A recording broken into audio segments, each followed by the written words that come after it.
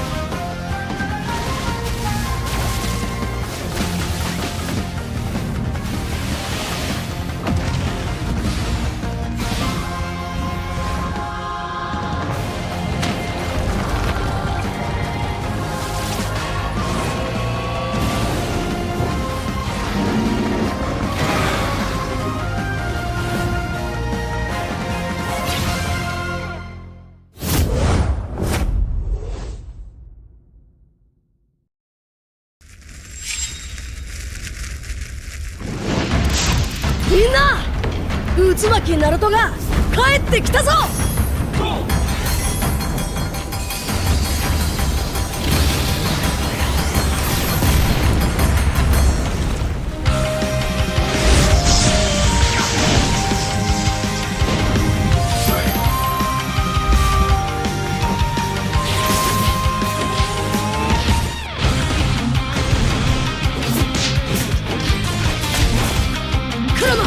力を貸してくれ。よ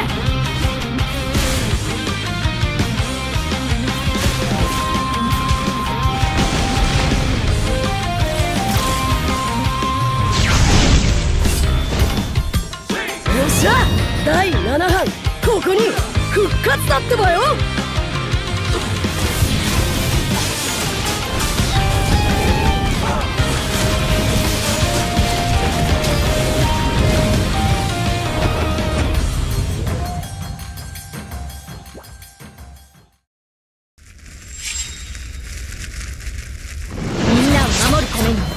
私はもっと強くなる。や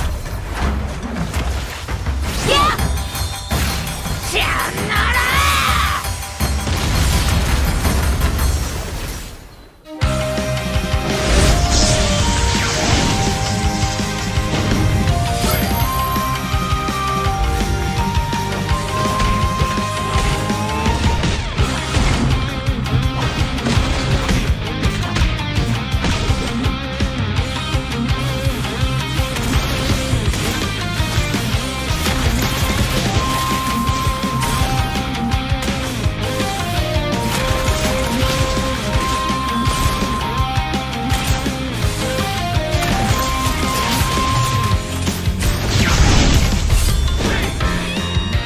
今度は背中合わせでいくわよ。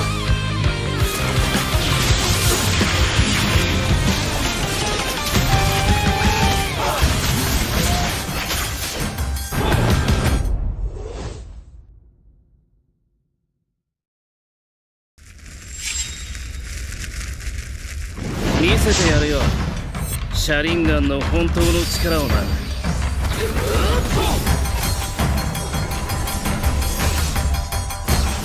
力が湧いてくる。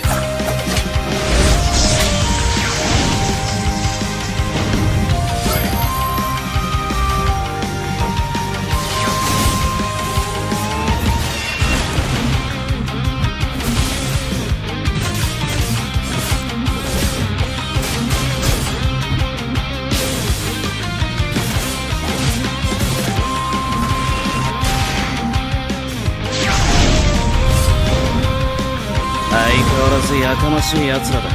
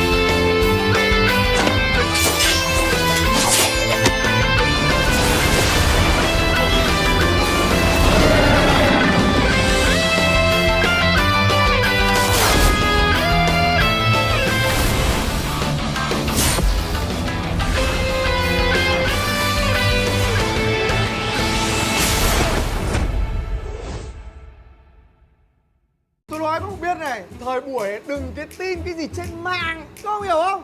Nhưng mà thôi, không linh tinh nữa. Vào game đi, nhanh, khẩn trương nhá. Ui giời ơi.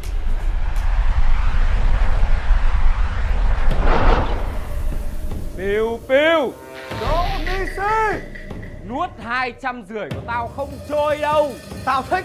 Ngày hôm nay nợ máu phải trả bằng nước màu. Lên đường. Piu piu, Đỗ Messi, piu piu, Đỗ Messi, piu piu. Đỗ Messi. Thôi, ông làm gì làm luôn đi. Đỗ Messi.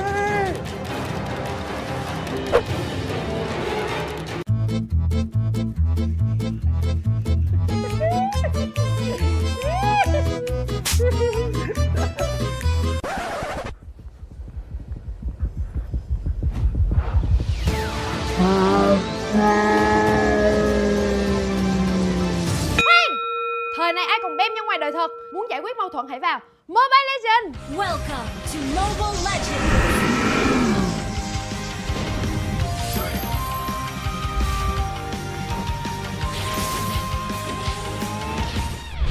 Piu ơi, lùi đừng 1-3. Piu đừng piu. Ok, bạn ơi, lên, lên, lên, tao hết mana. Cố lên các anh ơi. Sẽ giúp anh. Bạn hết chung đó đi anh em. Này thì mày uýnh tao này. Chơi game là phải như thế chứ. Phải Finisher, Legend. Bốn anh em mình, Legend. Finisher, Legend. Nhưng mà nhớ giả bạn 250 nhé.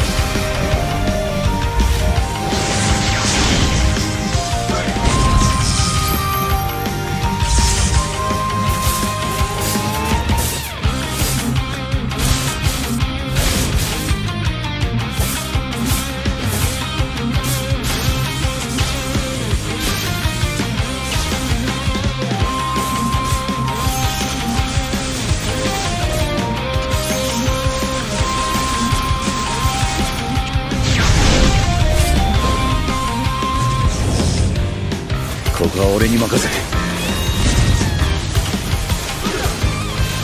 もらった4代目火影を超える忍びはお前しかいないと俺はそう信じた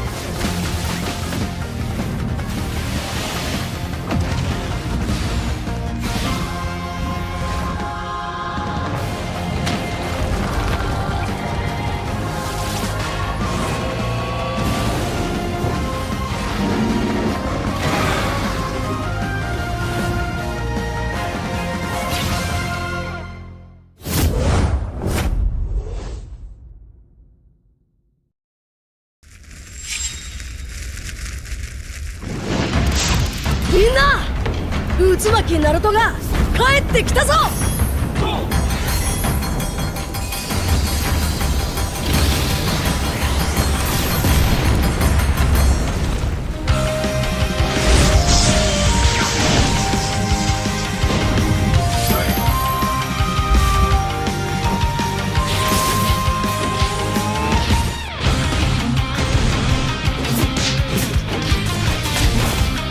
クラマ力を貸してくれ。よ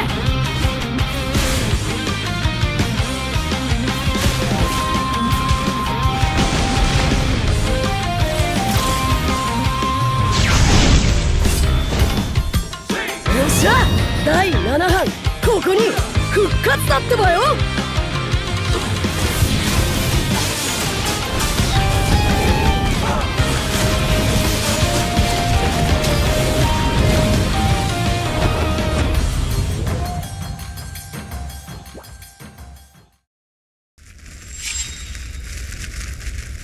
みんなを守るために私はもっと強くなる。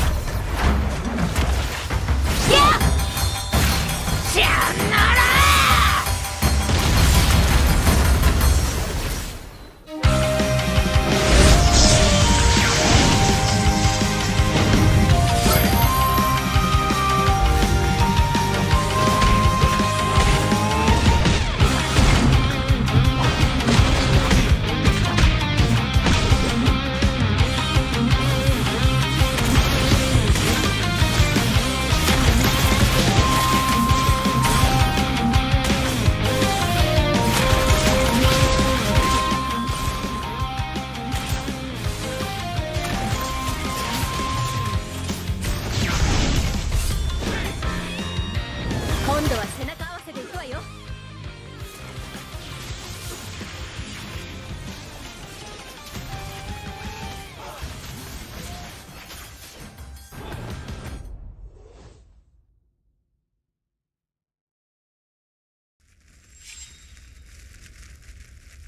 見せてやるよシャリンガンの本当の力をな。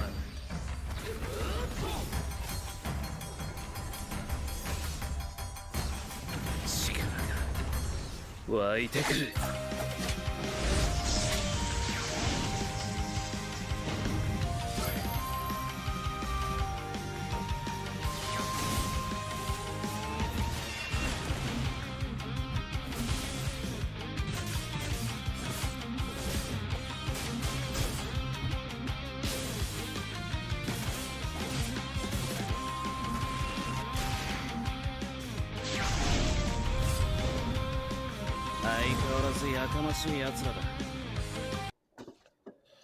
Emerging from the heart of the Mekong River, only one name will rise with blazing spirit, destined to conquer the summit at NWI at the Esports World Cup 2025. Welcome, ladies and gentlemen, to day 2 of the MWI 2025 Mekong Qualifiers, proudly hosted in Vietnam. My name's Churros, and with me here today is the Gonsters. Day 1 was a blowout, Virtus Pro topping the charts, and right now, day 2, Gani, how are you feeling? Hey, Churros, I feel great. We are going to see some action from Group B. So, I'm expecting more from Group B. Considering that Group A, wow, Virtus Pro just dominated that group. Yeah, honestly though, 5 countries, Vietnam, Laos, Thailand, Timor-Leste, and Brunei. And honestly, Timor-Leste, Brunei, this is their first time in an international tournament in the MWI championships. Now, let's look at the screen right now. We can see all the participating teams. Today, we'll be looking at Rise to Ravens, CHON Esports, as well as RLG Vietnam, which is the VMC Queens Open 2025 runner-up for the Vietnamese tournament. We split the group stage up into Group A and Group B. Only 2 teams will move forward to the knockout stage where they will be seeded in match 1 or match 2. Yeah, again, we are going to see the same format. If you guys followed yesterday's format, and we are going to see them going up with each other. I guess it's if you win a match, you're almost secured yourself a spot to the knockout stage. Yeah, to be honest though, I am really excited to what Rise of Ravens will bring out because they are a new team from Timor-Leste. Yesterday, we actually looked at ESB Valkyrie and they hail from Brunei. This was their first time in an international women's tournament and they showed us so much new dimensions in how they want to draft, especially from Coach Whisking. So honestly, I want to see new flavors coming out from Timor-Leste. Play something that's comfortable, play something that's signature to the flavor of Timor-Leste. And this is what I'm honestly looking forward to. Likewise, man. And we saw what the Bruneian team did yesterday, bringing out the Uranus EXP, Popol, and Kupa Gold Lane. So perhaps we might see same vibes from the Timor-Leste team. But yeah, ladies and gentlemen, we also would like to remind you that the champion will be bagging 1,000 USD plus a slot to the MWI wildcard. Honestly, though, if you make it out of group stage today, you're guaranteed 250 bones to take home. And this is not, it's not a lot. Like, if you look at it like that, it's not a lot, but at least it's something. And honestly, a chance to the MWI wildcard and a chance to go to the EWC 2025. Let's take a look at Timor-Leste. This is Rise to Ravens. We've got Mwi, Maxi, Ranva, Cherry, and Bindu. Now, of course, we also have the coaches standing by, guiding these lovely women in this tournament. On the other side of the table, though, we also have RLG Vietnam. Man, this is looking a hell of a bit spicy. Coming in to the fray for RLG Vietnam, we have Tiuma Pun. I think I'm actually butchering that name because it's Vietnamese and it sort of has an accent. Jen, Pookie, Blanchi, and Kaze. Yeah, I mean, the 10 players will step up, and I'm excited to see what they will bring for our opening match, opening game as well for today. I can't wait for Group B, man. I can't wait for Group B. Okay, let's talk about predictions. Now, Predictions. we talked a little bit about predictions. We talked a little bit about this before the games, before the cast, honestly. And I was saying, hey, I have a lot of high hopes for RLG Vietnam, and this is their home ground. They're all playing in Vietnam. As the VMC Queens Open 2025 runner-up, I think they have a much better shot in this lineup of three gigantic teams. So what is your thoughts on all of this? Would it be the same blowout that Virtus Pro did in Group A? That's the thing. I think they want to match it, right? They were the runner-up when they went head-to-head against Virtus Pro. But hey, this Vietnamese team, I think, with the mix of Filipino, by the way, I think they still have an edge. Also, it's their home ground. So, yeah, it's going to be very, very interesting. It's also like a competition, right? Hey, Virtus Pro, my sister team is technically from Vietnam, is doing well. Why wouldn't I? And they will just go all in, I believe. And that's where the other teams need to do more research, more preparations. And yeah, perhaps, expectation out there just gone, right? Hopefully the other teams will also deliver the type of performance that perhaps they are capable of. Yeah, to be honest though, I think RLG Vietnam really has to step up to the plate because there's only one slot in the MWI wildcard qualifiers. And so if you're sort of like that second seed, this is that gateway to really show that, hey, the VMC Queens was a fluke. I was supposed to win. Let's go all out and let's show the world what Vietnam is capable of. But not to forget, Timor-Leste, Rise of Raven. They are new in this tournament. They are new in the international stage. A lot can be, it can go both ways. One, it's a blowout. They are in a new tournament. They don't know what to expect. They haven't done their homework much.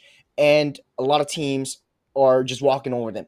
Number two, they are basically the juggernauts an unstoppable force that no teams are prepared to deal with. Let's see, all right? Because technically, if you're a new team from I guess a new region as well, and not a lot of info that other teams can gather you, and perhaps that can be an advantage to you. And if you exploit that card, if you are really, really like just prepare yourself in that way, I think again, Rise of Raven, they definitely have a chance to at least secure a knockout slot and then fight more from then and there. You know, Gani, we said that this was going to be a interesting day for today, especially being a huge high stakes competition, only one slot to the MWI. Let's talk Yeah. about hero picks and some of your predictions for the heroes that will show up. Yesterday, just to remind the audiences, we saw an Elisajala coming into the fray for Virtus Pro. And I think that this was a combo that is not too unfamiliar to us, but it's Yeah. really new and fresh to see in a big stage like this. Yeah, it's somehow cheesy, to see that combination, and we all know though how powerful that combo is, and we saw that from Virtus Pro. Which, again, does this mean Alicigila? Will we see more of that today? Because technically, the Bakshas, yeah, there were no Bakshas whatsoever yesterday. It was only one Baksha, and also it was a ban on towards that Baksha. So not much Baksha action, but Alicigila, who knows? That's what I'm expecting. Yeah. Like, I don't know what to expect. Honestly, neither do I, but we've seen a lot of I was doubting myself a little bit, and I remember I asked you about it, like, hey, will the girls actually keep up with the boys team? And we saw basically all the high mechanic assassin heroes, as well as the Alice, who takes a little bit of mechanical prowess and skills to be able to master. So I am really excited to see what kind of flavor this entire triage of teams actually brings to the table today. But to be honest, though, there's a little bit of a doubt inside of me that these teams, it might not be a 2-0 sweep like we see yesterday. Yesterday was a clear hierarchy. I would say this group is basically a group of death, because I think it can go three ways for all of this. Which makes the group more interesting. It's the competition, right? I do expect perhaps seeing that Virtus Pro was the clear favorites on paper, and they did really well yesterday. Yeah, I think Virtus Pro just cruise Group A. Group B, you're right. I think it's more even. It's anybody's game. So again, a win match, either it being whether it being 2-1 or 2-0, I think it just secures you to that knockout stage. So yeah, it's just so expensive every game, every minute inside of the game. So hopefully, decision making can be on point today. Yeah, and with that being said, though, I'm still waiting on the draft. Players are getting ready, and hopefully we'll be able to see the draft really soon. But man, oh man, boy, oh boy, girl, oh girl, women, oh women. I'm just thinking about the type of heroes that are going to come out today. Yesterday was quite a little bit of a new refresher for us, because we've been casting for MPL regions. So the meta has always been very, I wouldn't say stale, but it's pretty much the same all across the board. You don't have many major changes. But yesterday was really fresh. Today, I'm hoping to see wildcard picks actually coming out. Yesterday, there was a 4-time pick on the Carmilla, especially for ESG Esports, and that was the Bruneian team. For RLG Vietnam, and as well as the Timor-Lestean team, Rise of Ravens, is there any heroes that are really comfortable to them that they don't want to change out? I'm thinking like, hey, what are some of the common mid lane heroes that haven't seen the light of day in a while? Sort of like maybe even the Xavier might come out soon. The Veil, yeah, Xavier might be possible too. I'm expecting more. All right, especially the mid laners, more variety, and perhaps because of yesterday, perhaps we might see more action from the supports as well. Right, we saw a couple of Florin bans yesterday. Will it surface Ooh. today?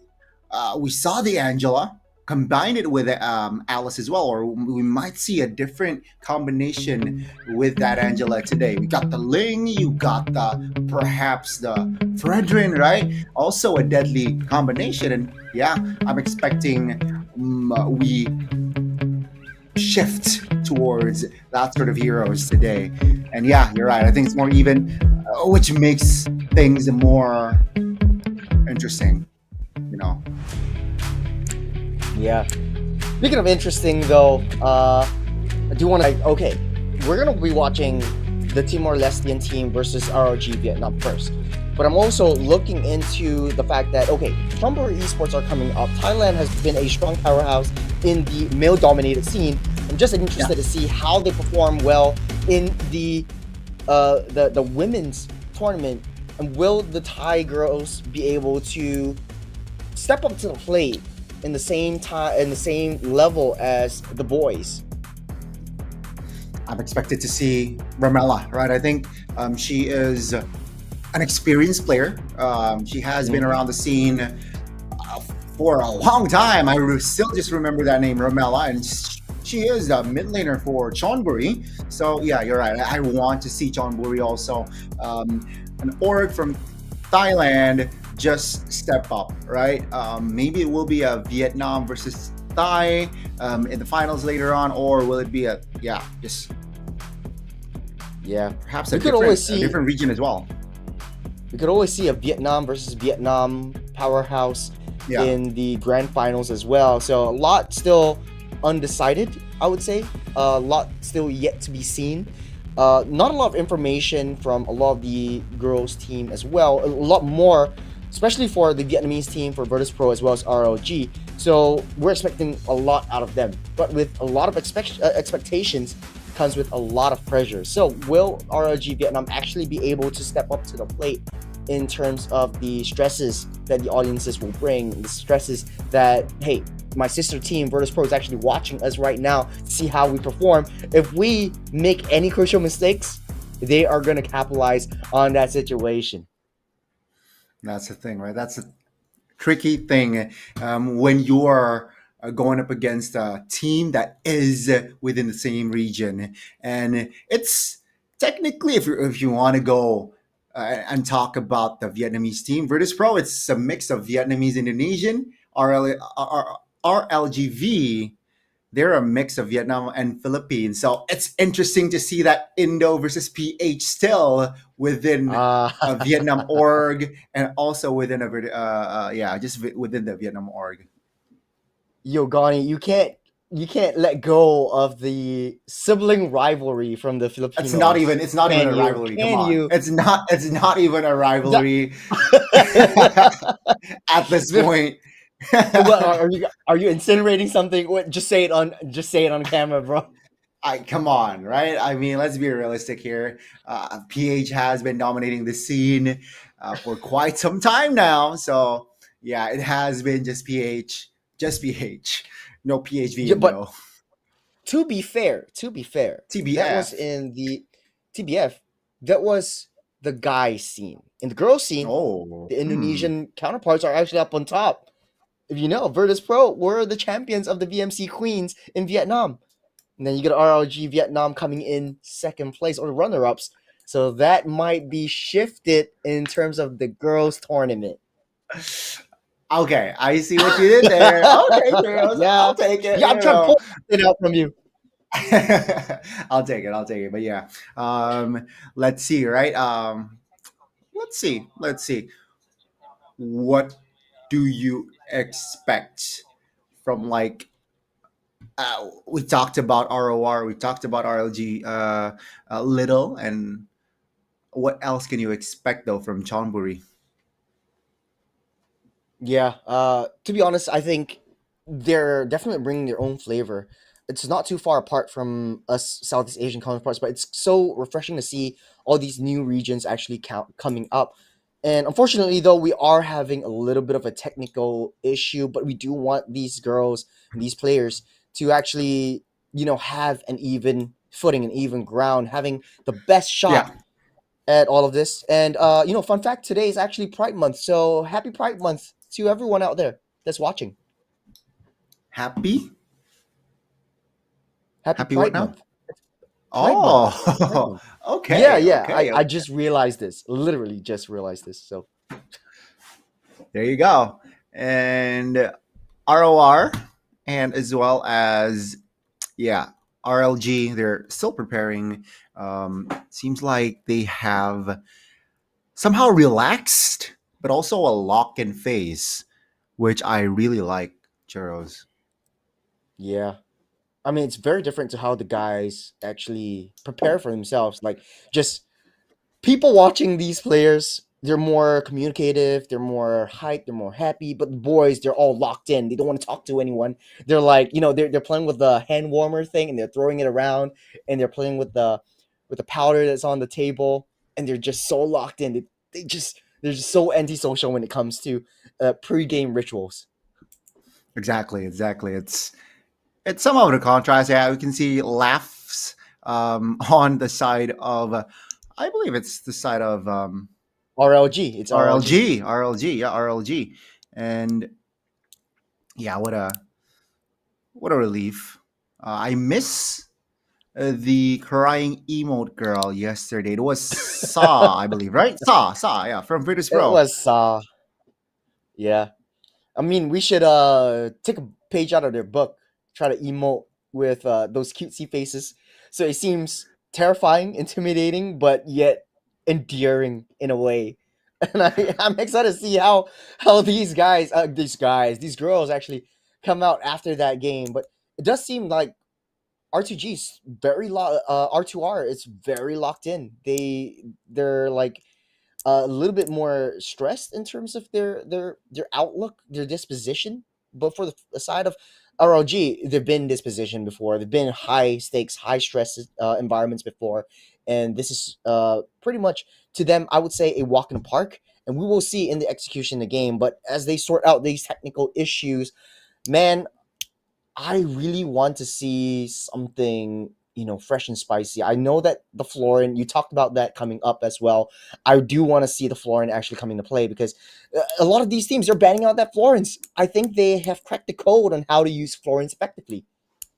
Yeah, I think they scream, I guess, a lot with each other. They somehow know what the scene is like during on stream. So perhaps that Florian is actually uh, surface a lot during stream. So yeah, perhaps hence the bans on the Florians yesterday.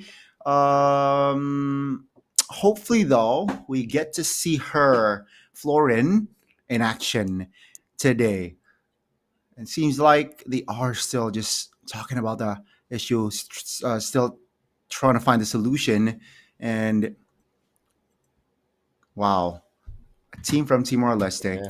It's Rise of Raven, man. It's cool. It's cool. I'm genuinely happy that a new team from a new region is coming up to the scene. Tell me about it. There's quite a little bit that they are settling right now. Hopefully, it's not too much of an issue.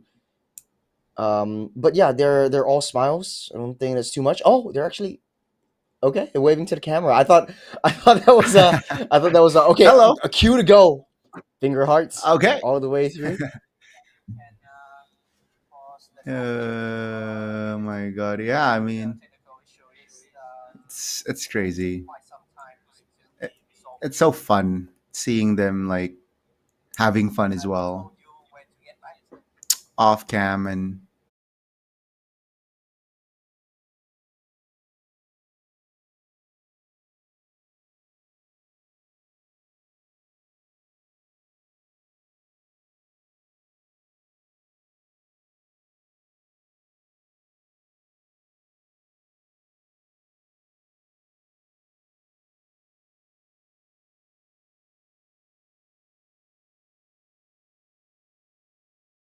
and it does seem like they're pretty much locked in. I think the Filipino flavor also coming into play really suits the female kind of competition a little bit better as well. A bit more passive. You don't have to be as aggressive. Go for these kinds of like neutral objectives. Maybe go for the split pushes.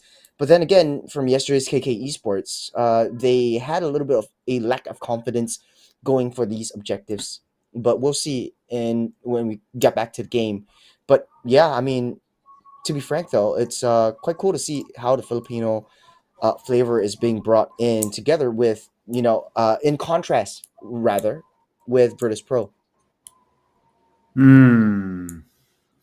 I see your point. I see your point. Right. Okay. So yeah, I mean, if we recall correctly, yesterday we saw a maniac, right? From Yeah, one of the gold laner, I believe it was Liv, right, from Virtus Pro, who got I the think it was maniac. Liv. Yeah. From yeah, On with the the Granger. I remember it was the with the Granger. Granger. Okay, it was the Yeah. Granger. Will we see that sort of well, not sort of, but we see a maniac again, or perhaps a savage today? That is what I'm like looking for. Yeah. I mean, we definitely will. I think some of the same regionality meta will stay the same. The Irithels, the Grangers will definitely come up into play once again. I'm also looking at how some of these teams are actually playing around in their VMC Queens. And I think for Virtus Pro in Vietnam and RLG Vietnam, they are not too far behind each other. I think still comparable, but there are some things that RLG Vietnam needs to be able to work out for this. And I think the group stage is a very good opportunity for all of these teams. And I'm not like favoring RLG Vietnam for now. It's more of like having this opportunity to get some warm up before actually going into knockout stage and facing off against your counterparts. And do you think it might be possible? So if RG Vietnam emerges as second seed in Mhm, this mhm. group, then it will be Vietnam versus Vietnam in the knockout stage. Then Civil War. there will not be a Vietnam Grand Finals.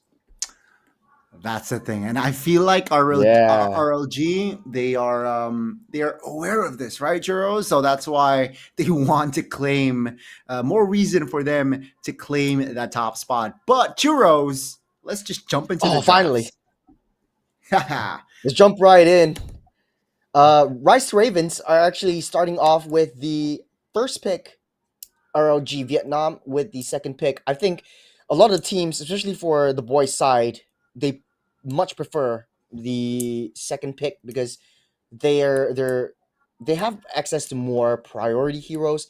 For R2R, I think that might be a Kalia ban first, and then just open it all the way up. One thing's interesting, Gani, is that Yep. Fanny wasn't really picked up by the girls yet, and I want to see how the girls can outplay the boys in Fanny, and I think that would be super fun. Yeah. Fanny, right? Even the okay, we saw a Hayabusa a couple of times from KK. But Oh, yeah, the really Fanny, the good. Ling, we haven't seen the Ling in action as well. But Yeah. okay, Coach Sagui, hopefully that's how he pronounces the name, bans out the chip, respond with the Matilda. Just taking out the roams, taking out the supports right off the bat. That could be Kalea ban as well, unless R2R wants to open it up for themselves to first pick. But then this gives the Gata Gacha open for RRG. Don't see a lot of respect bans coming out from either side. It's more of a generic ban first. Yeah. But then, yeah, at least take out the map control, the rotational control from both sides right off the bat before anything goes south. We've yet to see a box yet. We talked a little bit about that. Do you think that R2R will actually pick that up? Do you think that is Timor Lesty's flavor as well? Hey, I think the Baksha, generally speaking, especially in this meta, is such a good pick, a great pick, if not, because of the flexibility that it serves. Like the Kimi, right? With the Baksha, you can put it to jungle, you can put it to roam, and some might even put him on the EXP. So again, the flexibility, I think, serves a advantage. Like the Kimi, mid gold, sure, 80% it will be falling towards that mid position, but with that power, with that advantage, why not take it? Mm-hmm. So that's a gotcha ban from the side of R2R. I think they might be able to respond with a Kalea ban unless they want to open it up because it's easy to deal with. We've seen that yesterday from Virtus Pro where they had 9 kills on top of ESG's Kalea, so they're not too worried about that. But there is Lucas that still open up, and Lucas is one of the most scary heroes and most intimidating heroes in this current patch. Because you can just dive into your back line, and if you want to play a little bit more passive, the Lucas will be able to disrupt your back line and just tear you apart. So that could be one in the pocket as well for R2R. But you talked a little bit about the Kimi. It's still on the tables. Juicin still on the tables. Will R2R actually want to pick that up for themselves? Maybe, right? I think they're prioritizing. Oh, never mind. They have the Never blue mind. side. Yeah, I mean, it seems like it's. I think either they're not comfortable with it or they're not willing to trade a hero for that Kimi. So let's see here the response. Because you're right, Lucas. Imagine Lucas combine it with an Angela, just so sustainable, so deadly. So perhaps we might see a Lucas first pick. I mean, yesterday we saw a lot of Vovius's first pick as well. So keep that in mind. Yeah, this is where things get kind of interesting because there's quite a lot of options open for R2R right now.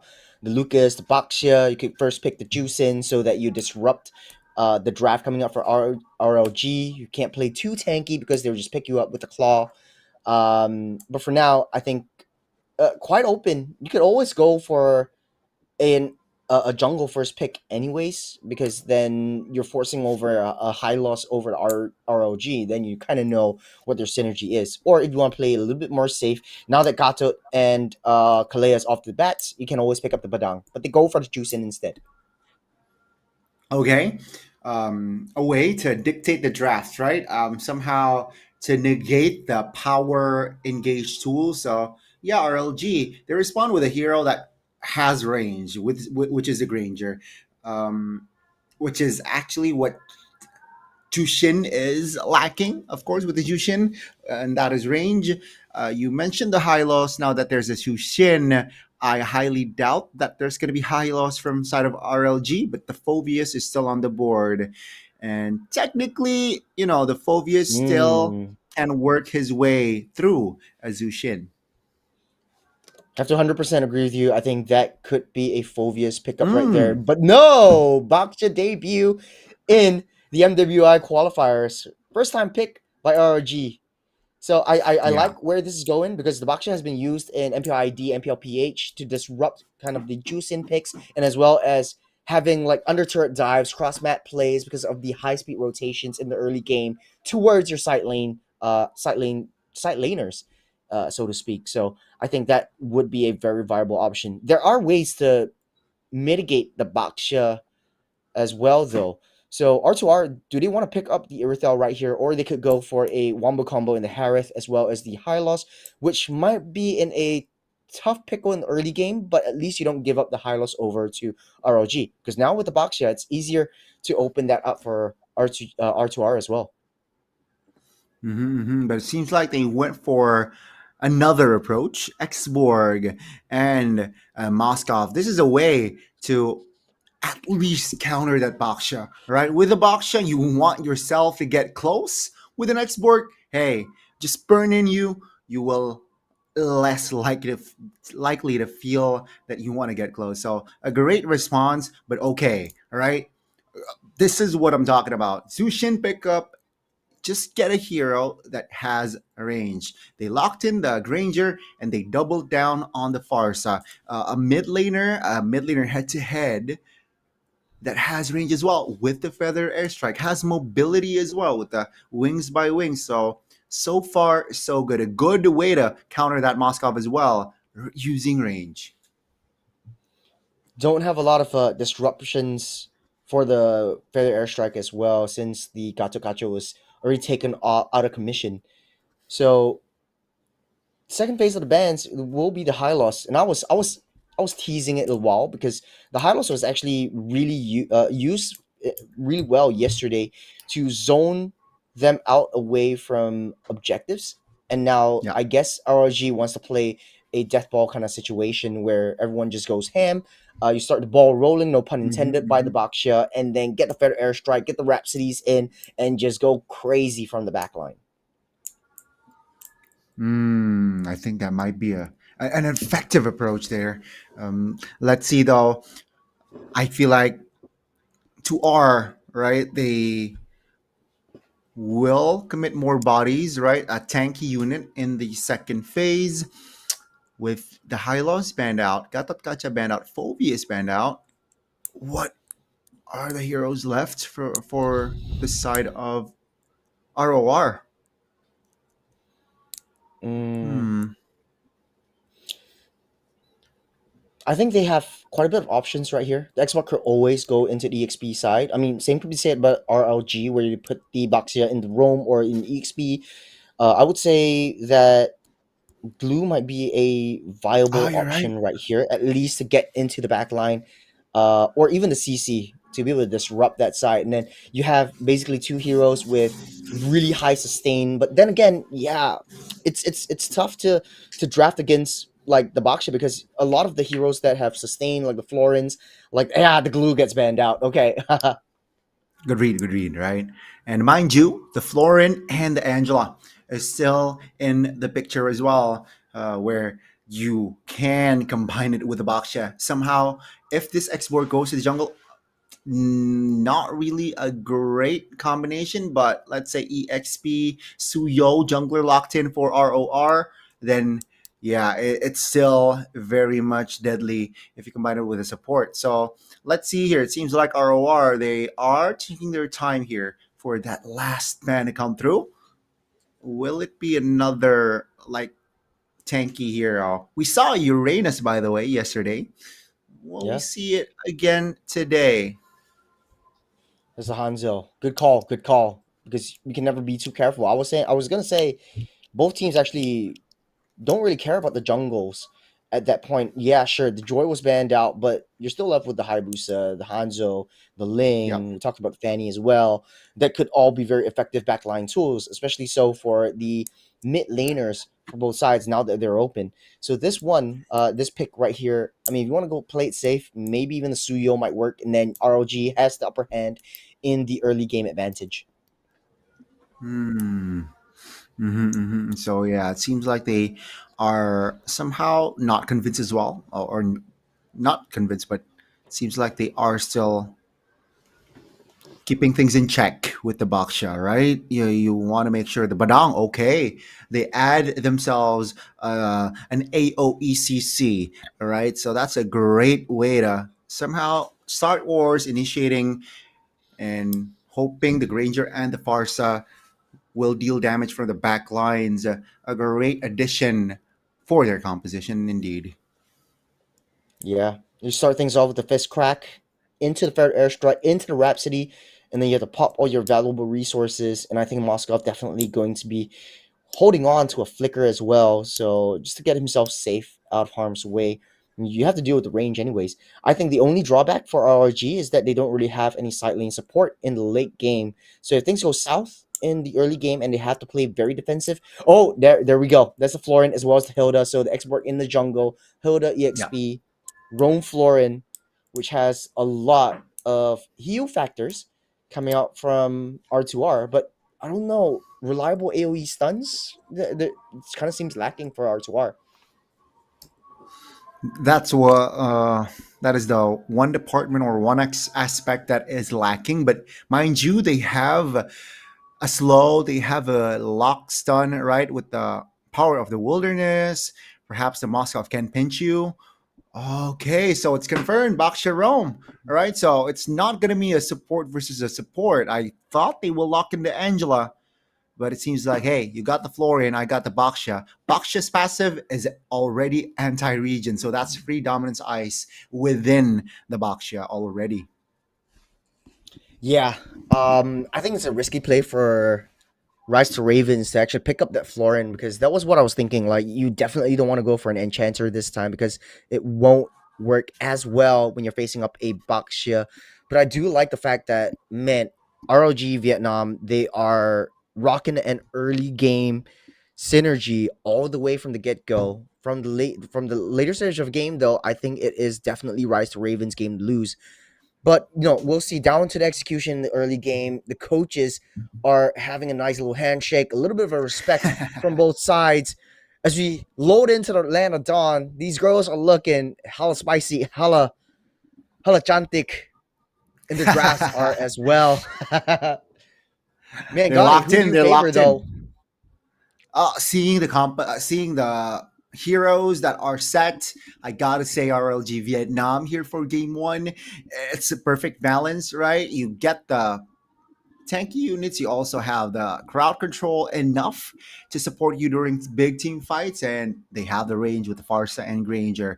Crowd control is definitely lacking from ROR, which also a reason why I went with RLG. What about you? I gotta agree with you. To be honest, though, it was the early game kind of rotation speed that the draft from our RLG, but we'll see down to the execution as we load into Lenodon. This is the first game of day number 2 of the MWI qualifiers between the Rise of Ravens versus RLG Vietnam. Will the Timor-Lesteans, the first time in the international stage, be able to take down the likes of the Vietnamese runner-ups from the VMC Queens? Let's see, boys and girls. Action from Group B. Yeah, let's see. It's already okay. Spell wise, nothing out of the ordinary. I really like that the Baksha went with Revitalize. I feel like that's the best spell you can use as a own. That's some stun though. Already on towards Rania very early. And that's going to be the Zushin stunned up again. Ooh. First blood for RLG. And we're just in the first minute, folks.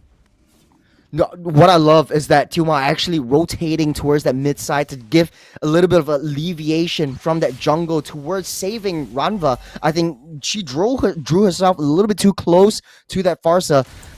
No valuable resources actually popped from RRG. Actually, the wings by wings just to bring herself closer to close that gap onto that Jusin. So very well played for RRG. That's the early aggression that I'm hoping to see. Yeah. Now, oh my goodness, another action. 3v2 in the mid lane. Bindo actually was isolated there. No time to spend her flicker. He goes down. It's actually a trade. That's going to be Tuma taken down onto another 3v2. Feather airstrike already locking Maxi down. No jungler for ROR. What I tell you about the early game rotation, look at that speed. This is basically, we're watching F1 right from the mid side. Quick rotation, quick wings by wings into the rolling ball. All to that EXP side. You take down Tiamat, no problem at all. We'll take down that X-Borg. Now the bottom side though. 2v1. Bindo is in the area. Gonna provide support and some healing. Cherry, yeah, she will take the safe route and just recall in the mid lane a potential action 3v2. No, okay. So yeah, right now ROR, they need to chill. I have to agree with you. I think they are forcing a little bit too much team fights, but then again, it's whenever you try to fight, ROG is right there. They're able to back up all of your teams wherever they are on that map. Further airstrike will start to kick things off. Actually, the Farsa was able to get out of that sticky situation with that flicker. That's going to be Hundo engaging. Bindo very low, getting out. Hoopki is in the mix as well, dealing damage, but not enough to take anybody down. It's still 3 kills in the pockets of RLG.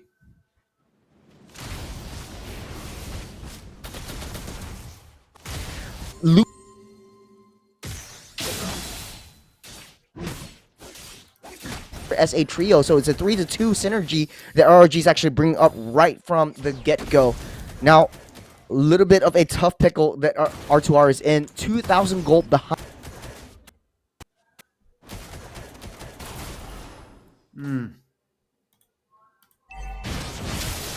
Okay. Keep everyone at bay. Happening as of now, but just saving that mid lane minion wave and giving it funneling over the side of Pookie. Yeah, that's a great way to just for your gold laner to just make banks, right? It seems like they are looking for a fight here, Mo. It seems like the Hilda is aware of that. 5 members in the turtle pit. That's going to be a free turtle for RLG. The second turtle will fall for the Vietnamese side.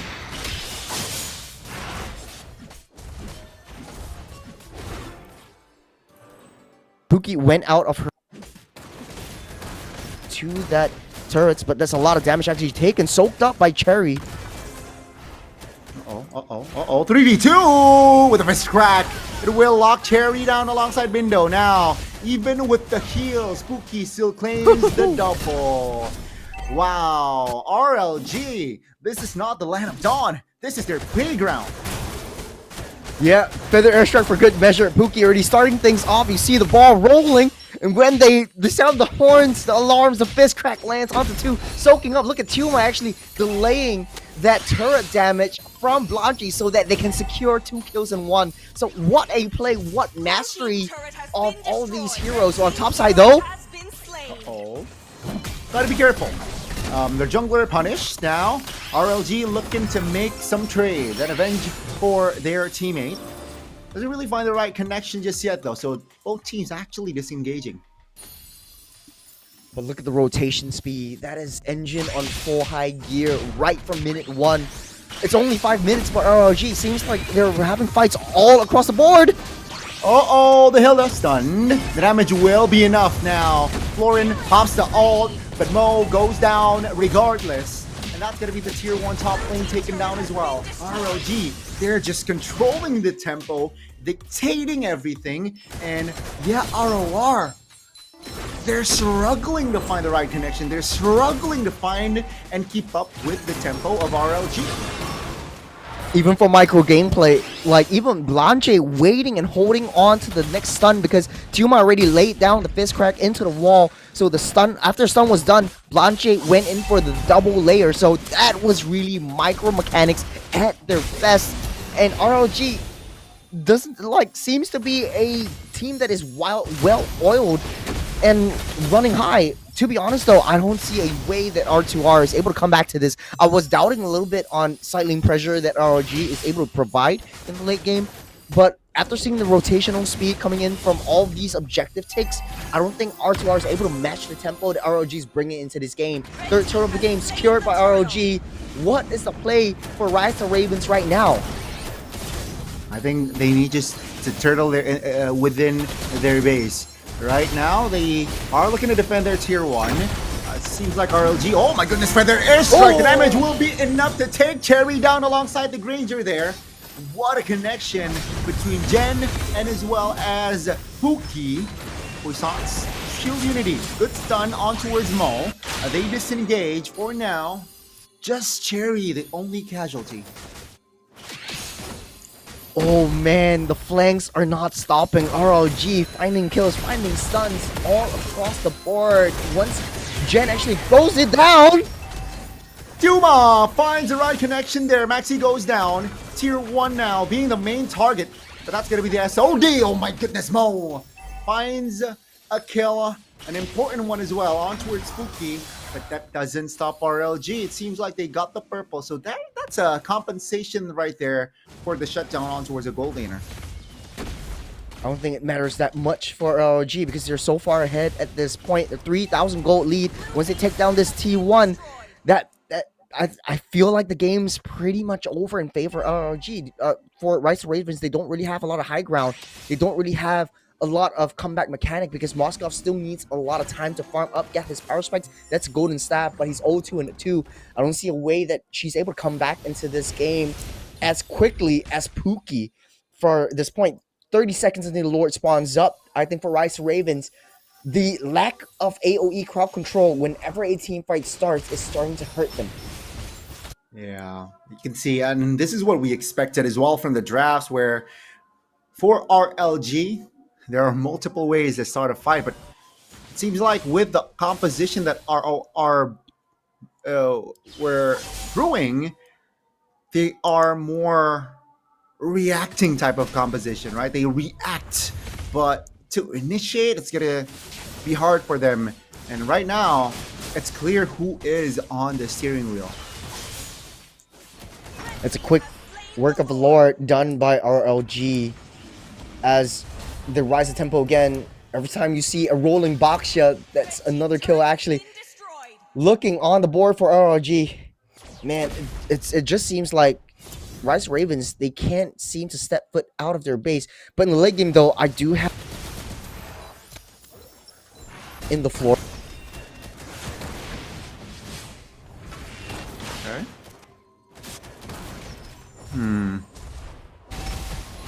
Right. It's gonna be a feather airstrike actually. Connecting on towards one. No casualties for now. Lord is charging. No, cancelled because of the holy defense. And right now it's gonna be RLG is looking to clear the jungles here, Churros, and yeah, ROR, they have defended their well. Yeah, yeah. We're actually looking at quite a bit of a tough spot for our R2R. Even when Cherry actually popped the SOD, they weren't able to take down Pookie. What just wasn't fast enough. RLG was way too fast, but hold on a second, right on that top side. Oh, great escape again from Poon this time. Oh, that was a gank, an attempt, but she got out.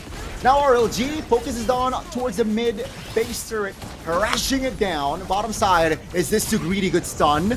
Now Mo trying to soak all the damage. She survives, but RLG again. The Suyo Poon. What? Yo, statement is made, Gani. This is RLG ramping up the tempo even higher. You talk about gear 6 right from minute 1. Right now, they're in gear 13, 14. Take a look at itemizations. It does look like the Lightning Truncheon was built up by Gen. So that's a lot of high damage already for that Farsa. The Feather Airstrike is a very short cooldown ultimate as well. Tuma just soaking in all that damage. The stacking up that Thunderbelt. Whenever it's going to be late game, I think it's RLG's game to win. R2R, as long as they can push it into the uber late game where Florin is able to heal up that damage, heal up the passives from the anti-regen that the Baksha is able to provide, I think they might have a better shot. But it doesn't seem as though that might be possible as of now. Uh-oh, Raga Armor just deleted, obliterated there from the combination of Tuma and Poon. And let's see here. RLG, they're definitely eyeing for, oh my goodness, again, in a tough position. Great flicker. Now comes the counterattack. Modo is too fast to be caught there, but of course, neutral objective on the board. A free one for RLG. Question is, Churros, will this Lord be the final push?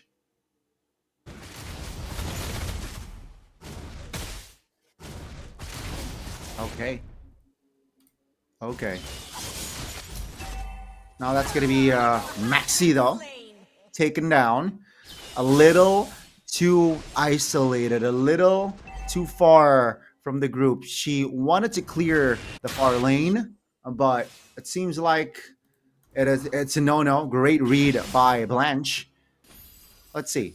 RLG with this Lord marching in the middle lane. Seems like our RLG will clump themselves in the mix, right? Great pull. Lord will charge the turret bottom side. No, never mind. Great pull. Now Feather Airstrike actually connecting on towards Cherry once. Now the base is wide open, and ladies and gentlemen, they are not locking on towards a base just yet because Mo is a nuisance. He goes down, Boone jumps in again. They are looking for bodies as Cherry wasn't able to find the right connection. Now that's going to be a maniac already secured. And that's RLG finding the main base.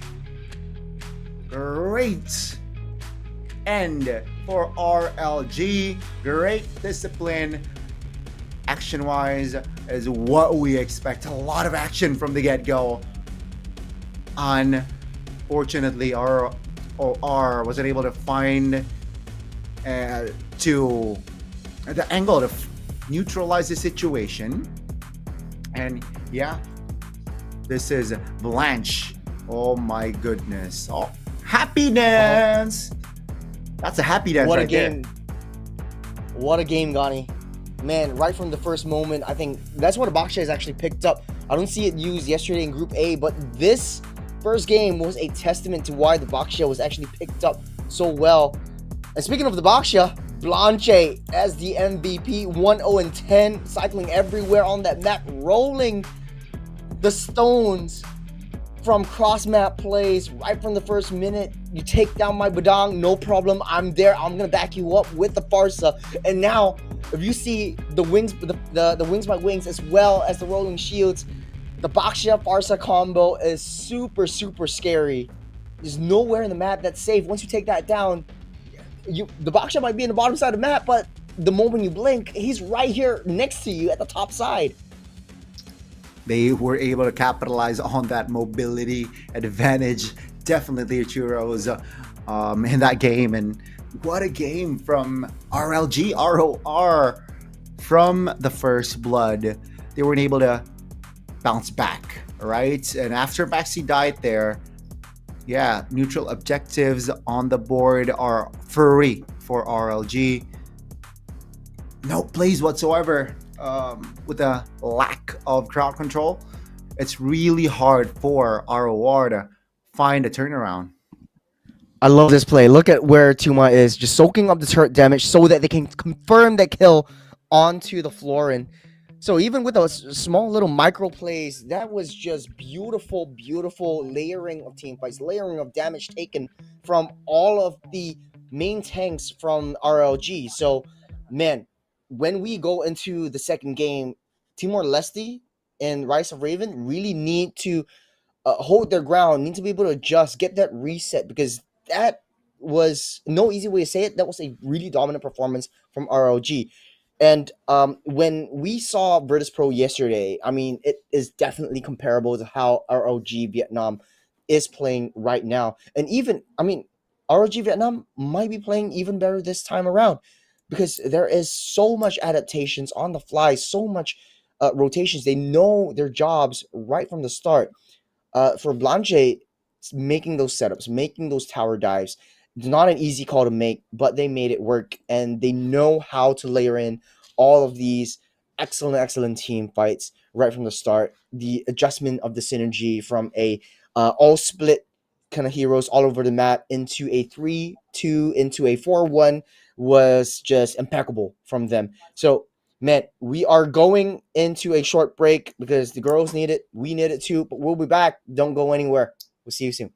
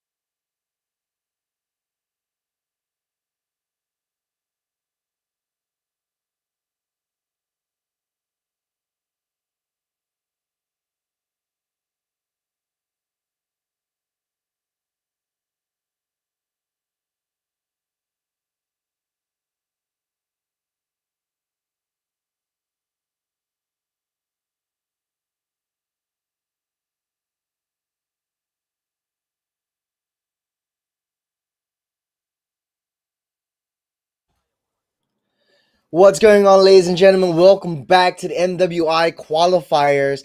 First game between Rice Ravens and RLG Vietnam. For RLG Vietnam, they ended up with a dominant and a stomping performance. Now, game number 2, I would say that this entire episode for these two teams is all about tempo matching. Is Rice Ravens able to match the tempo that RLG Vietnam is able to bring into the table and into the mix?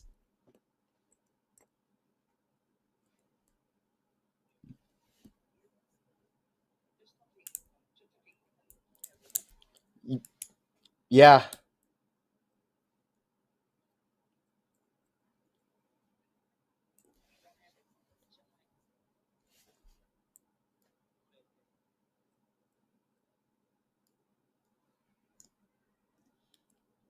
So we're taking a look at the Mekong qualifiers, and right now, a lot of information has been given to us. What our G Vietnam and Rice Ravens are actually having right now. It's 0-1 on the score line, but it does seem like our G Vietnam, they're in a much more viable position to sweep that series against Rice Ravens. But maybe Rice Ravens are holding something in their pockets. Maybe they're able to bring something out into the fray to take down the juggernauts that are RLG. Yeah. Man, Gani, there's gonna be a really tough performance right now, and it does kind of seem like RLG Vietnam is giving Rice Ravens a muted performance, if you know what I mean.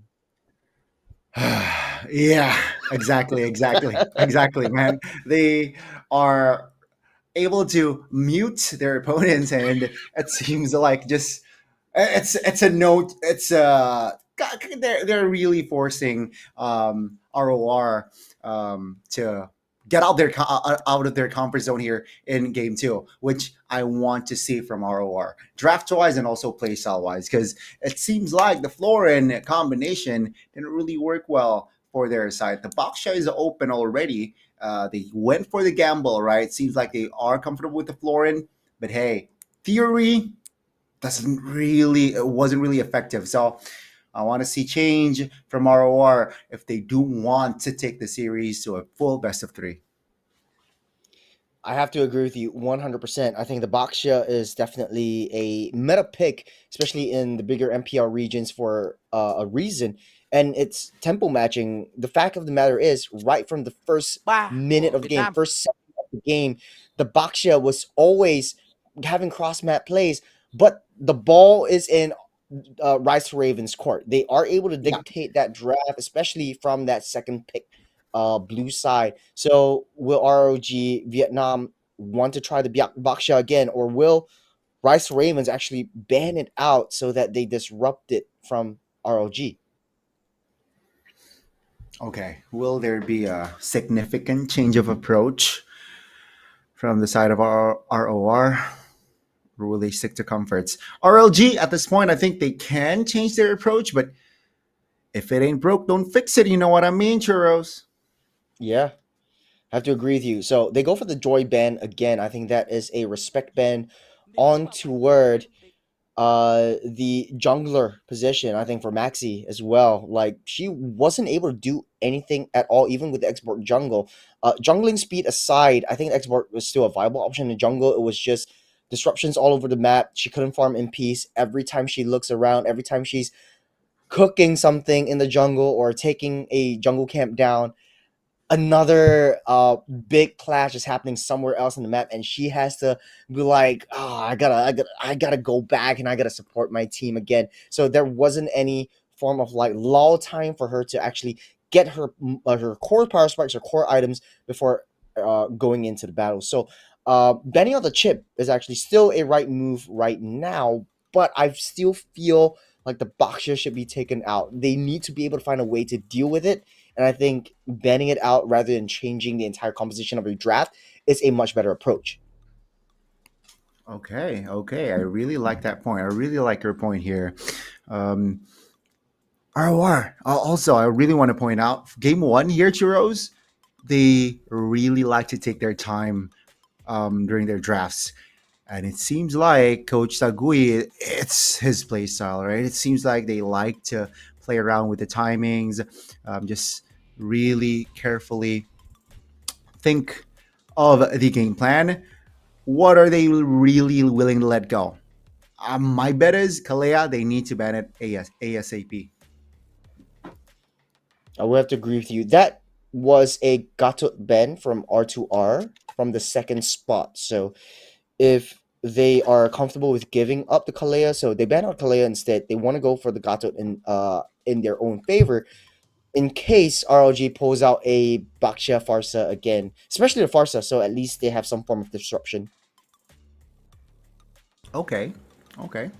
So the Farsa, yeah, the Kalea, the Farsa, I think they are willing to take that Farsa. Question now, Kimmy, will it be banned by ROR knowing that they have the red side? There's still an option. I think you could leave both the Kimmy and the Baksha open for the taking. At least now you still have options to play with. But the Phobias, yeah, oh man. Okay, RRG really wants to get their hands on the Baksha or the Kimmy again. So ball's in R2R's court. If they ban out either the Baksha or the Kimmy, then they're effectively just giving one hero or the other over RLG on a silver platter, and they get nothing in return. They still have the juice in if they want to play it, but I don't think it kind of works on the Baksha. At least the Baksha has the rolling shields to be able to get close to your face before you could do anything with the lantern at all. So that is a smart move from RLG. Okay. So RLG, they want the Zushin. Seems like okay, great ban. So now, do they go for the MVP game one, the Baksha first pick, or do they go for the Kimmy first pick here from RLG? A lot of options right here.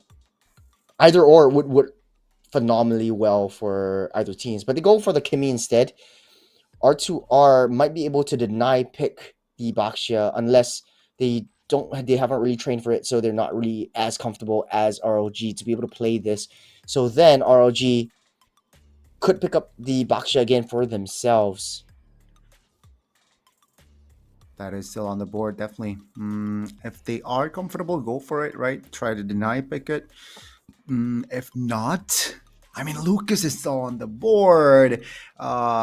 You can go for a Ranger here, also a potential deny, but the Gatot Kacha that was banned Yes. game one will see the light of day here and will beat ROR and the Hayabusa. Okay. They have a response for the Kimmy though, but then they don't really have. They still can't afford to pick up the Farsa for themselves. At least they don't have any backline initiators on the opponent's side. So RLG right now, they could very well go for the Farsa and Baksha once again. At least they can do something in the early game before Gatot actually gets the AOG power spike at level 4. Okay. Now we saw Hayabusa yesterday from the side of KK a couple of times and really worked well. Hopefully ROR this time around, this Hayabusa can be fruitful. The Baksha again, if it ain't broke, don't fix it. Mind you, it's still a flex jungle or a roam. Badang though, also a flex pick, right? You can go. Yeah. So all 3 picks from the side of RLG, technically a flex. Mid gold for Kimmy, roam jungle, or this Badang can go Badang roam and EXP as well. Yeah, to be honest though, I like what Dran is cooking because right now with the junglers, I think they could very well go for the Suyo again. If R2R doesn't pick up the Farsa for themselves, I think then Farsa might not work right here because I think Baksha would be able to just pummel her to the ground alongside the Badang. So other mages, we talked about the Valir as well. If they want to pick that up, that is still on the tables. If not, you want to go pure skirmish, you could always go for Luo Yi. That is always a very viable option, but they go for the Granger instead. So it's a little bit of a trade from Pookie this time around. One hero that is, I feel like, underrated going up against a comp like RLG is Chang'e. All right, Chang'e. Hey, Oh, mid lane what? Chang'e might work, you know. Late game, the Okay, okay. cooldown for that meteor shower is only around, it's, I believe, 10 seconds, if not Less than below. 10. Less than 10. Yeah, Less than 10. So you can less than technically, 10. quote unquote, spam that meteor shower. And yeah, all frontliners will not be frontlining at that point. So, Chang'e, come on, pick it up, ROR. Yeah, I honestly, I was sleeping on the Chang'e. I forgot she existed for a while. It was only used like ever situationally because in Yeah. a big competitive scene like that, very difficult to deal with. So they banned out the Farsa. So ROG kind of knows, like, okay, we don't want to deal with the zonal control that R2R has already drafted on themselves.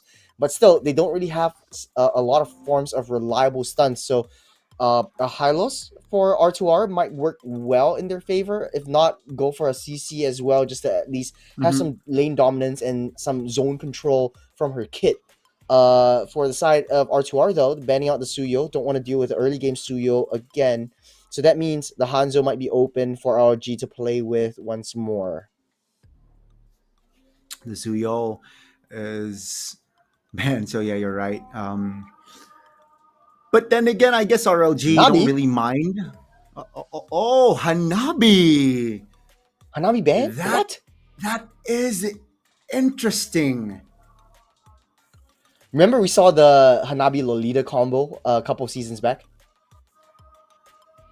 Yeah, sure, but I don't think it will work though, but like, okay, I get if you want to Lolita Hanabi again, but yeah, uh difficult to execute, to be frank. But they're like, okay, look at them, they're laughing like, what, Hanabi ban? Like they're as yeah. confused as us. Even the coach, right, is like, well, okay, Yeah, Hanabi man. Was that a misclick? Hopefully not, right? CC will be the last ban from the side of our RLG. First pick for the second phase. What will ROR go for? I feel like they need more bodies. So high loss high can loss. work. Yeah, high loss. I mean, ROG was already banned out the CC at this point, so there's no CC available for R2R's pickings. They could always go for the glue again. It was banned out in the first phase or the first game. At least you have some form of easier backline access to Kimmy Sicilian. Okay, that's a good option So as no well. Chango.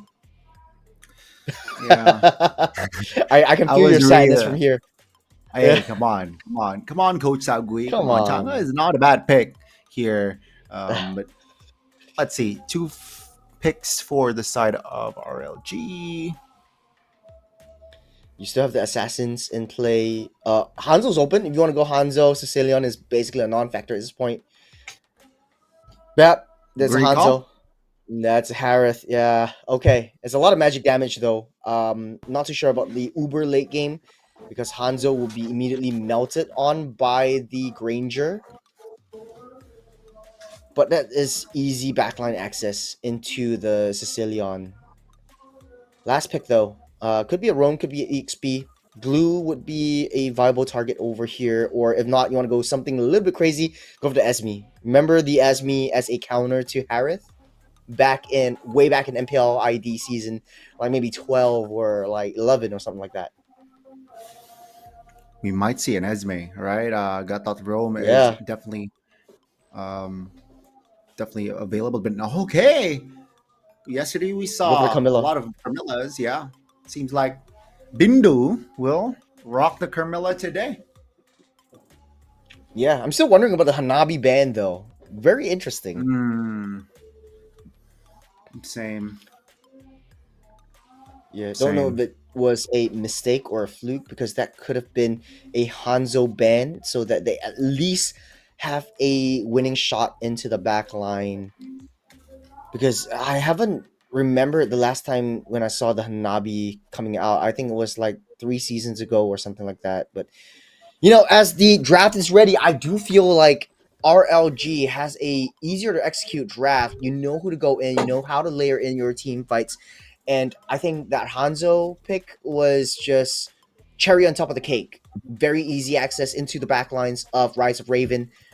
They have a lot on their shoulders right now, but at least Rise of Ravens does have some form of AoE stunts and AoE CC to be able to mitigate some of the team fights that RLG Vietnam would push out in the early to mid stage of the game. So will we see a late game this time around for game number 2? Let's see. Let's see. Will Rise of Raven be able to find a win here in the second game as we enter the land of dawn? RLG. ROR.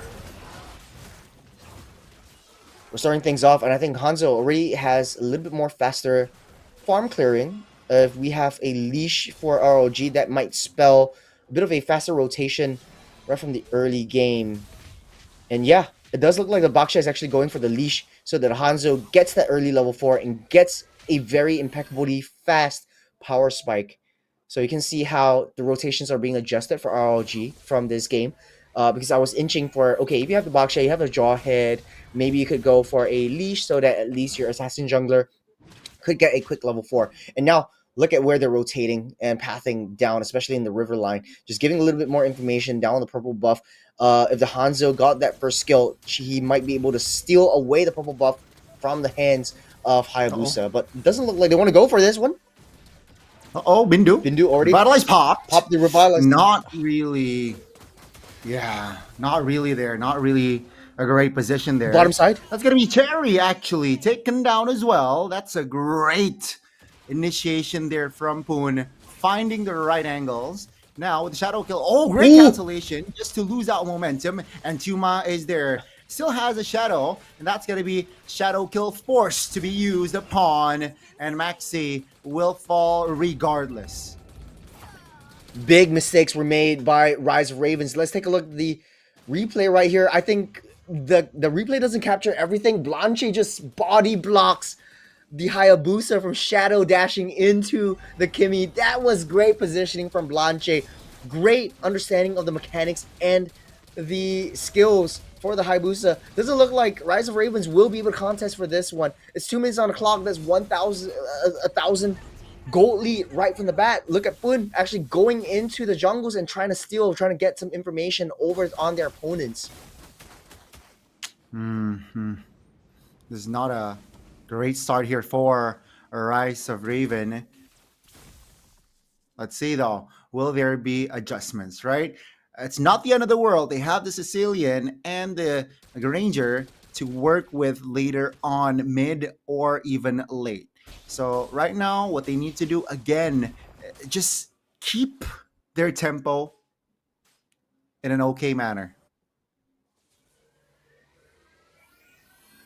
You know, things are slowed down a little bit, especially for Rise of Ravens, as Blanche giving intelligence, reconnaissance over on that purple buff. Boon has the first skill in hand, stolen away by the hands of Maxi. That's something that you have to deal with. Maxi wants to find at least a consolation, but doesn't get any. Bindu still doesn't have that level 4. Okay, she just got that level 4, but it's a little bit late for her at that point. RLG already seeping into 2,000 gold lead right from the 3rd minute of the game. Yeah, that 2,000 gold lead is a lot.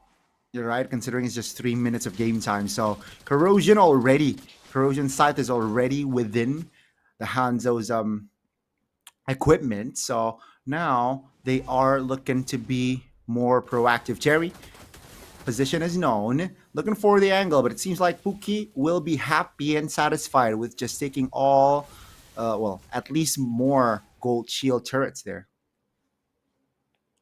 Man, that is just brutal. As a Granger, you are losing out, not only losing out on your own lane, taking a lot of damage from Pookie, but you can't even seem to get close even with Bindu around. And that's how far ahead RLG was. Oh, Curse of Blood actually misses down the bottom side. Zaman Force already laid out. Cherry doesn't have the Rhapsody, but Blanche's right around the corner. Might be able to defend against this one. Able to get that reset back out of the way as RLG gets an easy turtle for themselves. Second turtle of the game secured by RLG. No real contest there. But oh my goodness, that's a crash on towards Raniva. That's going to be a Sicilian munch down to her death. Revitalized pop. TOG doesn't really find the right connection there. Valanche now just soaking a lot of damage, providing the body for Tuma and as well as Jen. Now, Uki has a Sarlium, so technically that's a small spike already. And RLG, they're playing such a textbook game of MLBB.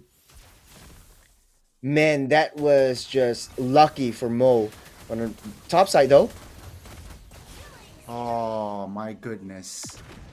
That's a connection right there. And yeah, ooh, no real answer. Even for Jen, nice traction pulse onto Cherry, taking a lot of damage. That's a T1 already lost on the bottom side. As RLG ramping up the tempo, making the purple buff area their home in the jungle. Even a shadow kill used to buy themselves some time by taking out the minions. That is not what you want to see when you're a Hayabusa. That's a very pretty long ultimate cooldown from the shadow kill themselves. It's not looking good here, Churros, right? Minute 5, gold is expanding, map is also expanding, and it seems like they do not want to stop with the pressure on all 3 lanes, mid, top, and bot. And ROR, right now, they're catching strays. Take a look at the gold gap already. The mid, there's a gap. Jungle, there's a gap. And of course, the gold, there's a gap as well. They need to find the right connection here as the Hayabusa is struggling. We've seen the Carmilla turn back and counteract games, but will we be able to see it this time around? Nice little steal of that purple buff from the Hanzo. So Poon very far ahead comparatively to the Hayabusa. I don't think they would be able to do that, but a mid side though. It's nothing, man. It's nothing. It's nothing. And right now, Churros, it seems like the setup is just similar to game 1. The objectives are all for RLG. What they need, oh, there's a connection. Nice little Zaman Force with the Curse of Blood missing out onto 2 members. But like I said, with the Carmilla, if she's able to lend a nice Curse of Blood, Rise of Ravens will be able to turn this game around. But easier said than done. You need this game win in order to stay afloat if they don't want to get eliminated. Because man, oh man, RLG looking very dominant in this game so far. Okay. Now let's see. Maxi looking for the clear. Oh, shadow kill on the back line. You got AOG as well into the Zaman Force underneath the turret, chasing onto Bindu. Again, we'll take that kill. You got a fist crack onto Mo as well. Won't be able to survive that hit from Jen. That's 2 kills onto that. It's a nice little layering underneath the turrets as well. I think that was a misplay from Maxi. Dive straight in with the shadows and using the shadow kill as well onto Pookie. Not enough damage to take her down. Yeah, great attempt there. I guess great offense, a solid offense, but a greater defense there. Looking for another attempt. Got the clear mid. So for now, their tier 1 mid is safe, right? Sure, it's low, but it's still standing. 8 minutes in, this is what I expected, right? Just calm down, slow things down, deny fights as much as possible, and Maxi is doing work on the split lane. Oh! Mid. Nice traction pulse by Jen to kick things off, take down the T1 mid side as well, opening up the jungles for their taking. They're ramping up the aggression, taking down the purple buff before the Lord spawns up in the next 3 seconds. Maxi isn't there to secure that valuable resources. Doesn't seem like R2R is able to come back in this game. It's just they have to play from behind. They can't afford to take this Lord in contest for this one. I don't think so. I think that would be unwise. The top lane at least pushed. It's still a deathless game for RLG. ROR still struggling to find a kill. Uh-oh. Oh, Boone misses because of a flicker from Ramva, but valuable resources already taken away by the side of R2R. But nice little fist strike onto 2. Maxi able to get out with the shadows. Maxi jumps in, but man, that is, if you're not careful, RLG would appear out of nowhere and take you down, assassinate you from all sides. Slowly but surely, though, RLG, they're building up a storm. Lord marching bot, and they're taking care of the top lane already. Sandwich on connect, but no real threat just yet from the side of ROR. Oh, Holy Crystal already in hand. Not a good time. Oh, mid-side. Mid-side, Mo, one-man army trying to go in. Traction bombs won't be able to land. Mo gets the AOG out and alive. Boom! Target's on the rim, but you might be able to figure out the first time, but not this time. No way, Jose. R2R, still 0 kills on the board. 9k gold deficit. And RLG, this looks like a deja vu from their sister counterpart, Virtus Pro, in day number 1. They're dominating Group A, and they're not giving up. You're not giving up just yet. Nice little fist crack onto the Curse of Blood. This lands on 3, but they can't do any damage whatsoever. As on the backside, Poon with a nice 2-man hit with the traction pulse locking them into place. Oh, things are not looking good again. Oh, Maxi goes down by the hands of Pookie. That's a late game Harry that you have to deal with in the 10th minute mark. Almost full item builds at this point. There's no way that R2R is able to get resources at all. The only thing is if the minions are marching in. Boon once again onto Renva. A woman on a mission. Taking down the back line. The Sicilian is no more. Once again, 0-5-0. She's feeling frustrated at this point. That's a nasty solo kill, and seems like Poon wants more. Speaking of which, Bindu will be able to survive this time around, but Ranva has a huge target. Oh, back on the back line though. Mo finds Poon, and the shadow comes back in, but at the cost of her own life. Nice little traction pulse, and the Curse of Blood not landing onto anyone. Pookie takes down Cherry in the process. You got his aim and force already popped up. Dashing, bobbing, weaving, back and forth up onto the blockades, but R2R, that's the only one that can find at the cost of Mo's life. That's crazy. That is actually crazy. Next, Lord is up, and RLG, it should be a free Lord. ROR, uh-oh, gotta be careful. Oh, the damage from Pookie is more than enough.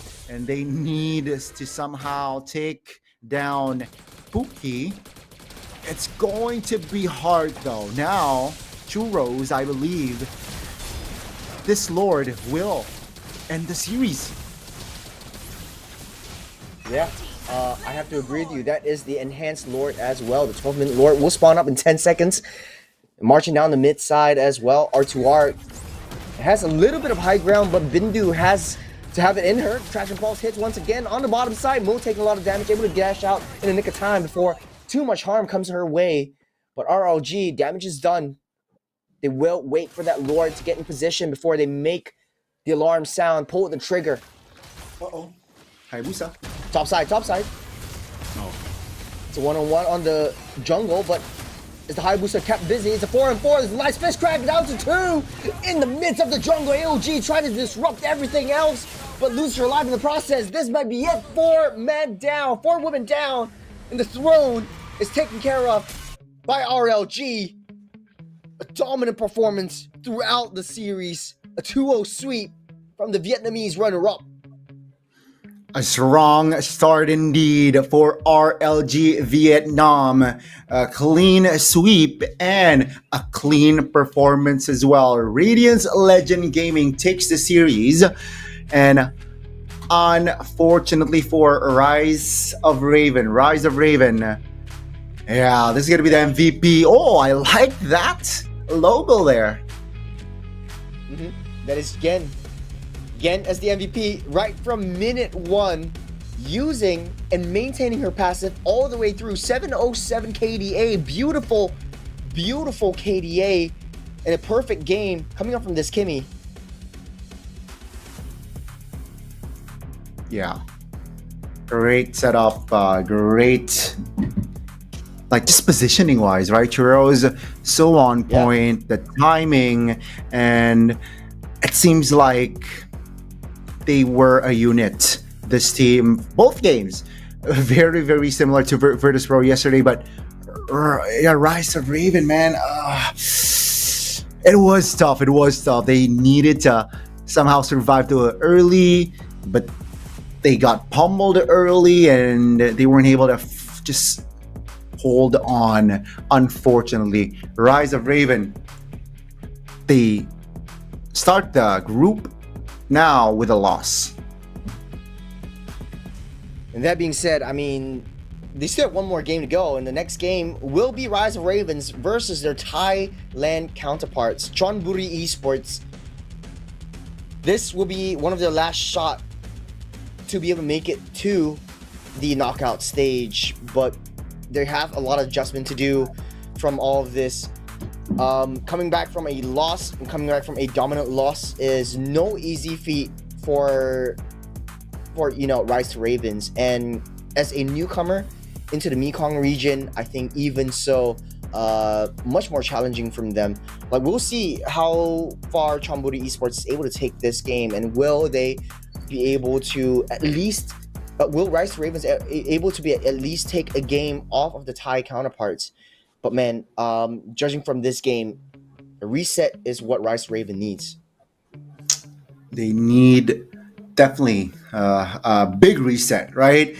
They need to just, I guess they need to have a sharper decision making. Hopefully, right? That game, that match did not doubt themselves. It did not make them doubt themselves, because I've seen them at least play or an attempt to make plays, and yeah, there are glimpses of greatness within the team. But if they doubt themselves the next game, it's going to be tougher for them to at least secure a game or even the match. So hopefully they are able to reset, still trust with each other, and let's see the adjustments from Rise of Raven. For the side of CHON, though, they have an edge because of that match. They have research. Man, congratulations though to RLGV Vietnam. Really proved to us that the runner-ups for the VMC Queens is honestly, I can't say that it's really on par with Virtus Pro. And if they ever go down to the knockout stage and they face up against their Vietnamese counterparts, it will be a really valuable sight. So, man, we talked about resets. Let's just take a break. So we're going on a short little break. Don't go anywhere. Grab a bite, take a seat. We'll be right back.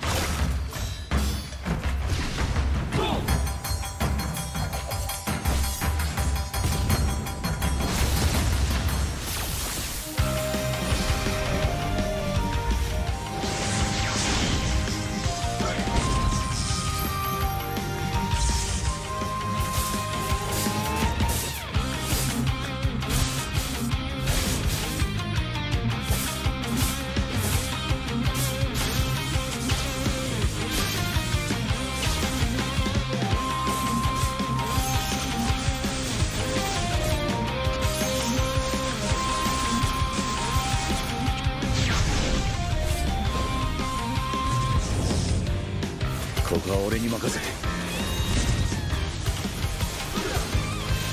もらった。四代目ほかげを超える忍びはお前しかいないと俺はそう信じた。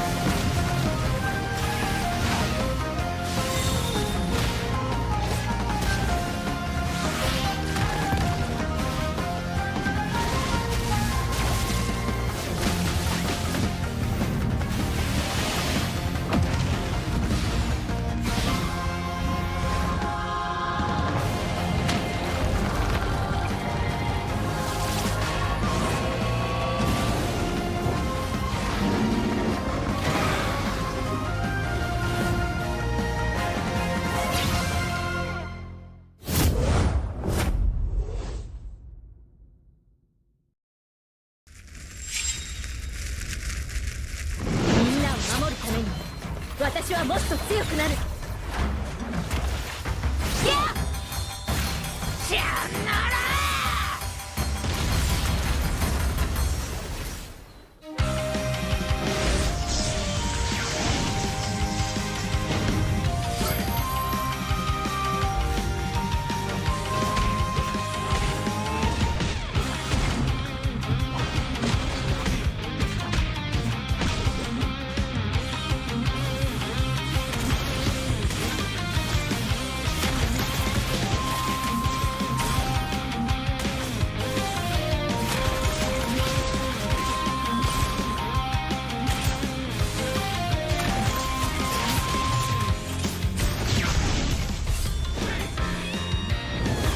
背中合わせで行くわよ。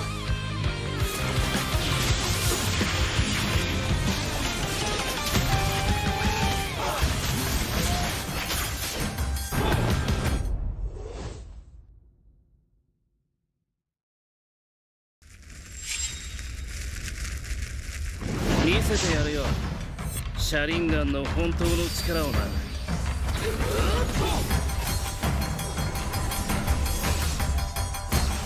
力が湧いてくる。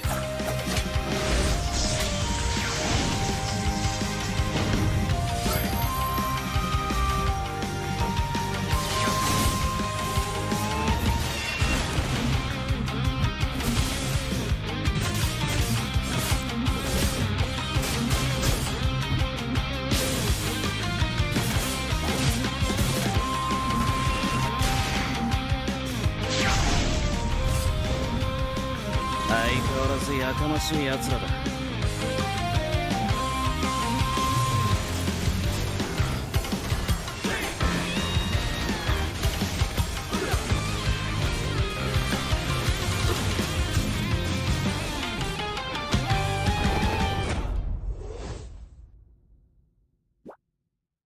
Tôi nói không biết này, thời buổi đừng cái tin cái gì trên mạng, có không hiểu không?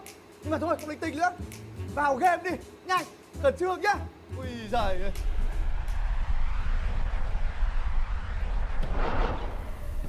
Piu Piu, Đỗ Messi, nuốt 250 của tao không trôi đâu. tao thích. Ngày hôm nay nợ máu phải trả bằng nước màu. Lên đường. Piu Piu, Đỗ Messi, Piu Piu, Đỗ Messi, Piu Piu. Đỗ Messi. Thôi, ông làm gì làm luôn đi. Đỗ Messi.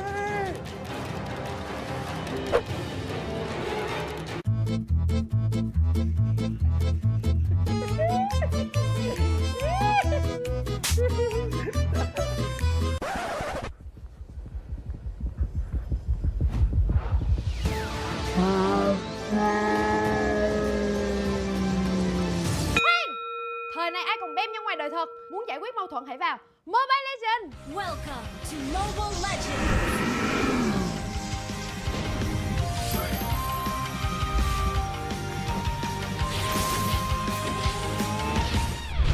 Tiêu ơi, lùi đừng 1 2 3, Tiêu, đừng. Ok bạn ơi, mà lên lên nhanh lên, tới bà nè. Cố lên cho anh ơi. Để giúp anh. よっしゃ第 Tàn tàn hết chúng 7 nó đi anh em. ここに Này tụi mày quýnh tao này. ってばよ Chơi game là phải như thế chứ, phải Vinisa, Legend, 4 anh em mình, Legend, Vinisa, Legend. Nhưng mà nhớ giả bạn 250 nhé.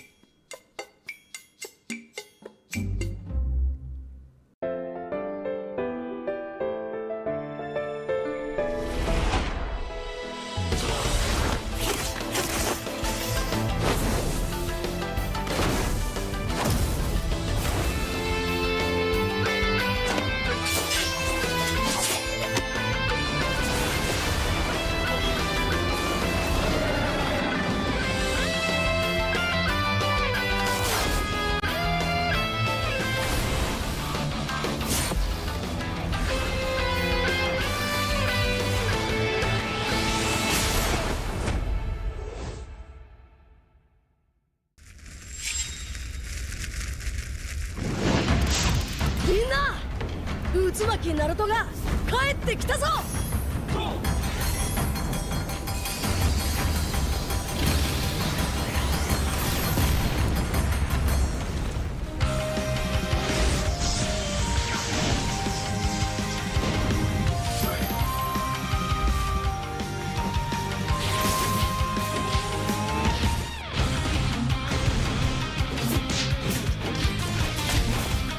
クラマ力を貸してくれよ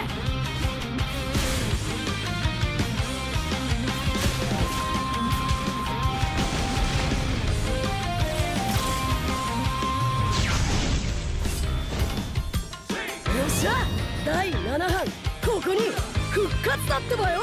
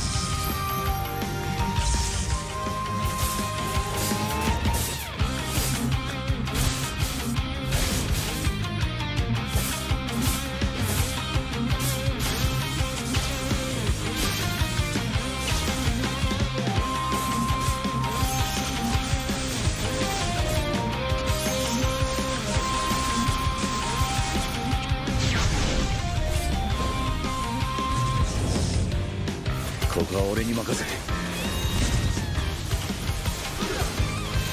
もらった。四代目ほかげを超える忍びはお前しかいないと俺はそう信じた。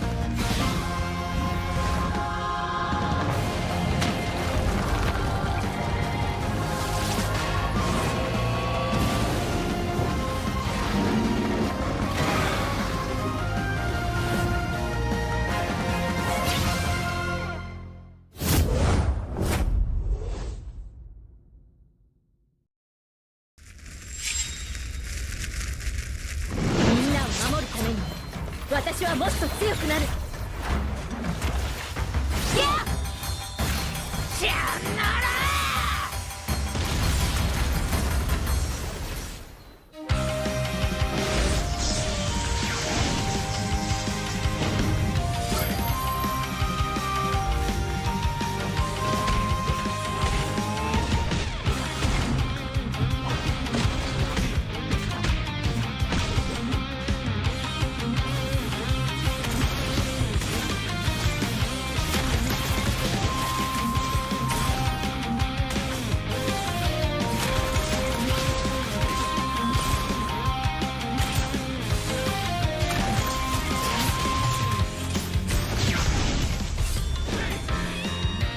今度は背中合わせでいくわよ。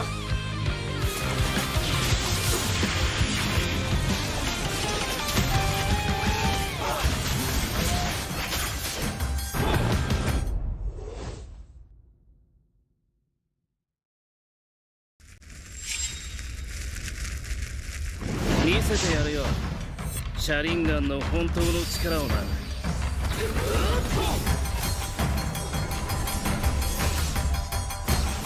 力が湧いてくる。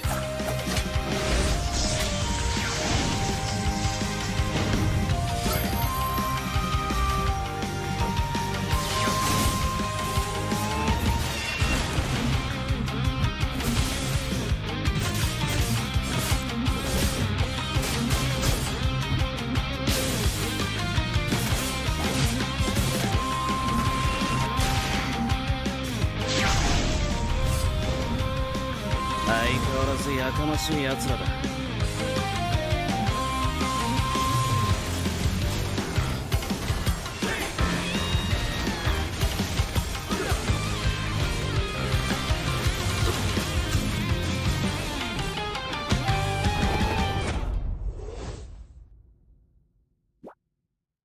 Tôi nói các bạn biết này, thời buổi đừng cái tin cái gì trên mạng, các bạn hiểu không? Nhưng mà thôi, không linh tinh nữa. Vào game đi, nhanh, khẩn trương nhá. Ui giời ơi.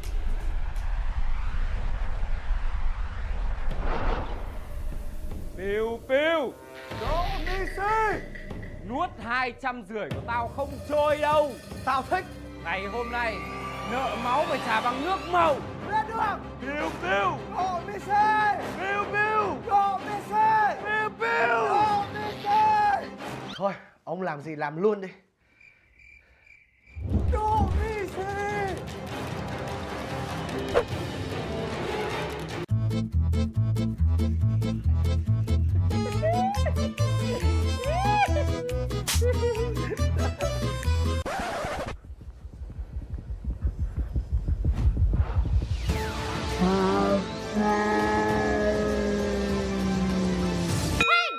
Thời này ai còn bem như ngoài đời thật. Muốn giải quyết mâu thuẫn hãy vào Mobile Legends. Welcome to Mobile Legends.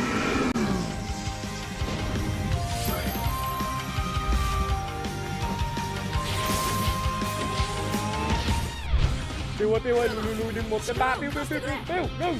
Ok bạn ơi, mà lên lên nhanh lên bạn nè. Cố lên cho anh ơi. Để giúp anh.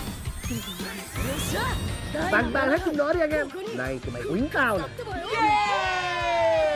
Chơi game là phải như thế chứ, phải finish ra, đi legend. Bốn anh em mình, legend. Finish ra, đi legend. Nhưng mà nhớ giả bạn 250 nhé.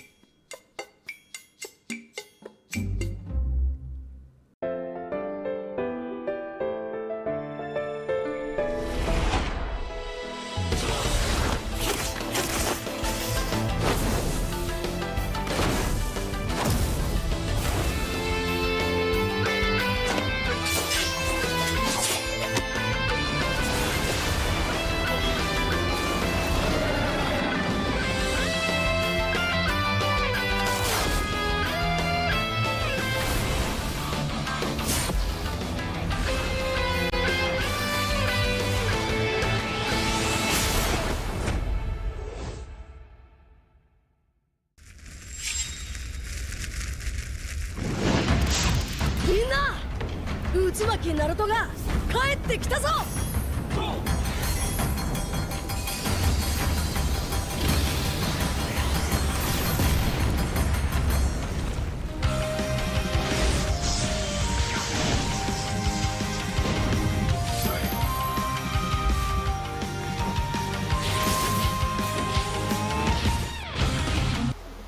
What's going on, ladies and gentlemen? Welcome back to the Mwi Mekong Qualifiers.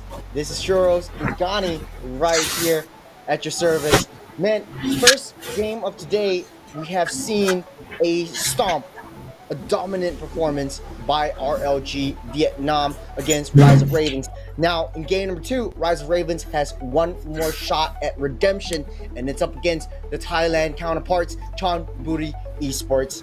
Ghani, what are some of the adjustments that Rise of Ravens need to make in order to stay afloat in this matchup? It's not going to be an easy feat. Hey, I gotta be honest with you. I think Rise of Ravens, what they need to do is just believe in themselves, as in just trust with each other, right? It seems like a lot of hesitations were visibly shown based on the first match. So I want them to just trust with each other, trust the drafts, and just execute their game plan, right? Chonburi, I think they have more experience, and that's going to be an advantage for their side. But if they get too overzealous, Rise of Ravens are definitely able to punish. So based on our first match earlier on Group B, RLG secures the next stage, right, with that win 2-0.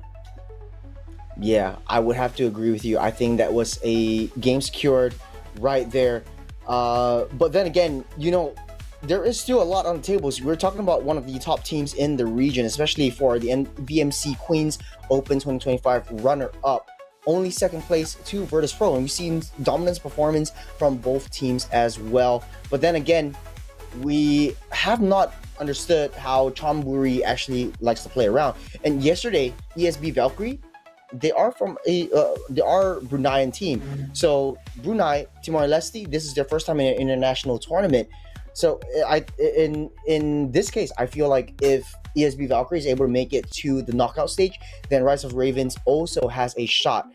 But that's not to say that Chonburi Esports, you know, they are not, they don't have a chance against Rise of Ravens. We'll have to see in down the execution as well, because there's not a lot of information on this team as of now, but hopefully we'll be able to see it in the game that's coming up soon. Let's see. I also want to see what Chonburi can actually bring, right? We touched on their names earlier. I remember that Ramela has been around in the scene for quite some time, so the experience definitely comes into play for Chonburi, and I hope we get to see that experience, which just makes life tougher for Rise of Raven. Though, I guess what they can do is just tweak their drafts a little bit, you know, have more CC, just have a balanced early, mid, and late composition. And when they're, let's say, when they lose on early, they just play it safe. If they get the early game, they get more aggressive, just the basics. I think they can surprise us here at Churros. Perhaps we might see a full best of 3. Yeah, talking about balance as well, both these two teams have players that are purely Thai and purely Timorese. So we'll be able to see the players later on. So that means that they do have sort of like an equal footing in terms of their team dynamics and their team structures as well. And this is one of the few teams that are purely their own region as well. So hopefully they bring something out from their region. We've seen a lot of the Sicilian Carmelas getting picked up right here, especially from the Laos team. And yesterday when we saw KK Esports actually pulling this out as well. So I think this might be an interesting kind of dynamic coming in for here. So we'll be taking a look at the players real soon. This is the Thai team, CHON Esports, starting with Cat Chaser, BNOQ1M. I have no idea how to pronounce this guy. Binokim, Ramela, Lamb, Morphin, and Gambling. And on the other side of the table, we also have Rise of Ravens. We've seen them before in the first game. That's Mo, Maxi, Ranva, Kerry, and Bin Du. I think me and you both, Gani, we're going to butcher this jungler's name later on. Yeah. I mean, apologies in advance, but yeah, but let's see. Right? Chonburi, it seems like their logo is a shark. Will they munch their opponent, right, in this match? Man, I just want to see the drafts, man. I want to see what Chonburi Esports is all about this time around. A team from Thailand hopefully can bring something new, bring something fresh. Also, a team from the Timor-Leste can also bring something new. Hopefully in this match, they have recovered. Something else aside from the games, while we're waiting for the drafts to load in, a lot of the heroes in MLBB are actually based on Southeast Asian heroes. For Badang, it's actually Malaysian. Isun Shin, Korean. Then you have, I remember there was also a Filipino hero as well. I think it was Lapu-Lapu. Gatot, I think it was Cambodian or something like that. Gatot Kacha is Indonesian alongside with Kadida. I think you're angry at me. I just said no. It's chill. It's chill. Okay, behind Gatot and Kadita. So Gatot Kacha is okay, right? Okay, I it might be a mistake, but Gatot Kacha is I can't really even pinpoint, but Gatot Kacha is it's a legend from Indonesia. Kadita is based on, we say another name, but it's actually it's a spooky one. Kadita, it's a spooky name. It has something spooky, horror-ish. But they changed the name to Kadita, but from top to bottom, it's very similar. So there you go. What about that mermaid kind of siren thing? Yeah. What about Singapore? I don't think we have a hero from Singapore in the game though. If you want to pinpoint something, I think the closest one would be Badang. But it's still Malaysian-ish, and Singapore used to be a part of Malaysia. But other than that, I don't know. I don't think there's any Singaporean. Okay, I think your country in general is pretty chill in a sense where we're chill, and that's. And speaking of chill, in that regard. Speaking of chill, here are the players once again. Rise of Ravens. We're starting things off. Mo, Maxi, Raniva, Cherry, and Bindu. On the other side of the table, we have CHON Esports, Cat Chaser, Binok, Ramela, Lamb, Morphin, and Gambling X. Man, this is it's gonna be a very interesting matchup. Very exciting match for both sides. Both pure Thai teams, both pure Timorese teams as well that are coming onto the tables. Man, how are you feeling about this? Really excited to see how both of these two teams draft, because there's not a lot of information currently right now on CHON Esports. But right now we know Rise of Ravens, they do have a playstyle that's a little bit passive. They have made some mistakes in the past as well. Yeah. But hopefully it won't be a blowout, or it won't be too much of a dominant performance from either side, and hopefully we will be able to see a closer game this time around. Hopefully so, man. Hopefully so. It's about time. After a 2-0 day one, I expected more of a, even kind of gameplay. And hopefully, perhaps we might see it in this match. Rise of Raven taking on Chonburi. You're right. I mean, Chonburi, I think, especially for, let's talk about a little bit about Rise of Raven. I think their draft was a little bit passive. You're right. Their draft was a little more on the reactive side of composition, which I personally don't like, right? They at least have some sort of a engage tool, which was really lacking from their side in that first match. And hopefully with that change, with that adjustment, they are able to find more plays, more engages on the second match. Yeah, I think especially so on the Moscow picks and the Sicilian picks.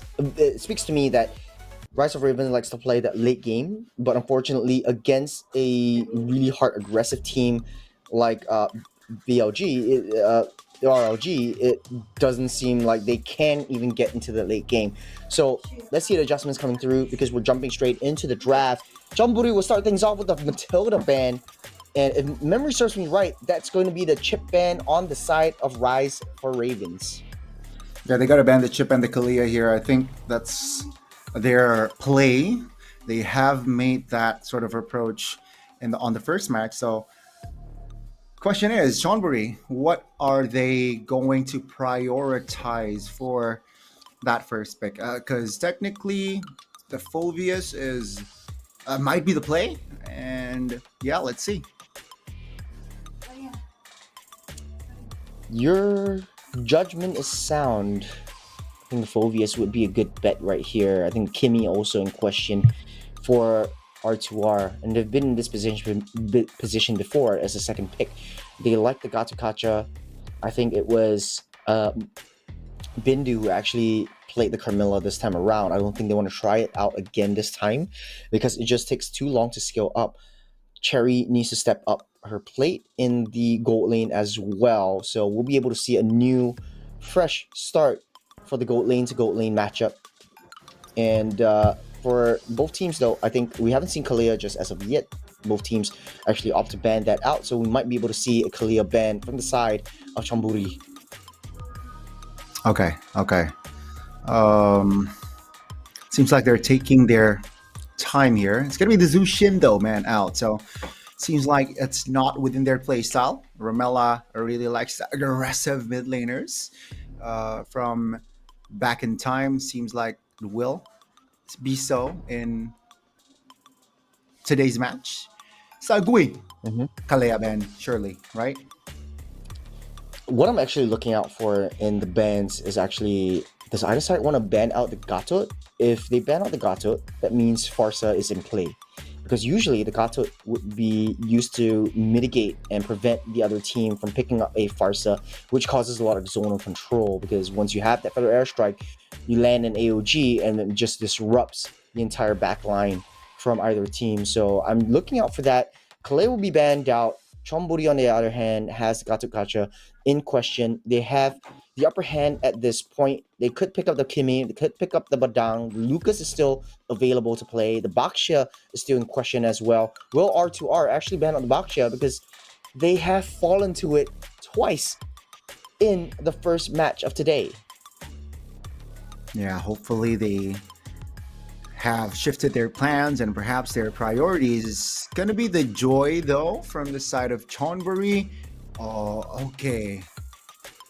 Does this mean they want the Suyo later on? Like, could be a Hanzo as well though. Pick. Hanzo as well. So opening things up here But yeah, I do believe that they might go for the Phobius first pick still for the side of Chonburi, if it's available. It's only if Rice Ravens don't ban the Kimmy. They haven't found a lot of success with the Kimmy as of now. I mean, they have just faced it just one time against RLG, but then again, yeah, don't want to deal with it. It's way too annoying to deal with. Can't even reach the back line if you don't really have the Baxia, but Chonburi might be able to pick up the Baxia right here or the Lucas to ensure themselves that they have some form of flexibility, because if you pick the Phobius, you kind of know that it's going straight to the EXP. Yeah, there's no flex card. Okay, Yep. okay. I like it. I like your Baxia. point. The Baxia. Now, it's interesting because Rise of Ravens, they played 2 games against the Baxia, and it doesn't really work for them.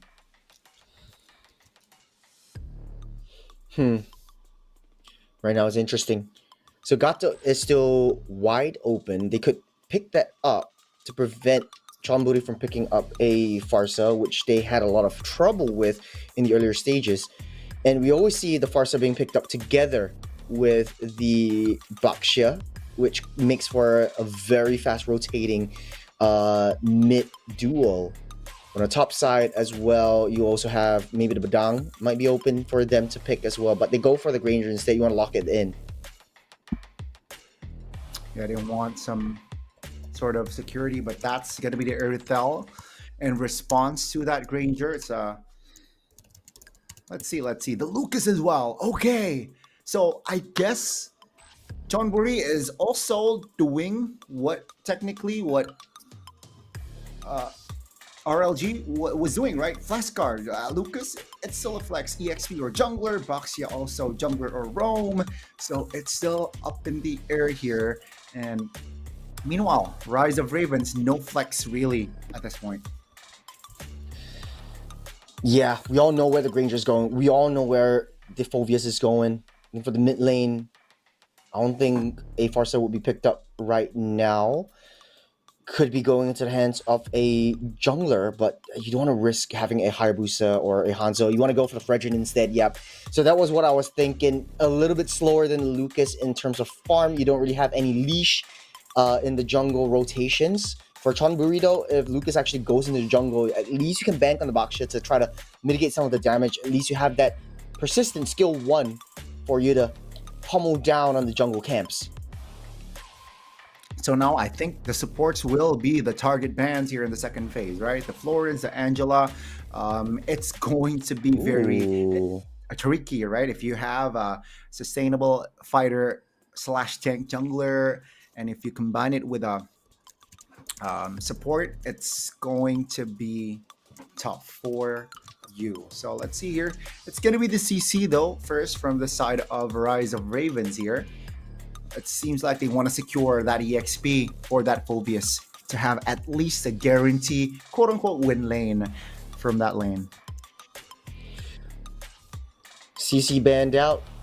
Could be an X-Borg as well for the side of Chonburi. We've seen how well an X-Borg actually deals with the Baxia in other regions or other games, and in theory, it still works in terms of the Fredrin or tanky heroes, just because of the true damage that actually comes out. So it's a viable possibility. You won't see the Farsa anymore because it's banned out by Chonburi. Now, ball's over in R2R's court. I think for the marks, for the mid lane, it would be viable to ban out a Luo E. At least you don't really have a lot of cross-map plays, because R2R doesn't deal with high rotations and high tempo matching at this point. So it would be the next best scenario after the Farsa, unless they pick it for themselves, but I don't think that might be possible. Okay. So now,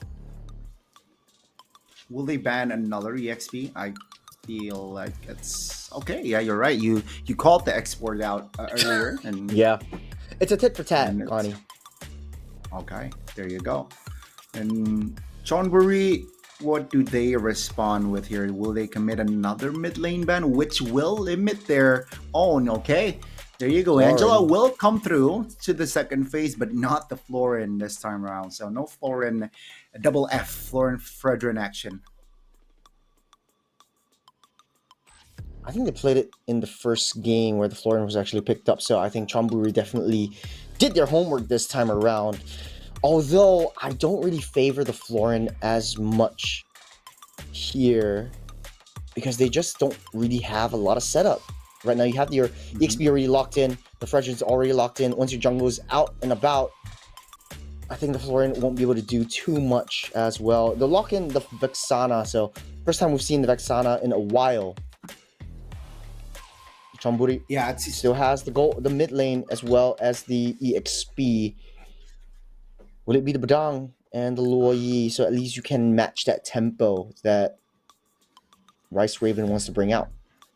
Really like the Luoyi, right? The Vexana, it's quite, you can sense where they are going with the Vexana. They want utility, they want the Terrifies, right? They want the damage as well, which will sometimes and which will break the momentum of like the Baksha, the Lucas, but the Glue and the Valier.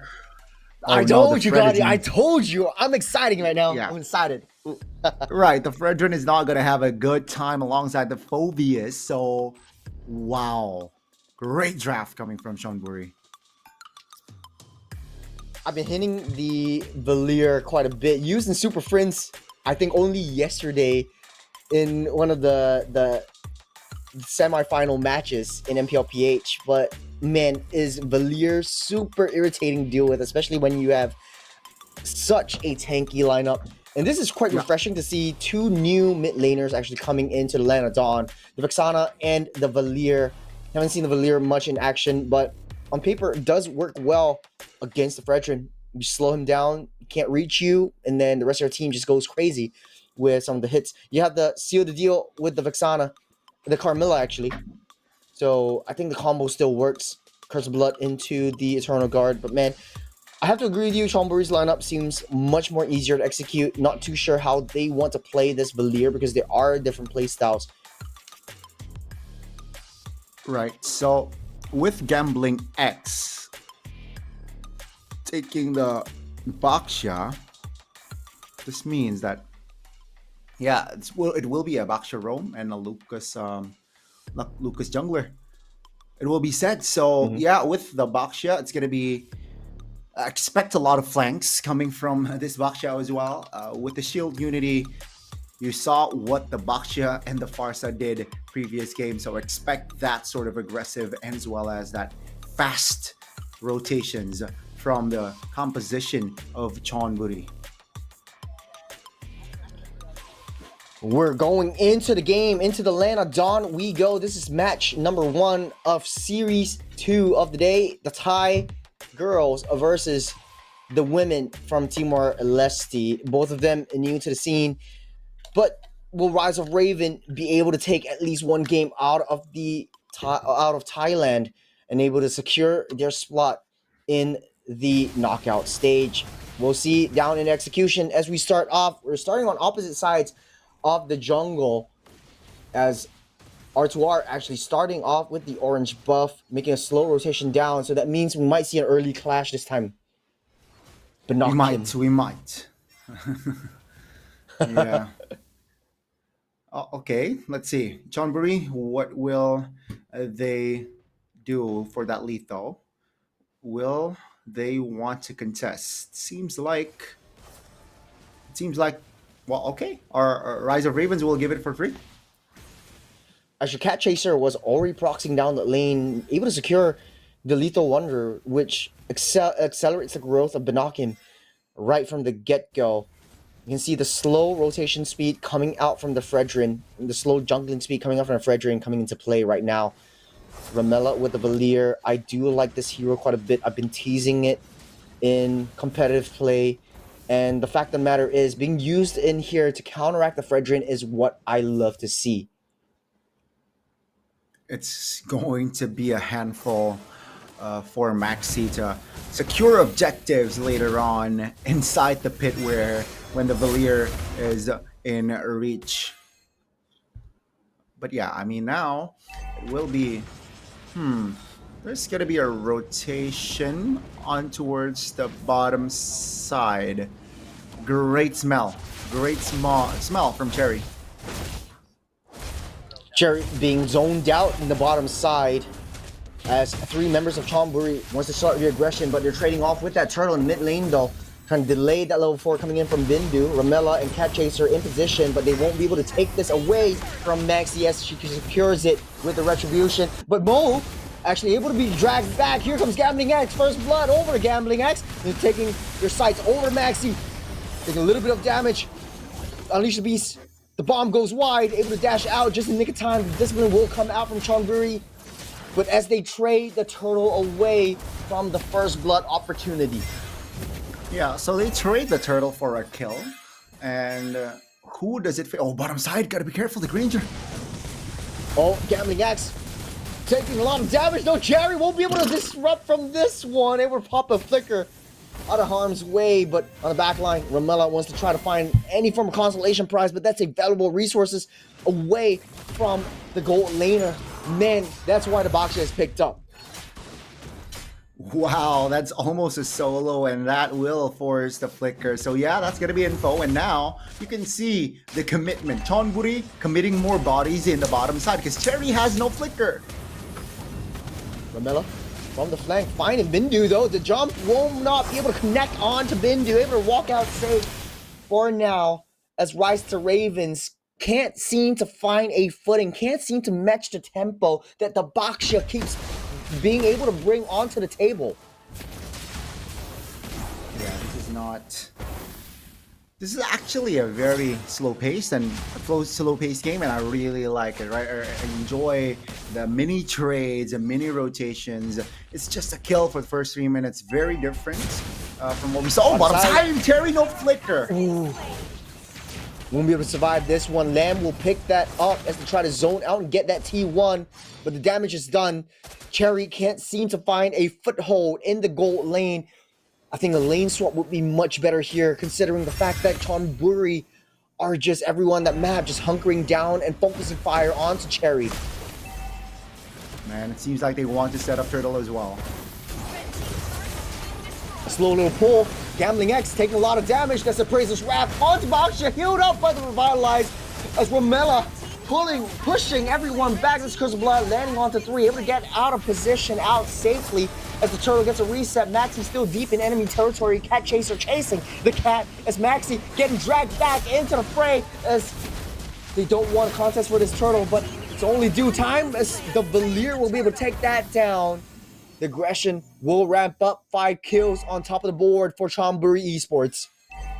Not a good start. It was a slow, even game before the second turtle, but with that second turtle, take plus 4 kills added. That's going to be Chonburi just controlling the map. Cherry's in play. T1 mid already destroyed. Cat Chaser zoning Cherry away from the purple buff. Maxi can't even seem to get close. Lamb gets caught out, but won't be able to do anything in the mid side though. Bindu gets a find, gets sent to the graveyard as Gambling S soaking up all of these damage. The Inferno Pursuit won't be able to do too much as they get a double kill. The Baksha, the Rome Baksha, actually getting 3 kills on top of his name. Wow, the gear shifted very quickly, and yeah, take a look at the opening here. No Vexana, no ult, they know that, and they will just jump on members. Unfortunately, Nokim was a casualty there, but overall, the aggression that Chonburi was creating, it's so evident. And again, potentially another fight here, but great keeping of distance by Rise of Ravens, and they will be able, but top lane, still though, they will look for a fight. One full combo from Lamb, actually putting Bindu in a third of her health. Unable to get away. This might be it. Sent to the graveyard once again. Revitalize will be used up, but buy herself some time as Lamb will pick up that kill onto Bindu. It's 2 kills for that Camilla. As Ramela pushing everyone back out of the way. But as you said, the aggression will come through. The damage is starting to show. It's starting to hurt. The Thai girls are 5,000 gold lead ahead, 7 kills on top of the Ravens. Yeah, this is looking very scary now for Rise of Ravens. First 3 minutes, it was controlled. It was okay. Tempo-wise, just slightly favoring. Oh, okay, that's a misclick, That's a surely. flicker. Yeah, that was a flicker by Cat Chaser, but you know, all is fine and dandy. Top lane though, perhaps we might see action. Rise of Ravens, you gotta back off here. Don't take unnecessary fights here. Just take the orange and be on your way. Yeah. Looks like Cat Chaser wants to find their way into Maxi. They're able to secure that orange buff with the retribution. No crucial resources available. Gambling deep into the turret. Caught by the Cursed Blood. But we'll be able to walk out, Prince out safe with the Turtle Poissons. As the tier 2 mid will be the next target in question, as Lamb will make quick work of it. But man, Chonburi on the aggression underneath the turret doesn't seem like with a full tanky lineup, Ravens can't seem to get close. Nah, man. They're even struggling within their own jungles, right?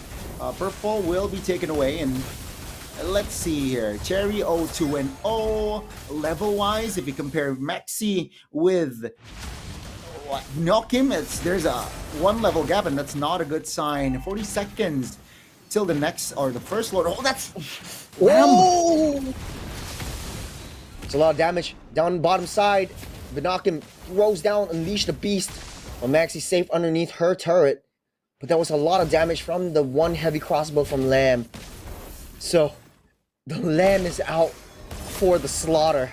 The Ravens are dinner. They are looking like dinner for now. 8 minutes in, and if you see the goal, it's almost 7k. It's 7k now, practically. And the first lord is up. I don't think Rise of Ravens can contest this one. I think what they can do is just again turtle in their base, hope to get farm, and yeah, hopefully Chonburi and hope Chonburi gets a blunder.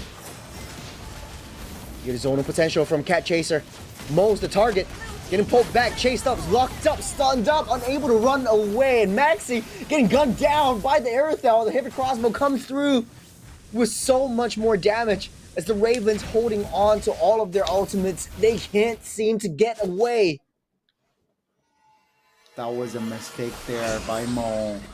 She thought that she had the flicker and can get away, but the overextension actually punished, capitalized by Chonburi. Now the Lord will march mid. So what they need to do is don't clear mid, take care of top and bot minion waves, and yeah, hope for the 3-wave push in time. And that's what they're doing right now. They let go of the mid. They do not clear. They let the Lord clear it naturally. And they are taking care of the top and bot. So let's see here, the 3-wave push to crash on towards the main base of Rise of Ravens.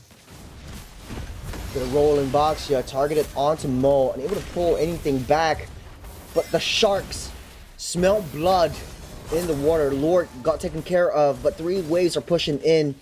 Chonburi knows that they have a very high committal composition, so they don't want to dive straight in. They're waiting for the wave to naturally clear out on the tower. They know that the turret is theirs. Oh, Curse of Blood actually lands, but that is the sound of the horns. Gambling. Just go in with Unleash the Beast. Gambling takes it in with their name. He will fall, but Mo down low as well. As Chonburi, they're ramping up the aggression once again. Romero will be able to escape, but Cat Chaser is there for backup as Cherry pops a flicker just to secure that kill. But the damage is done though. That's 9,000 gold lead for Chonburi. Insane maneuvers from Cherry earlier on to secure that kill, but Lamb! Oh, the heavy crossbow will be able to secure Bindu as it's starting to hurt once more. The Ravens, all they can do is turtle up. If they turtle up, I think they have a much better shot in turning this game over with the Curse of Blood on hand. They can turn team fights, but man, that was a misclick. I should say so myself. It was way too near towards them. I think they were hinting on Chonburi to dive straight into their faces, but that didn't happen. Uh-oh. Out of position though, Cherry. It's a setup. The Unleash the Beast comes in. Cherry annihilated, disintegrated into thin air. Mo is right next, underneath the tri-bush. They go as Lamb tries to go for a flank and angle. Mo will be taken care of, not until Ramela falls as well. The Lord will be coming up in 10 seconds as Chonburi. Lamb? They smell blood. Lamb, what are you doing deep in the enemy territory? Able to sustain all the damage that the tanks are bringing through. T3 will be wiped out. The base is barren. Lord spawned up, but Chonburi wants to cycle this. They can end! They can end! They're going for the throne though. No one's there to defend. Chonburi, the sharks smell blood. And it's the blood of the Ravens. First game goes over to Chonburi. Oh, wow. Chonburi Esports showing a strong performance in the first game. After the second turtle, it is just all over practically. Unfortunately, for the side of Rise of Raven, they weren't able to bounce back in that mid. And Chonburi Esports, they knew what they're doing. They knew what they have to do. And check, check, check. Objective check, map check, and team fights also check. But this is gonna be your MVP, Lamb. Lamb played a heck of a game. I had like my hair was like all standing. I had goosebumps because she was deep into the base all alone with no backup, with full item builds, but then still no damage taken. She's healing everything back just like that. 5-3 for this Irithel. Great performance right from the start. Sure, they made some mistakes, but this is still the first game for them. It could still be a warm-up for the Thai team.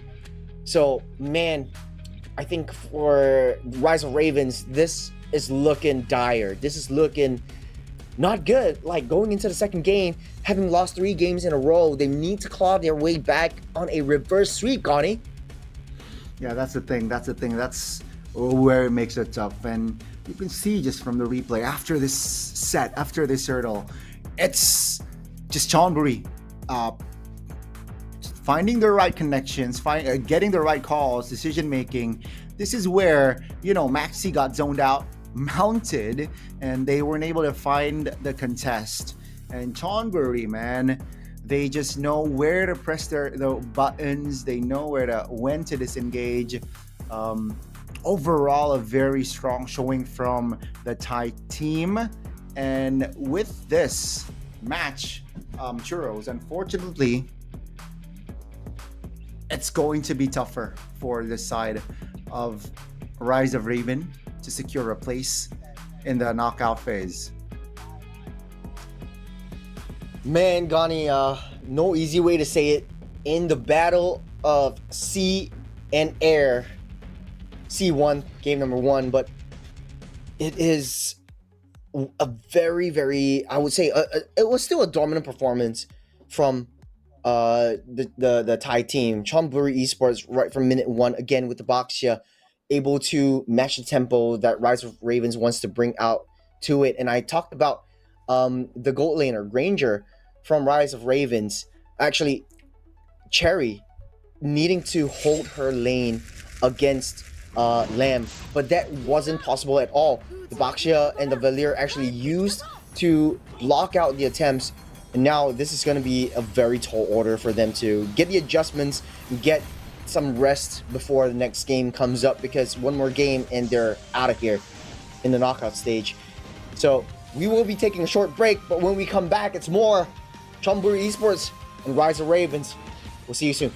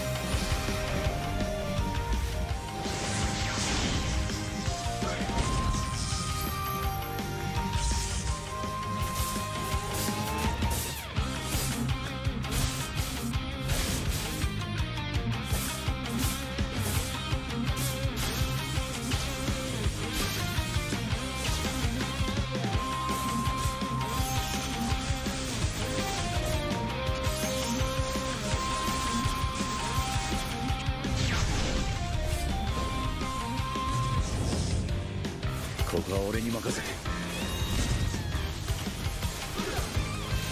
もらった。4代目他目を超える忍びはお前しかいないと俺はそう信じた。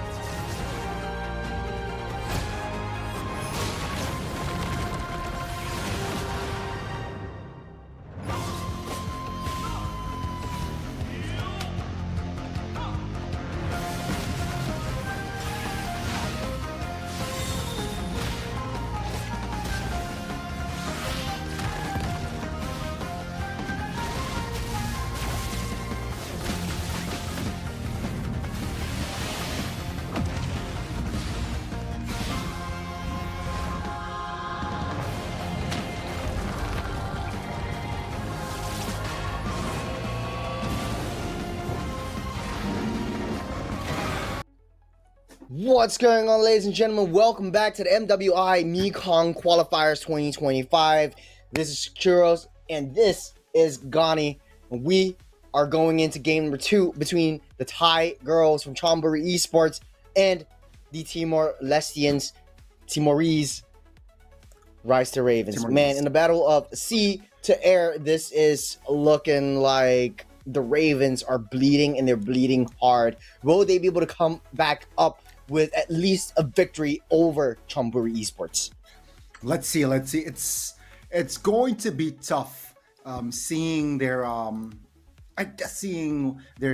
play style and drafts, but let's see. Chonburi, their draft again, right? They seem to get the power of the Baksha, man, Churros, and I expect the Baksha to surface again in the next game. To be honest, yeah, that was what honestly I wanted to talk about. It's Rice Ravens losing 3 games to a Baksha composition, and they just can't seem to find a way to deal with the Baksha. They can't seem to match the pace that the Baksha is able to bring on top of the table in the games that they've played so far. So banning it out should be the best option right here. It's more of a respect ban and adjustment ban going into game number 2. They didn't do it against the RLG Vietnamese team, but in the game against Chonburi, they should be able to try this out, like ban of the Baksha, try to suss things out, at least be able to win a game off of the Thai team, and they would have a better shot in making it to the knockout stage. Adjustments is all they need as we go into the draft. We'll start things off with Rise to Ravens having first ban and Chonburi having on the red side. Let's see. If not banned, just take the Baksha, man. Especially now, Rise of Ravens, they are on the first pick. Just take the Baksha away. Use it, it's flex. Let's see though the adjustments, right? What will Rise of Raven prioritize now that they have the blue side? Chonburi, I think it's just the Kalea and the chip banned out from their side, but let's just wait and see. Yep, that's first ban Baksha. They've learned their lesson finally, and so they won't see a high tempo matching game this time around. But now the Matilda is open. So if R2R wants to open that up and trade for the Baksha, Chonburi could very well pick it up for themselves. So it seems like Rise of Raven, they're not comfortable rocking their Baksha themselves. So they will take your the route there, Churros, banning the Baksha out. Now, what then do they prioritize? Will they prioritize the Kimmy? The Kalea is still possible as well. They banned out Joy 2 times in a row, or 3 times in a row in the previous couple of games against RLG as well as Chonburi. So if they open that up, then Chonburi could very well pick that up for themselves, and then at least you still have some form of targeted missile in your arsenal. Okay, so Kimmy is definitely an option, you're right. and it's a stable hero. It's good. Matilda, you mentioned the Matilda ban out. Chip and Kalea, we mentioned it as well, being banned out on the red side. Will be banned out. Rise of Raven though. Now, what will they go for here? For red, Would it be perhaps will. Juicin? What is Juicin? Yeah. Juicin definitely a viable option for them to pick up. At least they can deal with the hard-hitting tanks, but then they have to deal with, okay, Lucas will be banned as well. So both respect bans. We won't see repeat picks on the side of Chonburi, but then the joy is opened up for either side. We also have the Kimmy that is in question as well. So I think Rise Ravens wants to pick up the Kimmy for themselves before giving it over to Chonburi. That's an approach right there, picking up the Kimmy. So now, will Chonburi let it go? No, it seems like Chonburi, okay, you want to take the Kimmy, we'll ban the Kimmy out. Asking a question now, Rise of Raven, what do you want to go for here? Phobius? Do you want to go for other heroes? No Lucas on the board, so Harith? Juicin could be Juicin, a okay. possible first pick prio. Like Gato, the Juicin idea. I've seen Gato prio before. I'm gonna go for the Granger route again. Secure Cherry's comfort hero. It might be much better for you. At least this time you don't have to deal with the Baksha anymore, but the Juicin will be the first pick. Okay, so arguably a strong early game mid laner, right? You can be oppressive with the Jushin within the comp. If you have a Jushin in your comp, let's see though, will be the playstyle or not? Chonburi, what will they respond with? Just Granger, no? Phobius Granger? Phobius, Gato might be a good option right here, but then you picked up the Phobius already, so your draft is already red. Your Phobius will go into EXP side. Typically, you'll pick up a Gato if you want to go for a Farsa. At least you have some form of rotation, but it could be the Badang. Hayabusa will be it. Okay, so they are maybe taking a page out of Rice Raven's book and securing the jungle before things go south. But then for Rise to Ravens, they can pick up the high loss this time around just to mitigate the damage that Hayabusa will bring out. Hylos is on the board, you're right. A very good pair of that mid roam, Hylos and Zushin. And the Suyo is still on the board as well, which definitely can be picked up here by the Rise of Ravens. So let's see here, Rise of Ravens. Will they pick up the Suyo and the Hylos immediately? It's tricky. Unless you want to secure your EXP winning lane, you can pick up a CC as well. But then you don't really have a lot of AoE crowd control. But yeah, there will be the CC and the Irithel. At least you secure yourself a winning lane on both ends if Chonburi wants to go for a Granger this time around. Okay. The Granger idea, I like it, but it's going to be tough to connect the bullets or the Death Sonata going up against an Irithel and the CC, unless you're really confident with that. I guess Moskov is still on the board for Chonburi here. I guess they should secure a gold lane here, because if not, it will be banned out by Rise of Ravens later on, second phase. Yeah, I think Harith would be pretty good for you, Okay. but okay, it will be the Gato. Yeah, I was gonna be sussing out like, okay, Gato definitely will be in Chonburi's lineup because it just makes so much sense for them to pick up the Gato right here and then go for a Farsa. But then Rise of Ravens definitely will look to ban out the Farsa later on. At least you don't have any form of backline disruptions. Okay, yeah.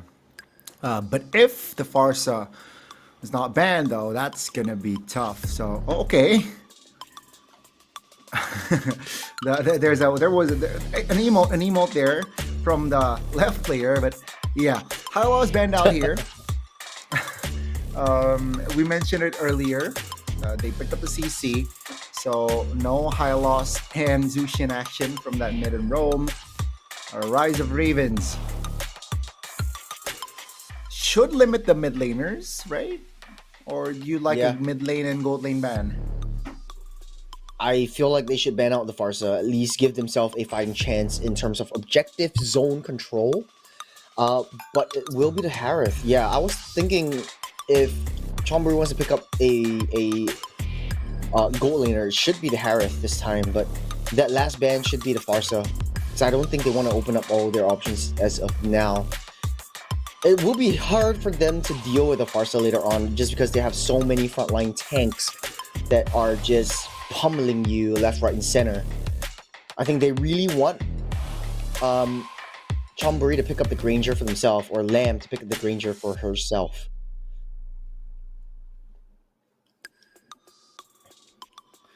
You think Bruno might be a better option right here?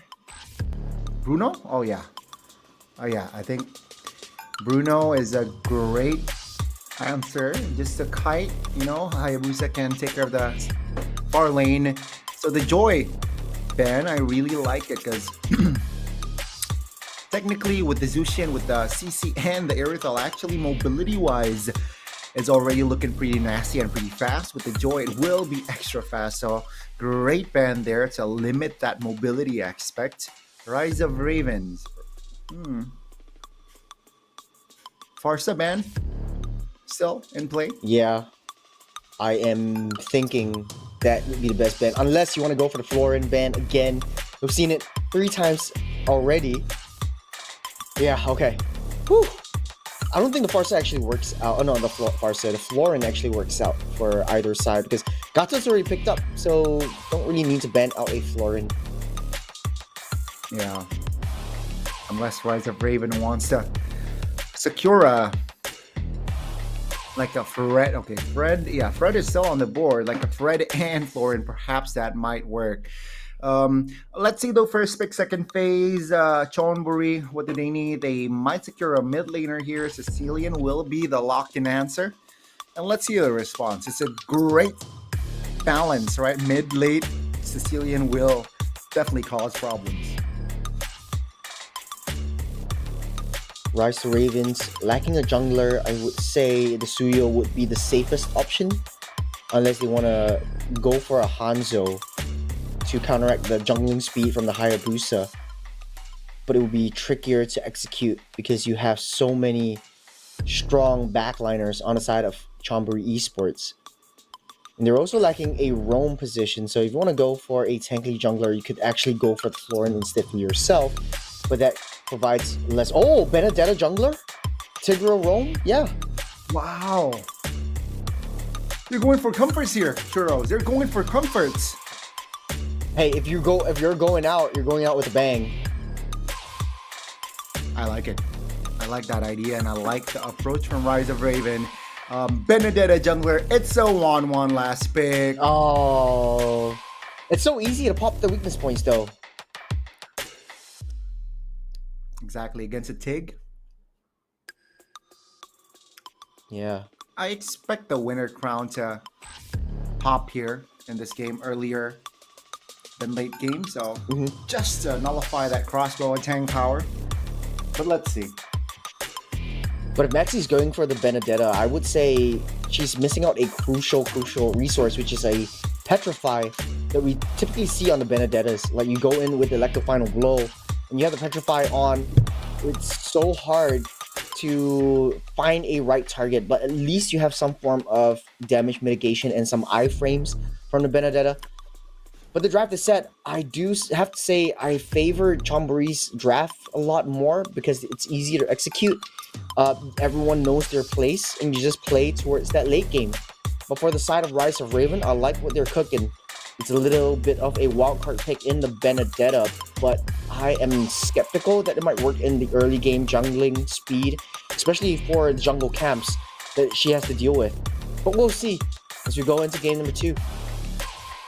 Let's wait and see the conclusion. Perhaps we might find the conclusion in this game. All troops Will deployed. Rise of Raven force a game 3? Let's just jump into the Land of Dawn. We're starting things off. We can see actually this leashing from Binokim and Cat Chaser having the jungling speed much faster than the Benedetta. Maxi dealing with the orange buff all alone. Will start to bite her in the foot later on, and it's a bit tougher for Maxi. Oh, actually, that's a retribution just to secure a low target HP on the orange buff. I think she misplayed a little bit right there. Man, it's not a fair like jungling pattern from Rice Ravens. I'm really questioning how far it would go in the early game. Yeah, with that retribution pop, it shows that she does not want to contest the lethal. And Ramela will gladly take the lethal.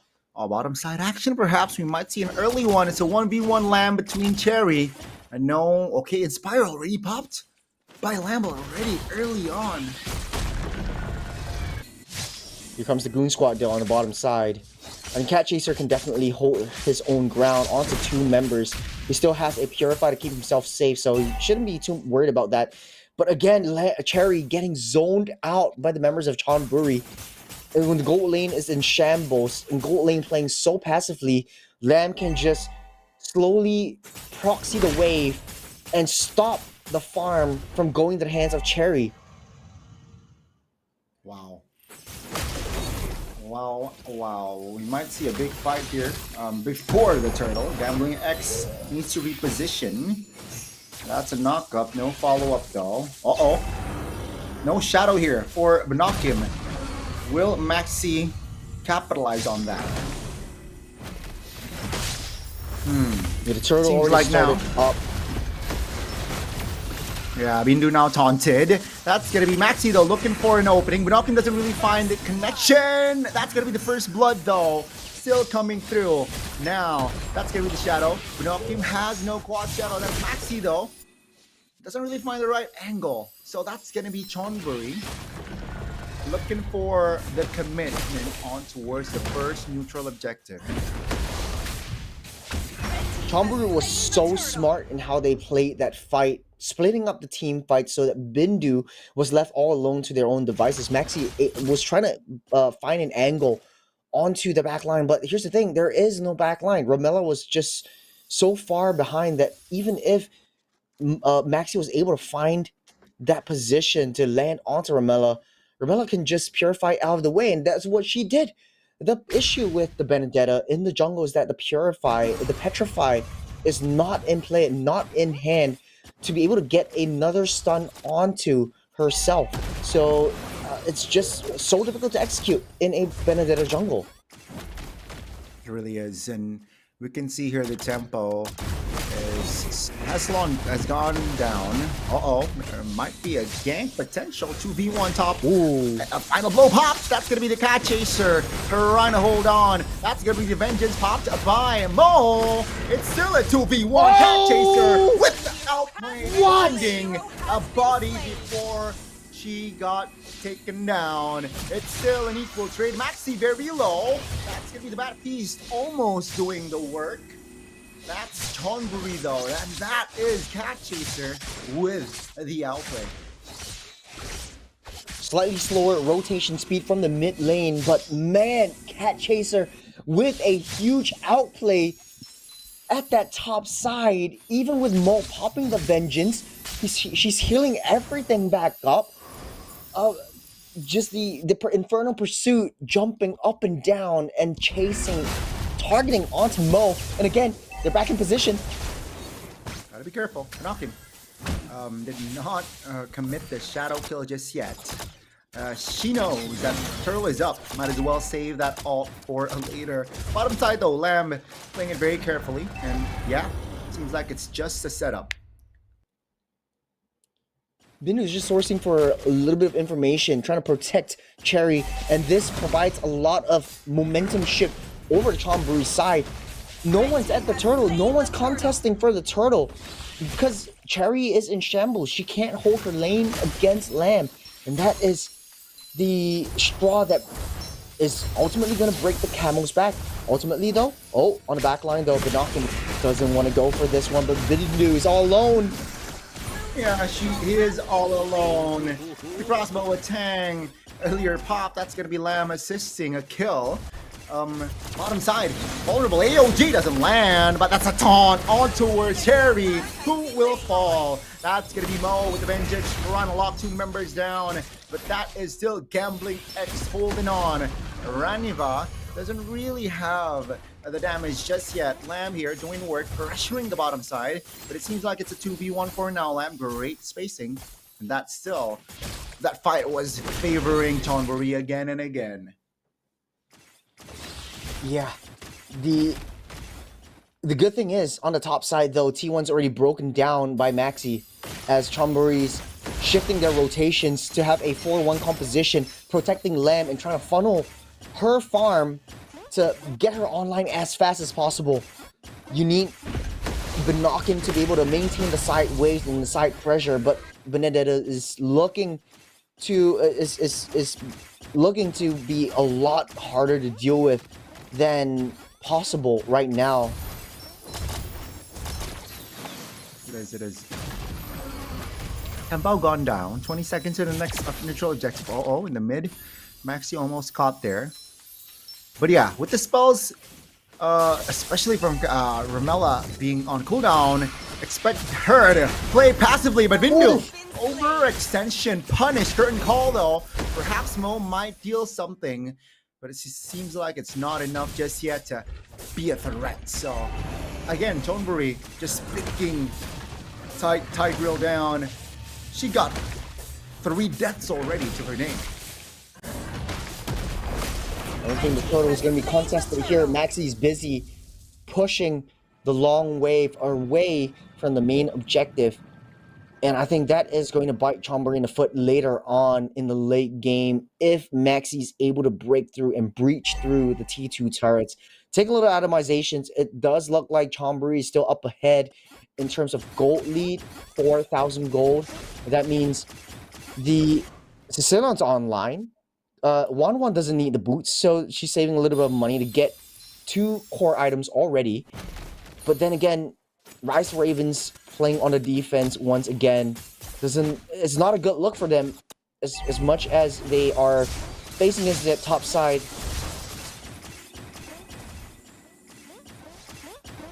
Yeah. Again, just so disciplined here, Choro, right? From the side of Chonburi. If they do not see the angle, if they do not see the opportunity, they will not fight. And I really like the tempo. Oh, top lane. Benedetta was able to get out of that pressure. But now bottom side, oh, Shadow Kill popped this 2v1. Airtel alongside CC actually working together. Seems like not enough. AOG though will land on towards Bindu, taunted. And that's gonna be Ramela taking Bindu down. That's gonna be Maxi forced away, and that's gonna be Ramela taking the purple, so no purple for Maxi. Maxi also loses the purple buff as well. At the bottom side, it's a 1v1 from Binokim, but that is the side wave juggling that Hayabusa needs to do if you want to play a 4-1 composition. But it's so difficult. The damage from Sicilian and 1-1 is starting to hurt Rise to Ravens. It's so hard to catch to them as well, even though Bindu has the implosion on hand. 0-4 for this Tigreal, and she's not doing so well. 1-1 could just purify out of the way. Sicilian's holding onto the purify to get out of the implosion if Bindu wants to go for that back line. It's just Rise to Ravens need to handle and trade the objectives that they are going for. Oh, gotta be careful, Maxi.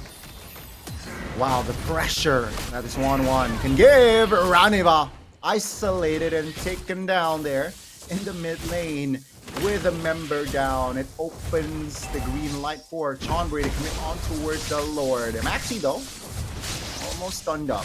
Gets the clear. Oh my goodness, that's a mistake. Cat Chaser isn't able to get out. Maxi caught though. That's gonna be a trade. Wow, the Lord slain by Binokim. That's gonna be Shadow Kill committed. Not enough to take any member more. That's Maxi for Cat Chaser. But again, Chonburi, they got the Lord. We can see how far the lead is for Chonburi Esports, but hold on a second right here. Yeah, that's just miscalculation from Cherry there. Binokim very on point there, even though, man, She thought that Menakim's not around. Menakim is definitely still around and was ready to take that kill. The pressure is starting to show for Rise to Ravens though. As much as they are trying to hold their ground and trying to unleash all their resources, they're wasting all resources onto only one member to take Cat Chaser down on the earlier fight. And that caused Chonburi to have a lot of upward opportunities in mid side. And it's just pickoffs after pickoffs. Bindu taken down, Raniba as well. With the Lord marching top side. It's just Rise of Ravens. They are forced to just turtle within their base. Bottom side though, we might see an assassin versus assassin, but that's Cherry. Almost caught. Turret now will be the priority for Chonburi. AOG doesn't land on towards the members, but Bindu is caught. And that's going to be Bindu taken down the 6th time this game. Cherry, my goodness, taking a lot of damage. That's going to be Lamb very low. Ooh, 1 HP. Almost taken down there, but she is safe. Man, Bindu not having good game this time. 0-6-1 for this Tigreal. Can't find her way to get an implosion. Can't find her way to get a flicker onto any sides whatsoever. That's the shadow kill. Yeah, that's just Maxi taken down. Hoskelaws done. But is it too late for Cherry? Ramela even has the glaive, so even if you have magic resist items, Ramela's damage will penetrate through. 45 seconds on the next Lord, and Chonburi, they're just leading. Man, it's not a good look, especially for Rise to Ravens, man. Turtling for 4 games in a row, and this looks like their inevitable doom. They're just holding on to dear time. It's 30 seconds until the next Lord, and I would say the final Lord of the game. Lan goes a little bit close, but it doesn't matter to her because she's already so far farmed, so much damage on this 1-1 that Maxi's trying to clear out the ways, try to buy time, buy pressure, alleviate some pressure off of Rise to Ravens. Oh my goodness, so fast, ma'am. Why is she? Oh my goodness, the speed. The Inspire. The Inspire speed finally catches Maxi off guard. And Maxi goes down again. Lord will be free.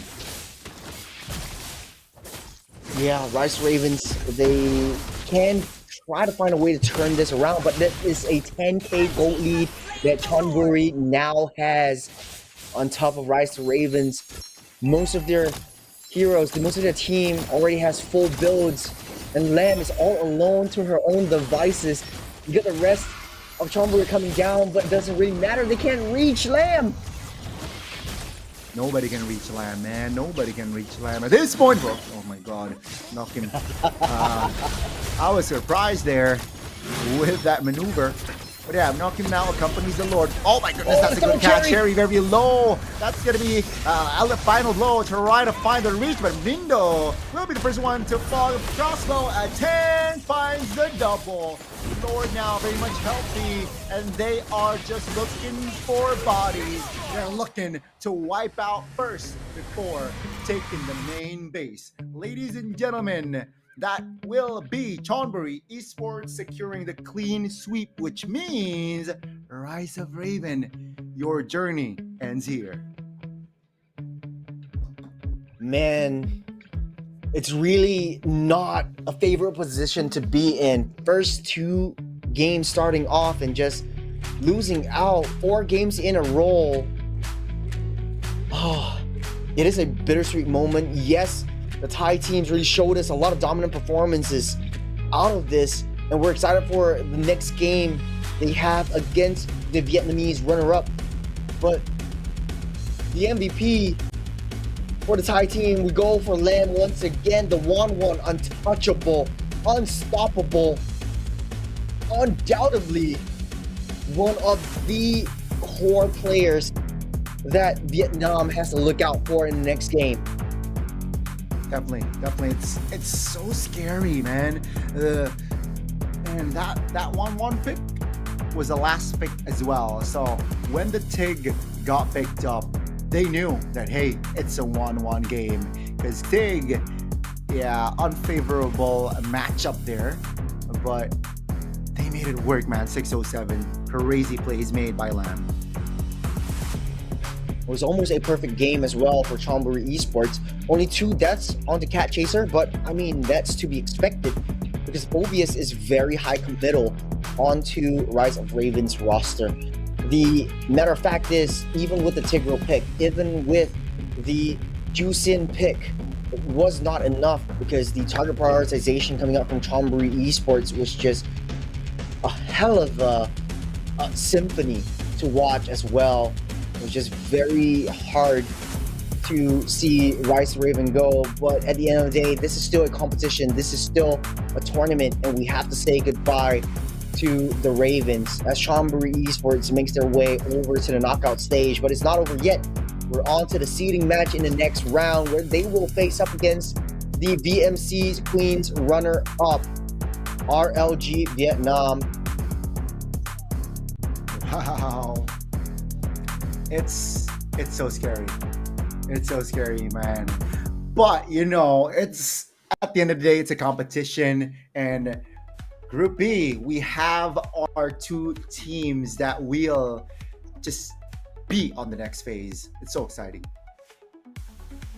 Yeah, I think right now Vietnam really has a lot on their shoulders. I think Thailand has shown a dominant performance. That's to say that we might be able to see a very close game against Vietnam and Thailand. Baxia definitely will be in contest for both sides as well. But hey, that is going to be a story for another time because we are going for a short little break this time around. But when we come back, it's going to be the last game for today, Vietnam versus Thailand. Don't go anywhere. We'll see you soon.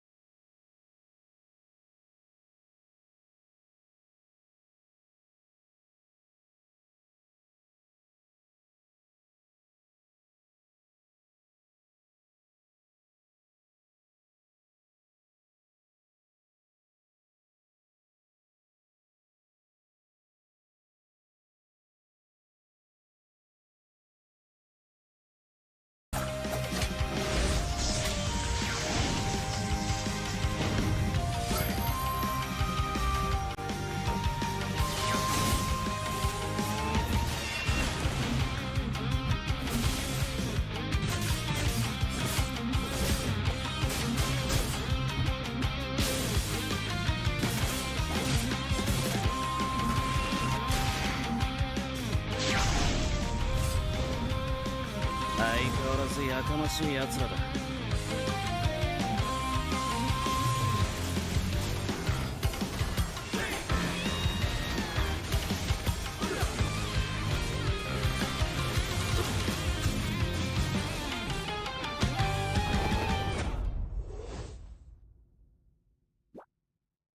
Tôi nói cũng biết này, thời buổi đừng cái tin cái gì trên mạng, có không hiểu không? Nhưng mà thôi, không linh tinh nữa. Vào game đi, nhanh, khẩn trương nhá. Ui giời ơi.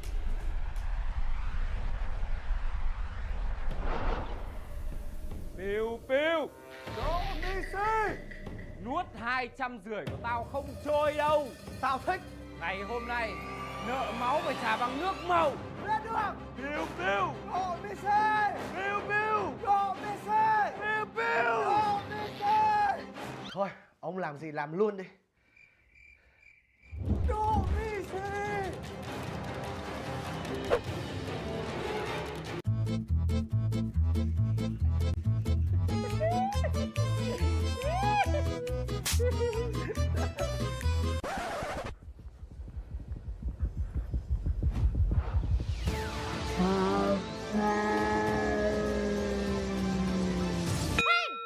Thời này ai còn bem như ngoài đời thật. Muốn giải quyết mâu thuẫn hãy vào Mobile Legends. Welcome to Mobile Legends.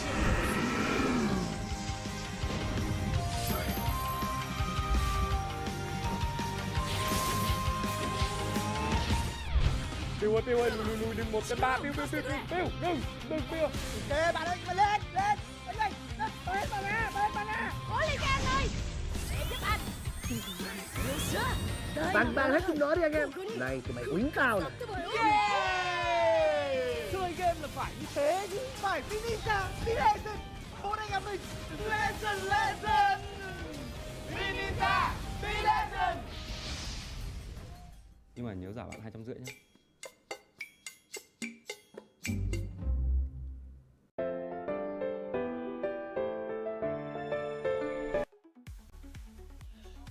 What's going on, ladies and gentlemen? Welcome back to Mwi Mekong Qualifiers 2025. It's your boy Churros. With me here today is Gani, and we are here for the last match of today in the group stage, Group B. It's gonna be RLG Vietnam versus CHON Esports. Will the Sharks, and I'm seeing on like YouTube comments, they call him, I think there's a name for the Chonburi girls. It's Chonburi Diwa or Shak Chon Diwa. I don't know what that means.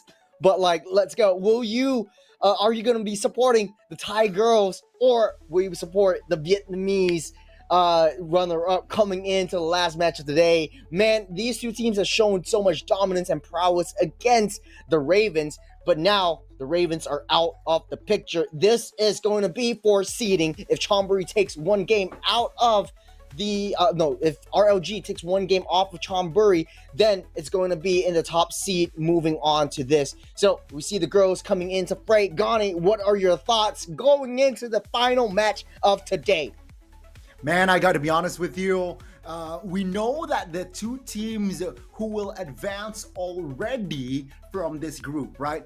But it is just bragging rights. You're right. It will be determining the seedings, and will it be a Viet versus Viet after it all, or will we see a Viet versus Thai after the seedings, right? Let's see. This is going to be the ping test, ladies and gentlemen. Hopefully everything is fine and dandy from that ping test and later on.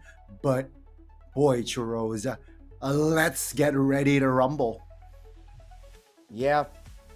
You know, hero picks aside, we have two players, Pookie from RLG Vietnam versus Lam from Chonburi Esports, and both of these gold laners have shown so much dominance in these games that they played previously, and I don't think that I think a gold lane to gold lane matchup is going to be super interesting in this final match of the day. So I'm really excited to see how this plays out, especially since, you know, when we talk about hero picks, we talked about the Baxia being picked up 3 times today in the first 2 matches. The last match of the day, Baxia is definitely going to be contested.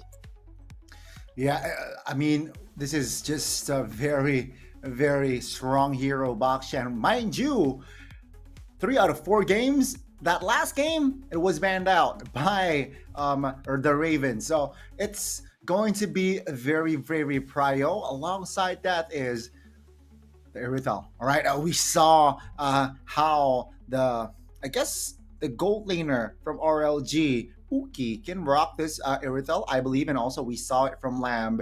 The action, right? After that has clause, seems like she is just ready to be in the front line, even though she's not a frontliner. So Irithel is also going to be a very expensive pick in this match.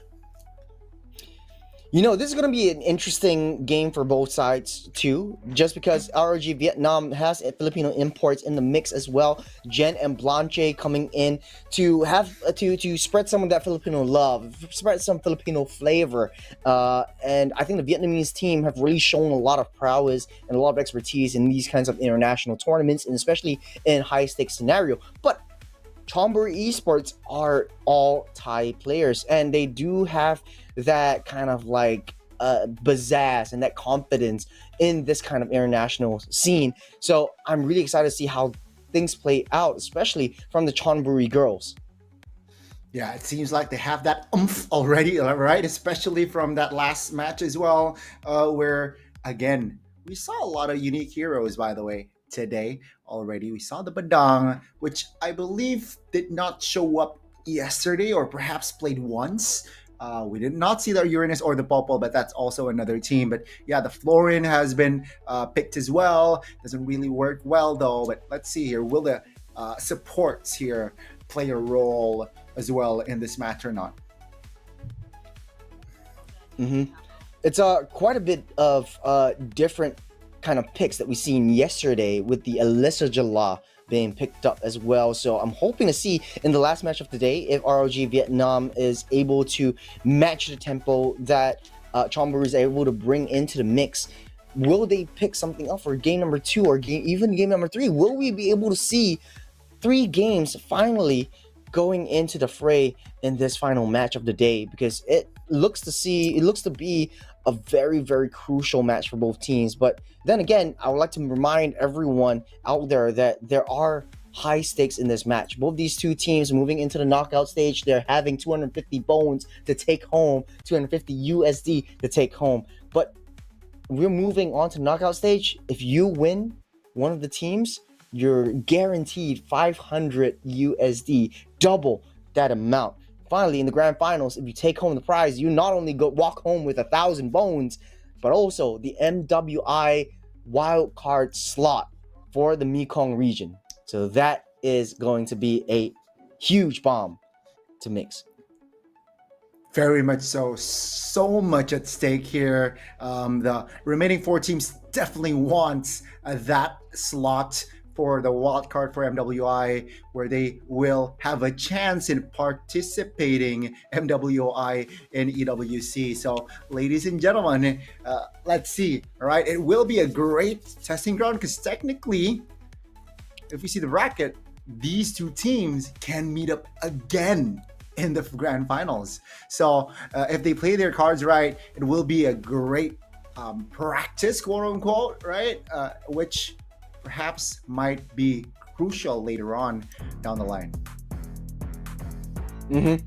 So with that being said, let's take a look at the lineups. We're starting off with RLG Vietnam, Tuma, Poon, Jen, Pookie, Blanche, Kaze, and of course the coaches giving us some love with that emote of themselves. This, ladies and gentlemen, the last match of the day in the Mekong qualifiers. On the other side of the table, we have Chonburi, or as Thai fans might like to say, Shark Chon Diwa, Chonburi Esports, Cat Chaser, Binokim, Ramella, Lamb, Morphin, and Gambling.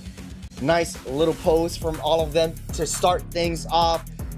The girls are looking on fire, and they're locked in a different way. But man, we are ready to go. We are more than ready. And it seems like RLG, I noticed, I think they changed their jersey, right? It wasn't white earlier, I believe. And yeah, that's a clean look, by the way. Exactly. So they changed their jersey just for this match. It's a home and away type of thing. So I really like what they did. So clean. And let's see, with their home jersey, I'd have to assume will the result or the outcome be the same against a team that is Chonburi? Tall order for RLG, but they are the favorite to win. But we also see a lot of Thai fans in the stream. So if you're down and watching all of this, please tell us what you want to see. You want to give shout outs to whoever, and I'm seeing a lot of them in the comments. Shout out to Exxon. I don't know who that is, but big shout out to all of y'all. Shout out from North America. Thank you for joining us in the last match of the day. This is going to be hot and spicy as we get into the draft. Chonburi will start up on the blue side, banning out the Matilda to start us off with RLG on the red with the second pick. Yeah, it's going to be very, we expected this, right? Churros, the Baksha being the priority, and RLG, they know they have the red side. That's why they're not taking any chances. They will ban the Baksha immediately. So I'm expecting the Kalea to follow up after. But now, will the chip come through or not? That's the big question here. Man, I think Kalea, Gotcha definitely on the tables for the bans for both sides. You also have interesting heroes to deal with, such as the Kimmy, the Jusins, that right now in these top two teams that are moving on to the knockout stage might be highly contested and very expensive. The chip will be banned out, definitely 100% banned from the 2 days we've seen so far because of the cross-map possibilities that can be played. And to be honest though, Gani, like when chip was released until now, that was like almost a year and a half already. Chip hasn't seen the light of day, and it's only maybe less than 10% that he's actually been picked up. That's the thing, man. And it's tough. But I mean, that's a chip. Sometimes, yeah.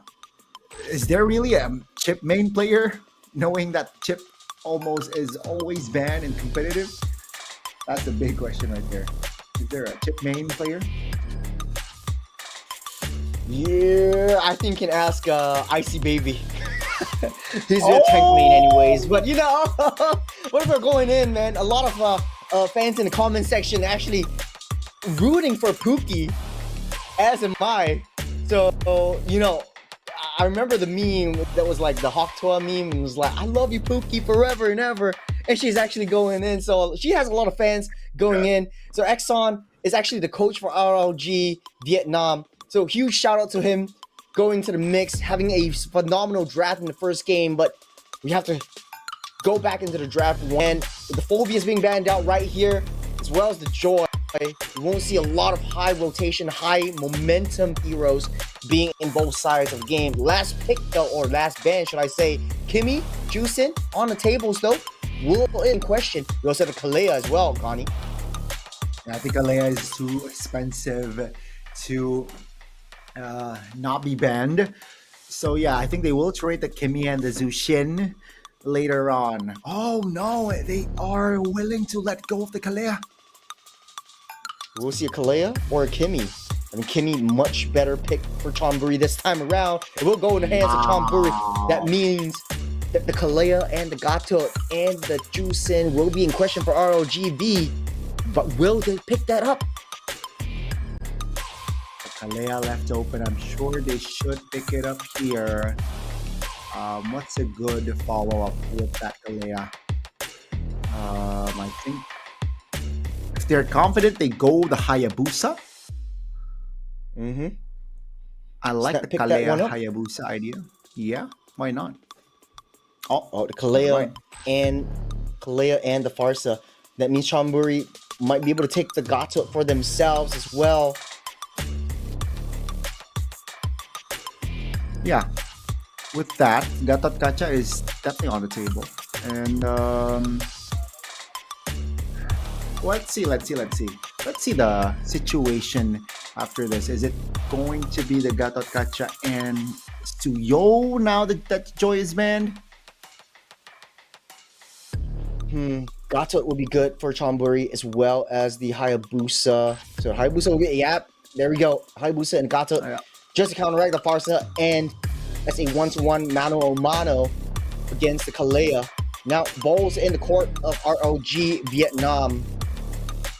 Will they pick up a jungle right here or open it to that last pick? We've seen RLG Vietnam like to pick up a last pick for the jungle as well. Last pick jungle, I mean Fredrin, right? Or, you know, I don't mind the Suyo, to be quite honest with you. It's going to be the glue, though, prioritized by the side of RLG. The glue kind of works with the Kimmy. At least you have an easy access route towards the Kimmy as well. So that would be a viable option right here. You can disrupt the back line, able to play around the objectives as well. I think for Chonburi, high loss ban would be evident because RLGB could be able to pick that up as well and be able to flex it into the jungle. We might not be able to see that as well. Irithel, you talk about it. It is a very expensive commodity, so let's try to take that out of the ban pool. Yeah, it seems like Irithel and the Baksha will not surface here in game 1. The response is going to be the Hanzo, though, Churros here. So, yeah, they do not want no tricky picks, no backline destroyers for now. And, yeah, RLGV, what will be the last man here? Will they commit on towards another gold laner, potentially, Ranger, if they do not want to pick it up? I mean, Harith would be a good gold laner for the side of Chonburi, though, because you already I think have they a want lot to pick of the physical Harith. damage. Yeah, the high loss. Yeah, that's what I'm talking about. But it might be much better for ROGV. But then again, they do have the HP and the roam already, so taking a high loss would be the next best option right here. Chonburi might be able to ban out the Suyo as well, so no easy backline onto the Kimmy. Then you're forcing RLGV to pick up either a Ling or even a Fanny for the first time. Okay. So, what do you really go for here? I think you just pick up the Harith here, right? The Harith picked up, and then leave the last pick towards a jungler, because technically a lot of options still. You got the Fred. You don't have the Suyo, but yeah, okay, the Granger, but the Harith is open. So interesting. Yeah, I understand ROG Vietnam's pattern. Like, they like to pick the jungle at the very last moment as sort of like a wildcard pick, just because you have a lot of different playstyles and dimensions that you could play with a high rotation jungler as well. So Chonburi, balls in their court, lacking an EXP lane and a gold laner. Will it be the Harith that we talked about to mitigate some of this lane pressure, or would it be the Bruno or Moskov even to ensure that they have a late game advantage? But it would be the Jawhead and the Melissa. Wow. This is not what I expected. man. This is not what I expect. Heroes, Melissa and the Jawhead. I don't really like the Melissa, to be quite honest, but please prove me wrong, Lamb. Please prove me wrong. Last pick over on the side of RLG Vietnam. Lacking a jungle, I think they have to think of something that can deal with the Melissa because of the I'm offended, but the protect me models will be difficult to get right onto her face. We haven't seen this in a while, but understanding how RLG Vietnam likes to play, it will be the Ling though. I was teasing it, and it will come out. The Ling will have to deal with the Kimmy. We'll be able to see the Ling for the first time as a debut pick for RLGV.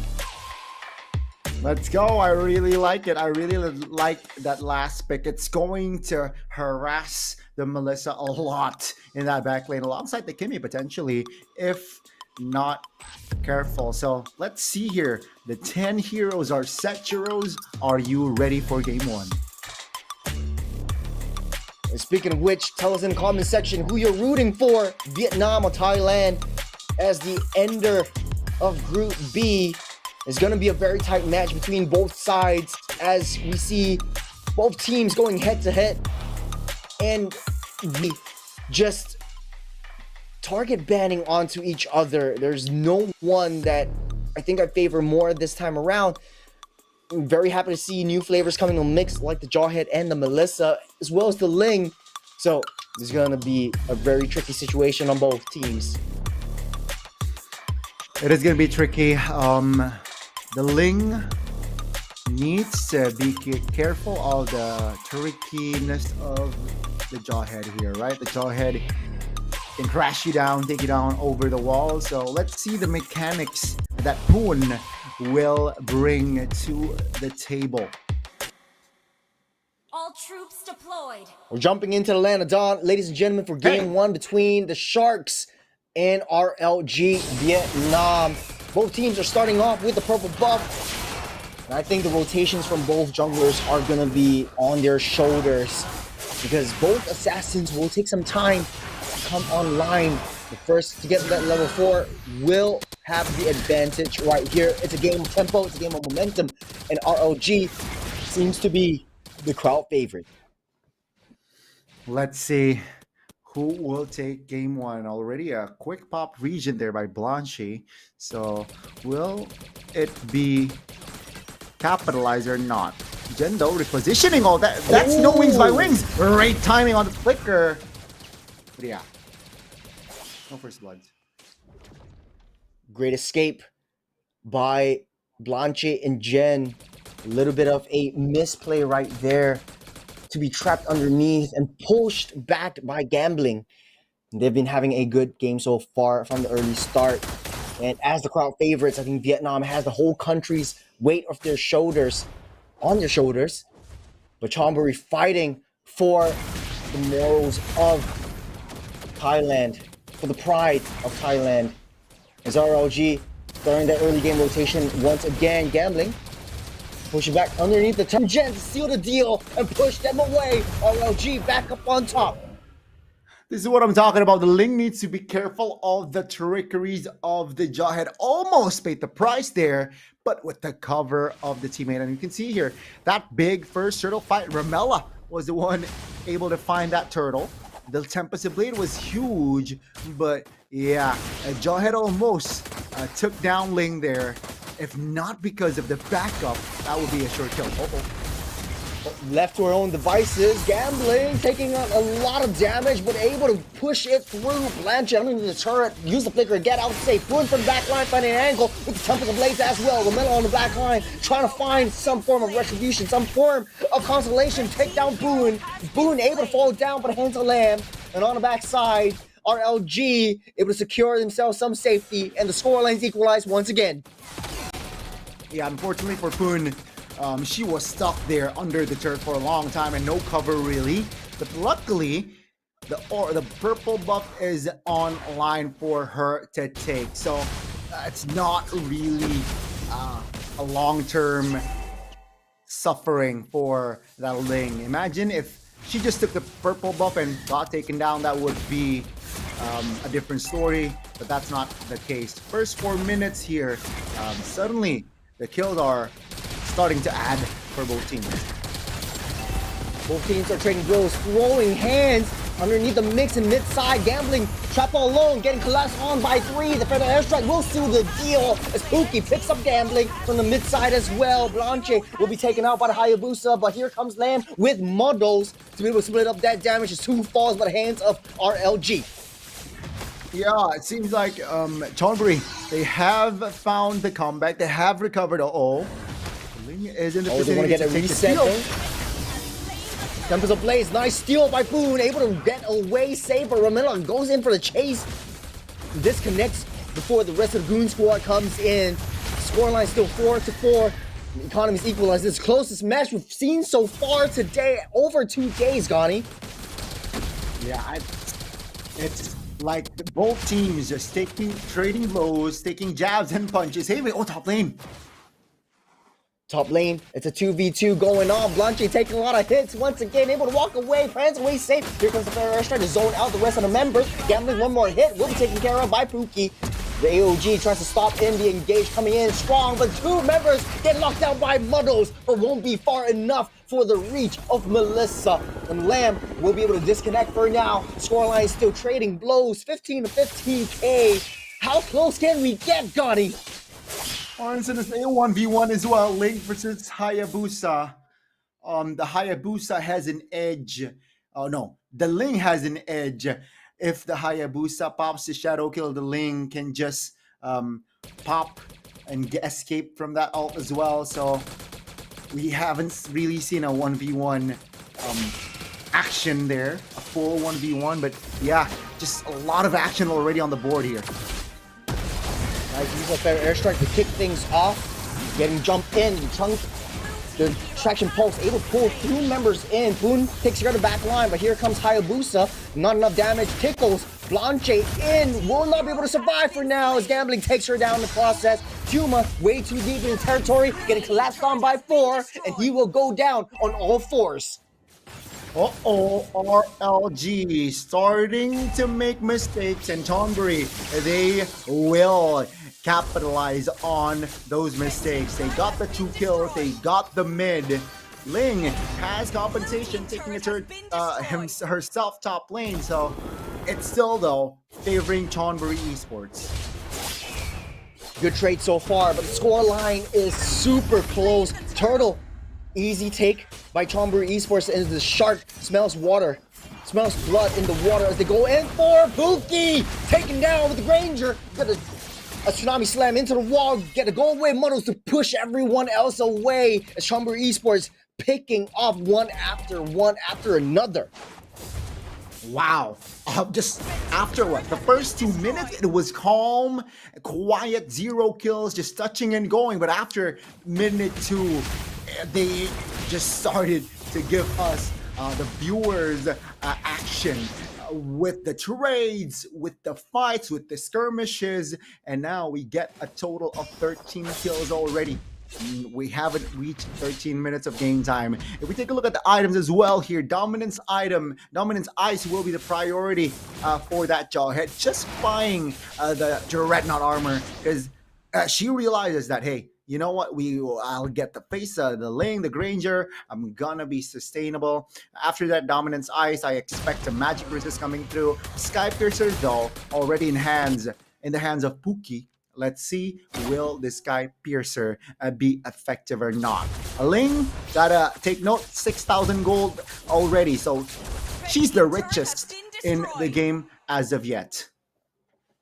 She's just flying across walls, jumping on top of the shoulders of giants to be able to claim as much resources as possible. But Battlefield is starting to feel very quiet. Gambling. They're checking the brush. They sound the horns. They're going in. Trapping down. AOG on the 3. Cat Chaser with a big play. Lamb with the follow-up as well. 3 members fall by the hands of Tonbury Esports. The Sharks opening up their jaws wide. The recovery from Cat Chaser is wild there, Churros. They lost Gambling, but with the AOG 3-man, that sets the momentum for Tonbury. Lord getting started up right now. Cat Chaser tries to give a little bit more information on where Ling is. As the crowd favorites, Vietnam isn't doing too well. 3,000 gold lead by the Sharks.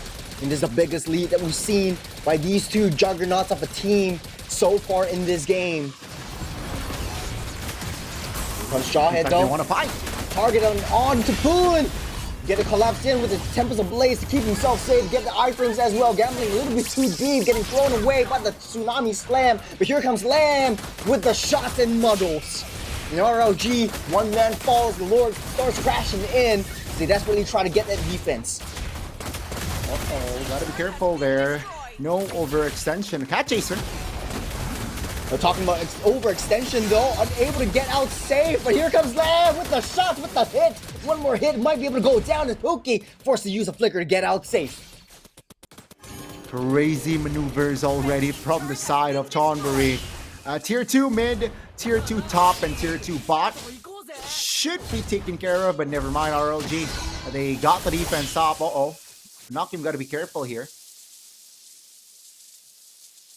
I don't think anything will happen at that top side, but RLG, this is the first time in the entire series that they are in a defensive position.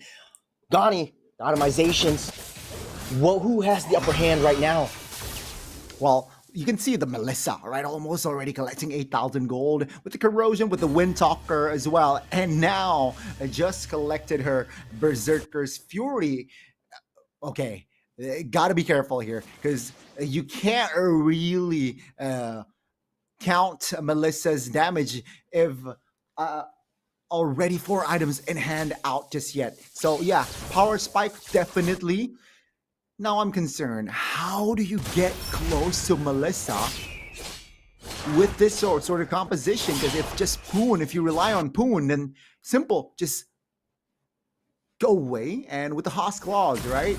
Lamb will be a-okay. It's going to be very tricky. And I'm sure that Lamb is on her way to the Wind of Nature, which makes it more trickier for Poon to find a solo. It's the first game that is super even. And we talked about this entire group being a group of death. And it's really starting to show through and come through as Chonburi Esports and RLG. They're not giving up without a fight. And I think the gold lead is kind of negligible at this point. Still 3,000 gold ahead for Chonburi Esports. But RLG can overturn this team fight at any time, but they can't make any wrong moves. Ling always constantly finding all these loose lanes to be able to get some form of reconciliation, some form of consolation prize as the Lord spawns up. What's the plan for RLG? Seems like the plan is waiting, right? Uki shows the other 4 members with the conceal. Oh, that's a mistake!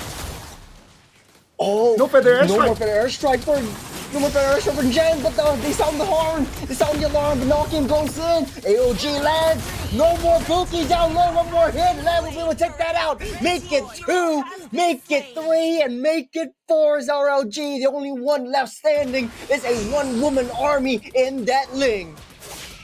Uh-oh, it's a 4v1 and they are trying to jump Poon on.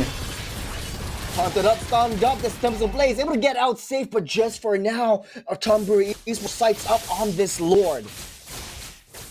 Oh, with that feather airstrike misclick.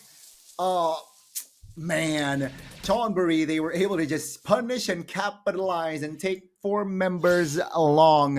And it's scary. Now, RLG, they are on full defense. Can they defend this one? If they don't make a mistake, if they don't overextend, I think they have a chance. Opu taking a lot of damage from Lamb! Lamb with so much damage from the needles, from muddles, and the splits just immediately annihilates Spoon. There's nothing that the rest of our RLG can do. Right now, 6,000 gold lead, Lord marching down the bottom side. What is the plan? What's the defense? No more Ling, and it's a 4-man defense from RLG. And they make it. No holy shields. Seems like the turrets will be targeted. And let's see the execution. Let's see the offense from Chonburi. 5 seconds on Poon though. Lamp starting things off, going straight into the back line. What is that damage coming up from Melissa? You got a back line shadow kill as well, trying to take down Tuma, but not enough. 2 goes down, but the hands of Chonburi. Poon comes up and he falls to the ground. Here comes Hayabusa, trying to go straight for the back line. Down goes Blanche as well. Buki and Tuma all alone to their own devices. They have to defend against 4 members coming in. The Sharks, they smell blood and they're coming out hunting. You got a traction pulse into the AOG, able to zone out Buki, and the rest, as they say, is history as Chonburi takes it in for game number 1. Oh my goodness, Chonburi Esports, the sharpness, the discipline, it paid off, and the execution was spot on. And yeah, let's see what will be the adjustment for game 2 later on from RLG. Wow, what a showing. Man, does look like Lamb once again. 3 times MVP, showing off her biceps. Man, bruh, she has bigger biceps than you, Donnie. She's been hitting the gym hard. No, don't expose me like that, bro. You know, Lamb. Okay, you're a gym rat, all right? Stop. 1-8 KDA with so much damage. I only wish it was my bank account. Lamb just solo carrying the entire game on her shoulders in the late game, especially. I don't know what the damage was. Jen was just standing right there. Lamb just went straight in with the Protect Me models and the split damage coming through. Jen just evaporized, disintegrated into thin air. Yeah, it's such a unfortunate event for RLG earlier, especially with that misclick, Churros, man. I can't get over that misclick feather airstrike. And I wonder if she does not, if that feather airstrike was available, will the tides turn or not? But man, who knows? What I tell you, it's the battle of the gold laners. Lamb really showing up once again, bro. I think it was like, I'm looking at the comment section right now and everyone's like, man, okay, the Vietnamese team not doing too well this time around, and hopefully that we are able to see Vietnam actually come back into the fray. Let us take a short little break. The teams need some adjustments, and hopefully when they come back, Vietnam will have a fighting chance. We're only 2 games away. We'll see you in a bit.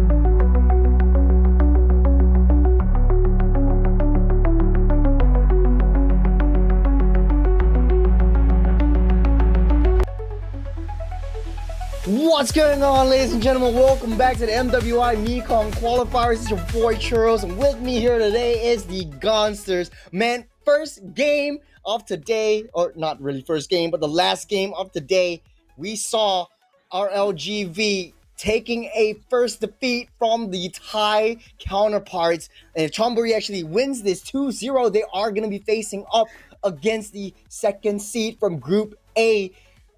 Man, we might be able to see a Vietnam knockout stage first tier. Oh man, first series Vietnam to Vietnam. And that is going to be so cruel, considering that the last time they met, RLG wasn't for their side, man. So let's see, RLG, they definitely want that first seed spot. All right, and let's see the adjustments they bring this time around game 2, because game 1 it was a-okay. It was them trading blows in the early game, but when the mid game starts, it's just them starting to lose control more and more. And of course, Chonburi, they started to take control with their discipline as well. It was really hard to neutralize the pressure that Chonburi was creating. Yeah, as we go into the second draft of the last game of today, I want to give a huge shout out to all the YouTube commenters that are actually watching. And they want me to shout out some of the names over here. I see Amor, Casey, and Anya, and of course Alex Donez. Huge shout out to all of y'all. Thank you for so much support coming in. Thank you so for much. Our last game of the day. Now let's go back into the draft. First ban over the RLGV is going to be the Fovius. What is the game plan for RLGV coming into this match? They can't lose a game out of Chonburi anymore. No, they cannot. And it's practically do or die. But, you know, if they do end up losing the second game, at least they secure themselves a spot in the knockout phase. And at least minimum, right? Minimum, they get the 250 USD. If you know what I'm saying. Yeah, definitely do know what you're saying. I'm picking up what you're putting down. But then, right now, they're banning out the Joy, banning out the Chip. They're opening up the Matilda. Maybe they want to suss out the Matilda right here. Yeah, the Matilda is definitely like annoying. It's even me on my ranked games, Churros. It's an annoying hero to counter, right? Because you see Ferendrin fly because of this hero. You see Fighter flies because of this hero. So yeah, let's see here. The Kalea, it was open the last game. Will it be the same or not in this time around? Because the Kimmy is so annoying. Was so annoying. Yeah, they don't want to deal with the Matilda. I think Chonburi is smelling what RLGV is actually trying to do. Opening up that Matilda might spell disaster for Chonburi, so they don't want to risk it. RLGV last ban should be opening up the Kimmy and the Jusin so that they get either or anyways. Chonburi, they had a very good showing with the Kimmy in the previous game, so they don't want to give it over the hands of RLGV. But the Baksha is still open though. Would it be the first pick Baksha once again? Oh, that's gonna be answered here. If Chonburi deny the Baksha with the man, then yeah, hopefully so. But are they prepared though? Are they prepared to let the Baksha go this time around? That's gonna be the question. Because technically, if RLG picks up the Baksha, they have the Kimmy, and Ramela was on fire on that game. Man, this is gonna be tricky for Chonburi. They're really talking through it. But honestly though, I think Baksha should really go off. It's easier to deal with a Kimmy than a Baksha, especially in the early game. But they want to open it up so RLGV can pick up the Baksha. And Chonburi though, oh man, they got the Kimmy, but they're also trading the Jusin over the Baksha. Okay. So I think that's why Chonburi is ready, because technically they can take two heroes. So if RLG picks up the Baksha, they will take the Kimmy. And okay, Baksha first pick. So technically wait. Uh-oh. Yeah, Valier. What about Villiers to counter the Baxia? They did it before in the game against Rise the Ravens. Perhaps that's gonna be the case, right? It's still gonna be the Kimi, but alongside the Badang though. Tricky. But man, I'm looking at the comments once again. Everyone is like, "Oh, I love you, Pookie." Everyone's loving Pookie. I think she has a lot of fans. So, huge shout out to Pookie right here, playing a heck of a game, and hopefully, she's able to bring us to a game number 3. So we hope to see the first time in the group stages once again. So now, balls in the court of RLGV, going back to basics with the Suyo. What will the mid lane be? Will they lock in the Jusin though, Gani? Will they lock in the Jushin from the side of RLG? Why not, right? You have already a strong presence here with the Suyo and the Baksha, and of course you will be able to follow it up with the Zushin, so go for it. The Zushin, okay, they will lock in the Harith first though. Yeah, they know that the mid lane's already picked up by Chonburi, so but they can always flex the Kimi over onto the gold lane. But man, this is really, really tough. Like in a really high stakes, stressy situation like this, Chonburi 1 game away from clean sweeping the series off of the runner-ups of the VMC Queens. They really need this win right now. Lucas totally slipped our fingers. They picked that up right off the bat. Yeah, and it's technically a flex. Oh, okay. Yeah, technically a flex, right? The Badong can go roam EXP. The Lucas can go jungler roam. Jungler EXP. So, great 2 picks. RLG with the Suyo picked up. Baxia most likely to go to roam. Small possibility on towards the EXP, but let's see. Second phase, Farsa banned out.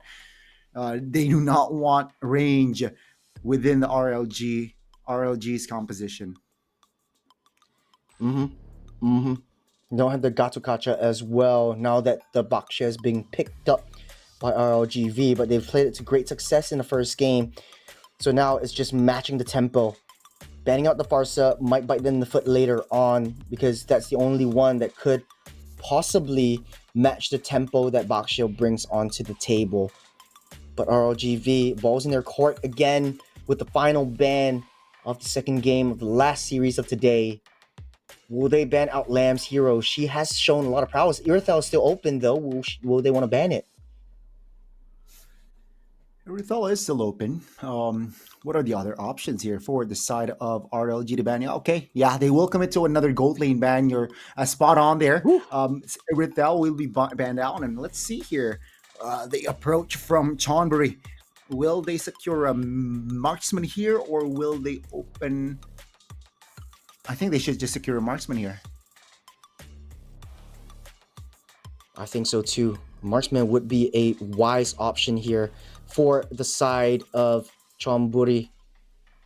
At least they mitigate some of the things, and they can afford to go for a wild card pick on top of their jungle once again. They've done this quite a bit of times before, and hopefully they do it once again. No, it will be the Hilda. Will be the Hilda. So, technically, with this pick, Lucas will fall into the jungler position. Question is, will it be Hilda Roam or Hilda EXP? Let's see the response from the side of RLG, though. What do they need? They need crowd control. I feel like that is the department that they're lacking right now. So, what's a girl good? I think Vexana actually might work here for the side of RLG. Utility, you got crowd control as well within her kit. So it's going to be the Gatot. Crowd control check, AOG. So, and the Novaria. Novaria, just to check the brushes, to keep the Suyo safe. But then last pick might go into the hands of the jungle or even EXP. You could always flex the Lucas down into the jungle still. Could it be the Hanzo? They played it to great success in the earlier game, and Benaki, the carry! So it's gonna be a great pickup right here, just to handle what the box is trying to put down on the side of RLGV. How did I not see this, man? Carry is just a great answer for the Baksha and the Gatot Kacha. And yeah, let's see though, will they be able to protect this carry so that this carry can be explosive enough and deal the damage, the passive damage that she is created for? It's all down to execution. What could most possibly be the final match of today? I don't think RLGV was expecting the carry. Neither were we. We've seen it quite before. Carry the tank killer might be the answer to the Baksha. Baksha, though, today, 100% win rate. But if Chonburi Esports has actually found a way to deal with the Baksha, it might spell trouble in the knockout stage. Ladies and gentlemen, we are loading in to the Land of Dawn for what could most possibly be the final match of today between the Sharks and RLG Vietnam in the battle between Vietnam and Thailand. Thailand has gotten one game over onto Vietnam. Who will top Group B? And we will find out the answer potentially in the second game. Ladies and gentlemen, fasten your seatbelts, get ready, grab your snacks, because we are entering the Land of Dawn. Starting things off on the same side of the river line. Now, I do like the fact that Suyo is much faster in jungling. You're actually dealing with an assassin this time around, so Binokin doesn't have that luxury of a faster farm as opposed to the Suyo. A nice leash from the Baksha. I think that it was what we saw in the earlier games. Yeah, it seems like we might see a similar type of playstyle where the first 2 minutes it's just all quiet and dandy, but it's early lethal fight. Oh, Binokin taking a lot of damage right from the get-go. Might not be able to chase it. Good reinforcements coming in from Gambling from that top side as well. But purple buff. Now the aggression is starting to show through from ROG. They don't like the first loss that they had in the earlier game. But it's all late game for Chonburi though. They do have the carry in hand, but Tuma taking a little bit too much damage. They're leading the charge. Oh, the wall doesn't connect. Gambling needs to be able to pop that flicker as Blanche able to land that shield onto that Badang and take him down in the process. Cat Chaser goes down as well, all the way from that top side EXP. Ramella's left all alone to her own devices. Good start by RLG. Boom, bang, bada bing. All right, our RLG, they are able to pick up the pace very, very smoothly here in the early game. And you can see the replay here, a little bit too aggressive there. Miscalculation all over. Good taunt, which allow Cat Chaser to be caught there. And let's see, first turtle fight here will occur. Starting things off, Ramella able to pop the jetpack to get out of the way. The turtle will be zoned out by Gambling as Blanche will eat that traction pulse. Not too much worry as of now. Cat Chaser already level 4 and setting things up. Gambling and Blanche doesn't have that level 4 just as of yet, so no big commitments from both sides. The Cat Chaser trying to zone them out deep into the enemy territory. That is the collapse onto Cat Chaser. Might not be able to run away, but here we go. That's the Unleash the Beast coming and popping in from Binokin. Will not be able to absorb the damage that the Novaria has brought through. That is a 3-0 for Lord for RLG. Yeah, I don't think they can contest. Oh, they want more. Gambling.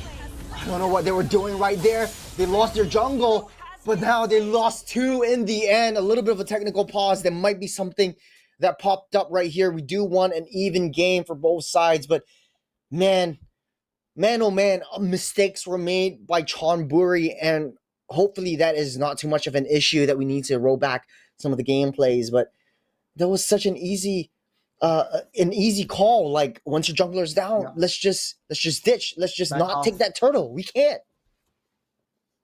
Exactly. It seems like there is some sort of problem there with Ramella's device. Hopefully it will come to a solution soon. But yeah, you're right. Yeah, of course, it's basic, jungler, no retribution, we back off. But it did not happen. Hopefully, they can fix that, or was it even that the problem? We don't know for sure. But what we know for sure is right now, RLG, they're winning the early game. Right, they're building brick by brick. It seems like game one, yeah, full reset, because first 2 minutes they got the balls rolling, Churros, and they got that build up. At least that foundation is strong.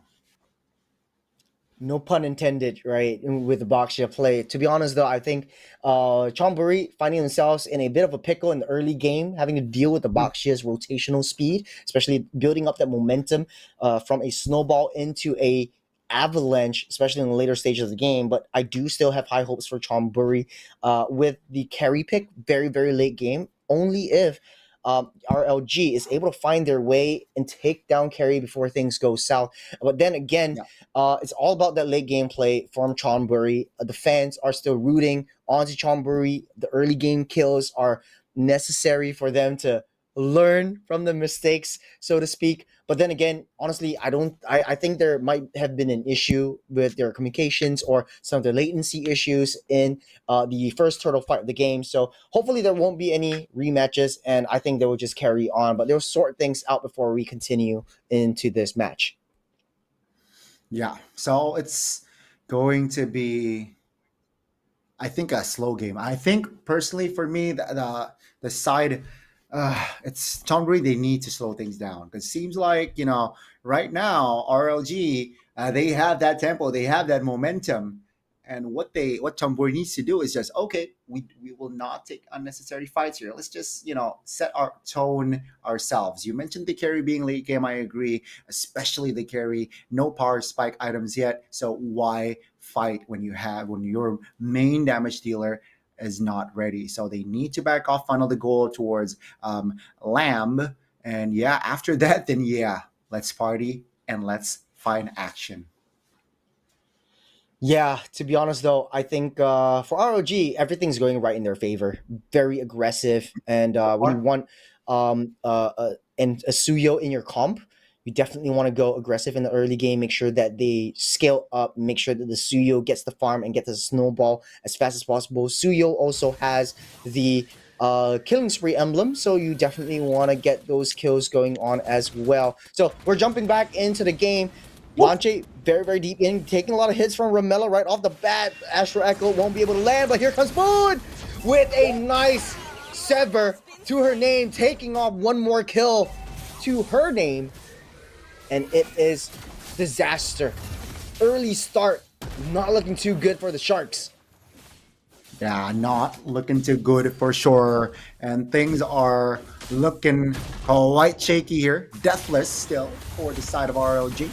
And it seems like they are going towards the bottom side here. Not sure if they'll find the angle. Great disengage there. Great timing on the disengage. And Chonburi, like I said, they need to slow things down. Don't take unnecessary fights. Just wait for Lamb to be active, to have her power spike, and then proactive on the fights. Oh, nice little AOG to block off the entrance routes, but Gambling still goes down. Nice little traction pulse, but it will not do too much, as the damage from Kimmy is not that late game yet. 7 kills to 0, and RLG 3,000 gold ahead of Chonburi, but it's still pretty much in the early game. 1 turtle down, 2 to go, as we are seeping into the mid game. RLG ramping up that tempo. 30 seconds until the turtle spawns up. We see the first lane swap of the game. Boy, oh boy. RLG, they're a different beast. It seems like nothing phases them.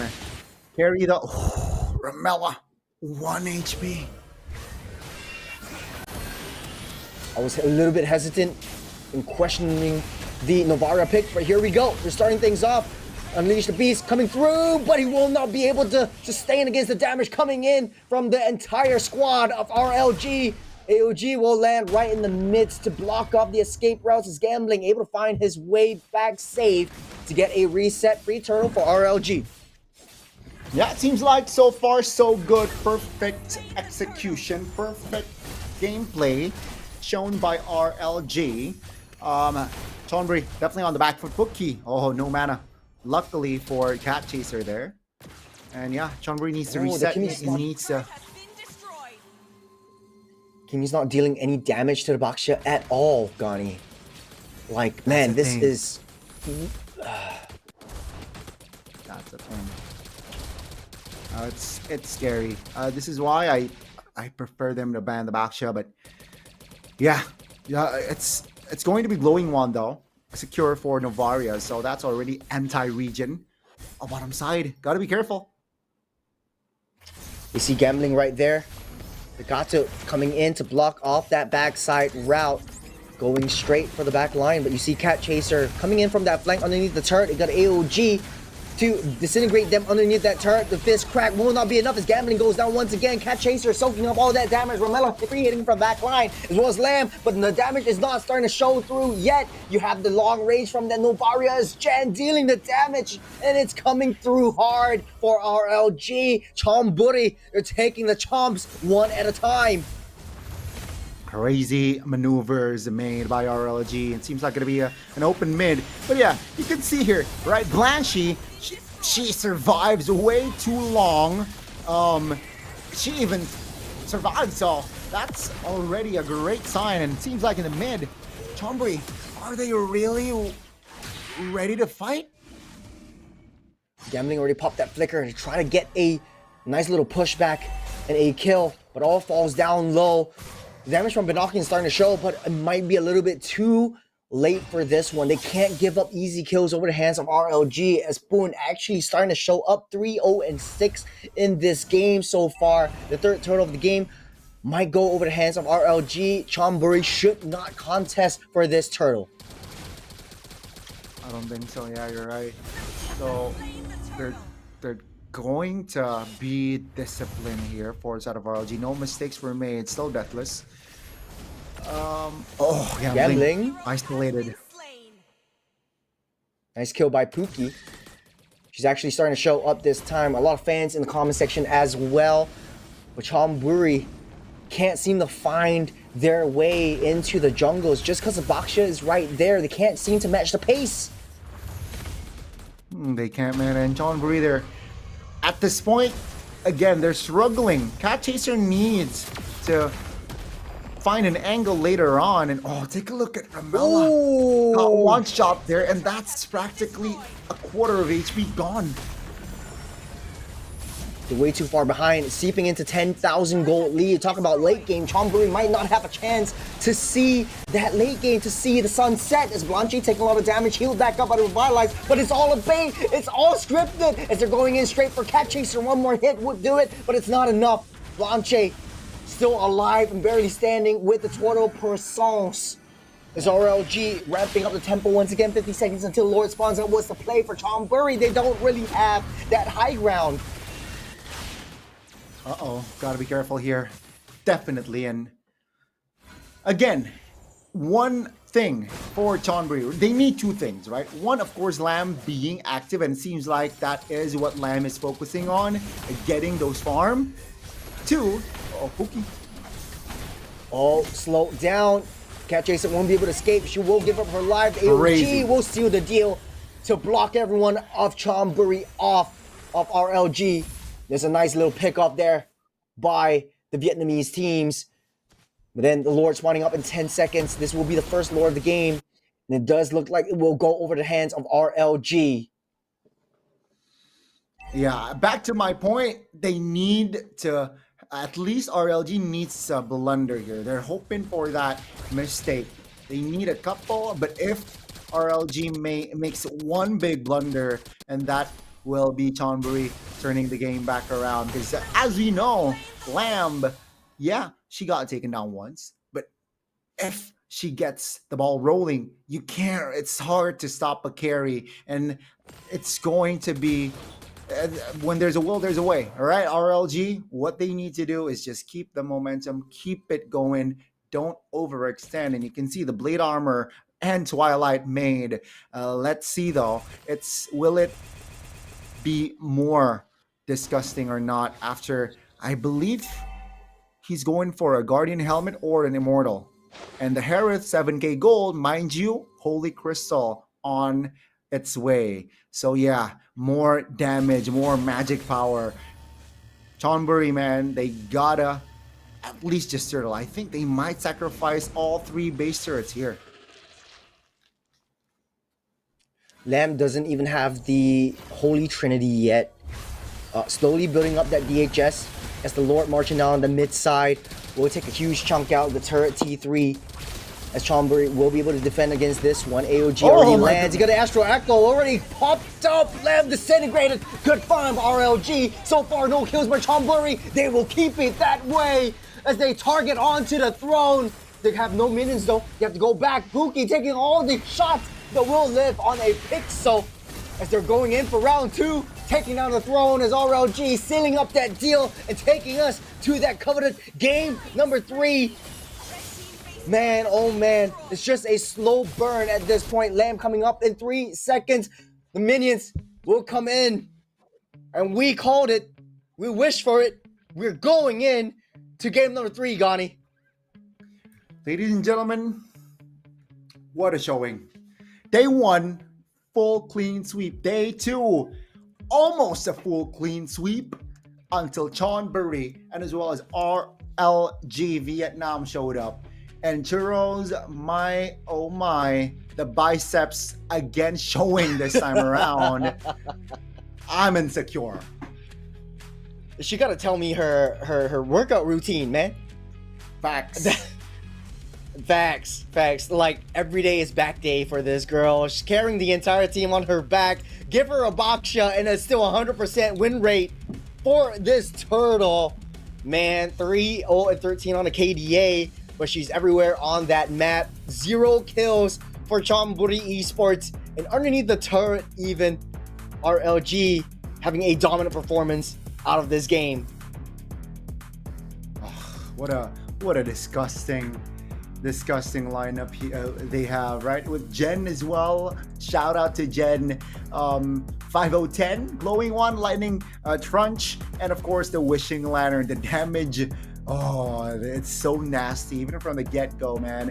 And this is where RLG showed us more than a disciplined game. They lost the first game. The second game, it feels like a new team, Churros. Yeah, I think giving up that boxia was honestly the straw that broke the camel's back, or the seaweed that broke the turtle shell, should I say so myself. But then again, I think there is some communication issues that Chonburi needs to sort out. They can't give up so many kills in the early game, and especially this one, the first turtle of the game, is a constant push and pull out and away from the turtle pit that caused RLG to constantly snowball their way through. You can't play it early. You need to be able to power through into that late game. And man, Chonburi has a lot that they need to adjust and a lot they need to adapt at this point. That it's going to be a banger of series for game number 3. First game, very close. Second game, super dominant for RLG. If the trend shows, will Chonburi show us a dominant game for the last game of this entire day in the group stages? Man, you know what? Dare I say, it feels like a grand finals match, man. It's just so much action. So, yeah, let's see game 3. I can't wait. Yeah, to be honest though, we kind of need a short little break. That was a banger of a series, and we got our heats up. My seat is soaking wet from all the heat that's generated from this game that we kind of need a break. So we're coming back after this. Go anywhere. Thank you. Peace.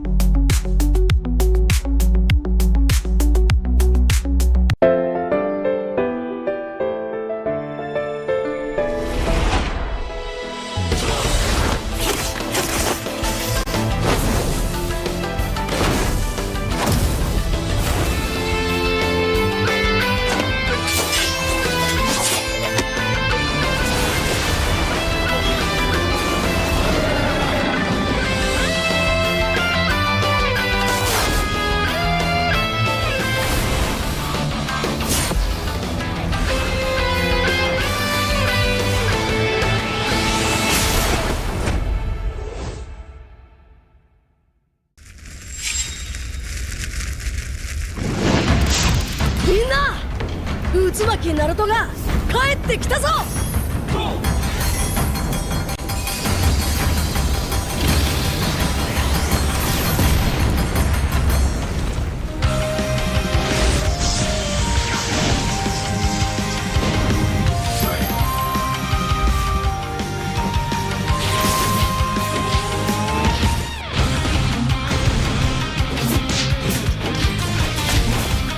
クラマ力を貸してくれ。よ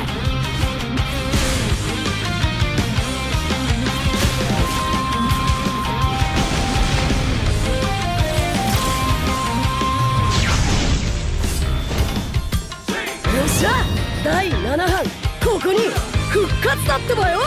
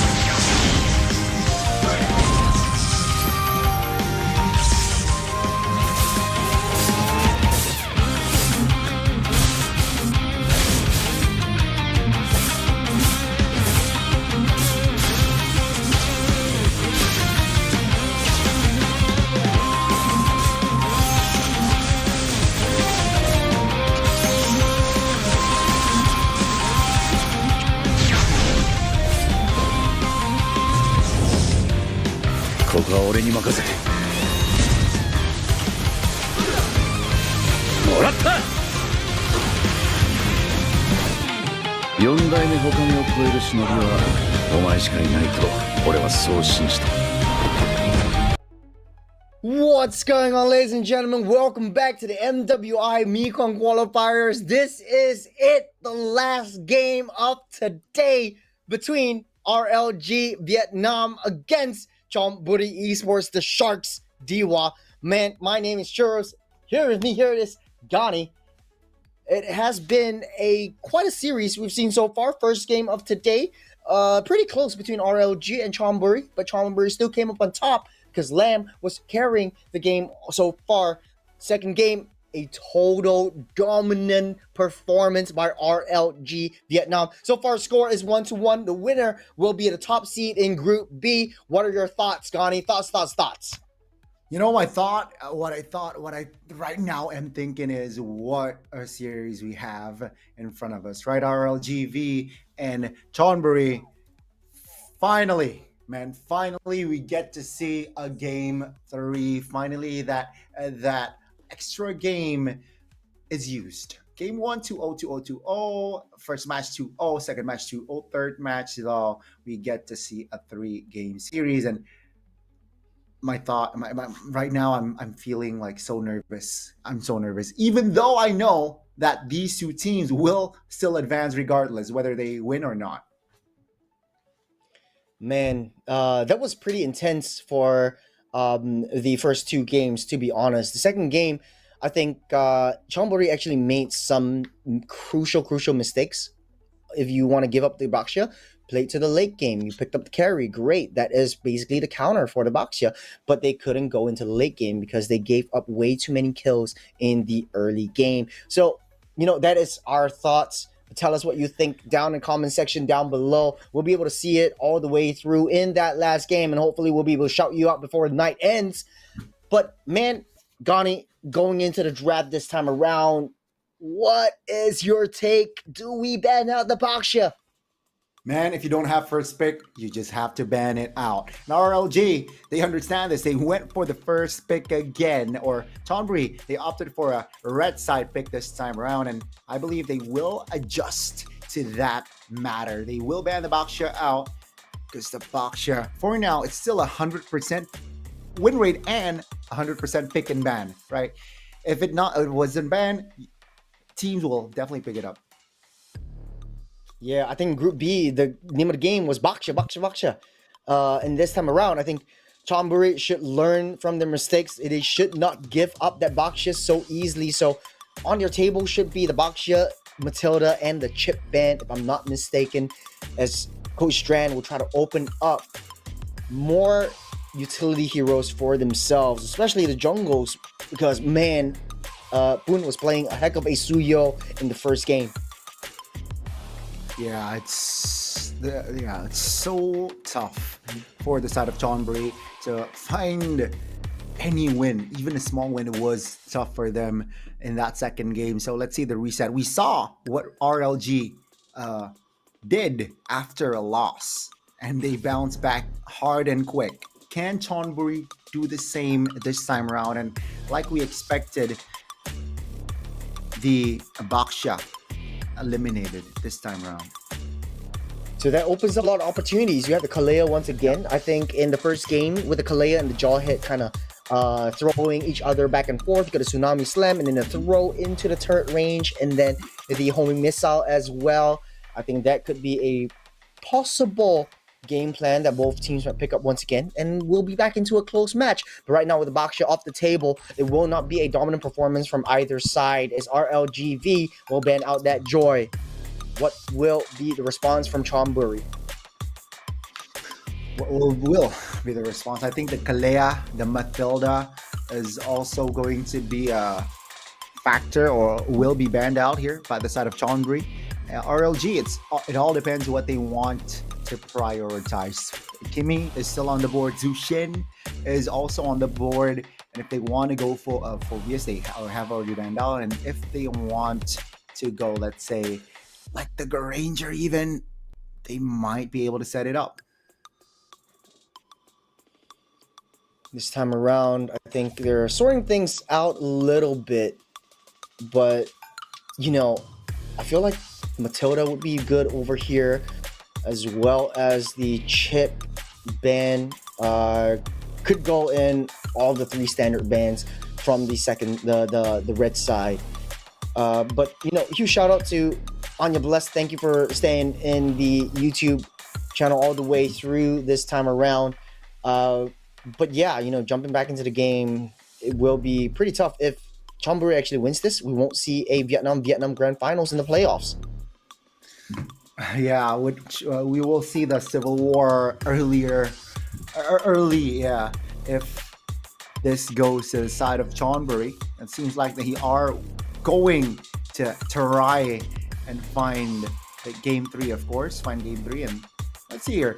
We are still waiting for the drafts to resume.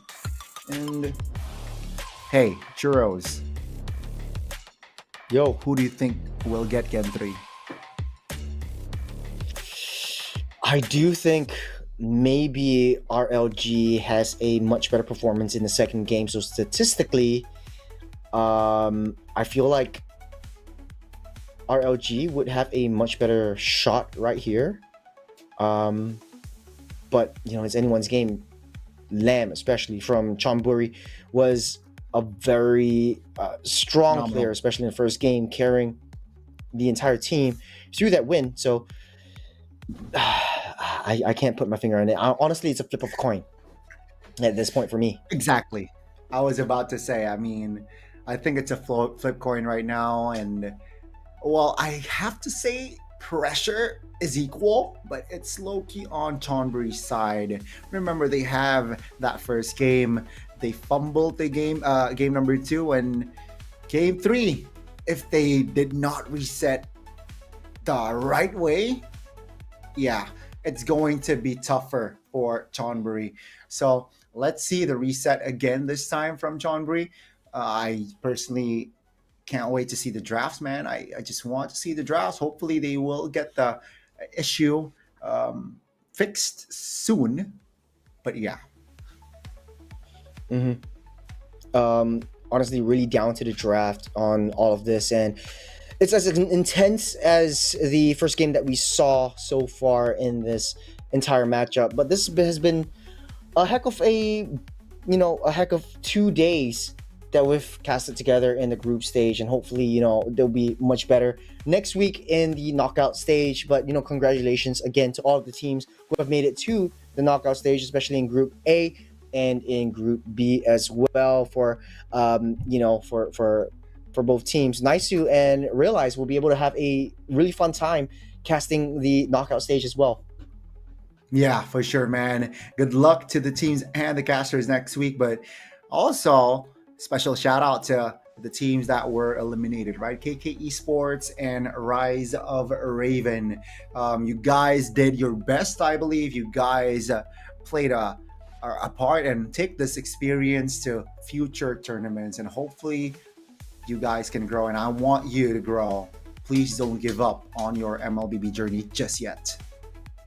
Amen. The better words could not have been said. But honestly, if Vietnam does not win this, loses this, faces off against Group A champions or Group A top seed, which is Vietnam again. We won't see a Vietnam to Vietnam grand finalist, which is going to be a really tough spot. But after seeing this game able to adapt and adjust on the fly, I think we might be able to see 2 Vietnam top seeds in both of these groups. And no matter whether this group has been a really group of death, where both RLG and Chonburi Esports are super close, I would say that if RLG held their own against Virtus Pro, Chonburi Esports would have a significant time against Virtus Pro as well. So I'm just theory crafting at this point. There's not much to really think about until the draft is all set up. Yeah.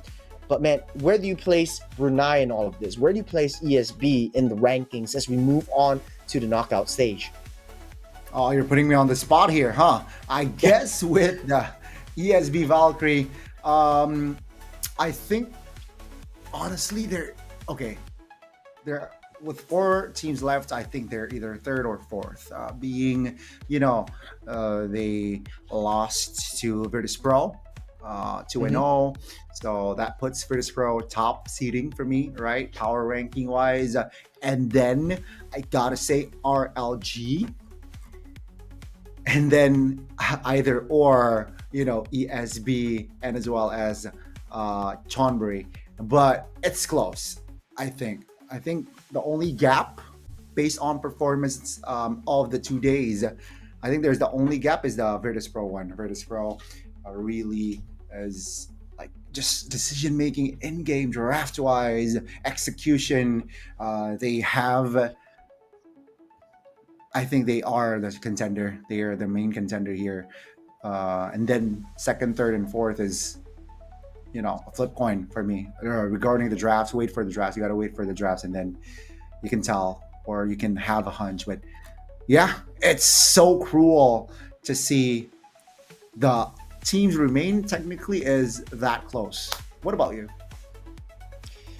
I would have to also agree with you, but I am a sucker for dark horses. And I have to say, Chonburi Esports really showed up this time around. And if they are able to adapt in this game, I would say that they have a strong shot against Virtus Pro in Group A.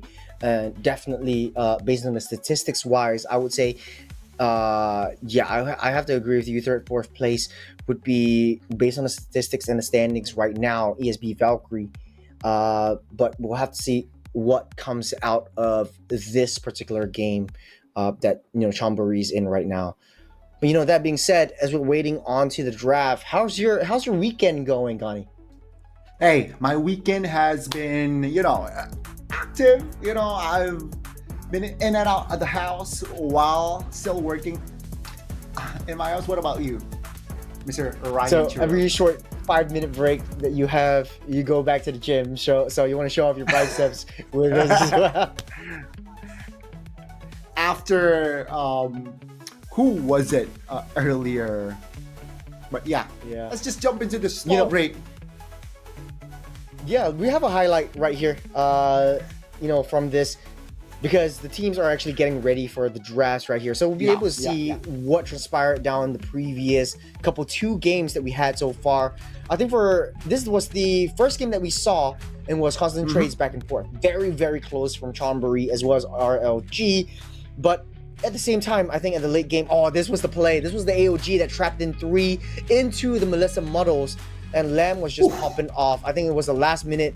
I always say I'm offended, but it's not really I'm offended. It's like go away Muddles, because it kind of seems like a very, very apt name for Muddles, for Melissa, you see.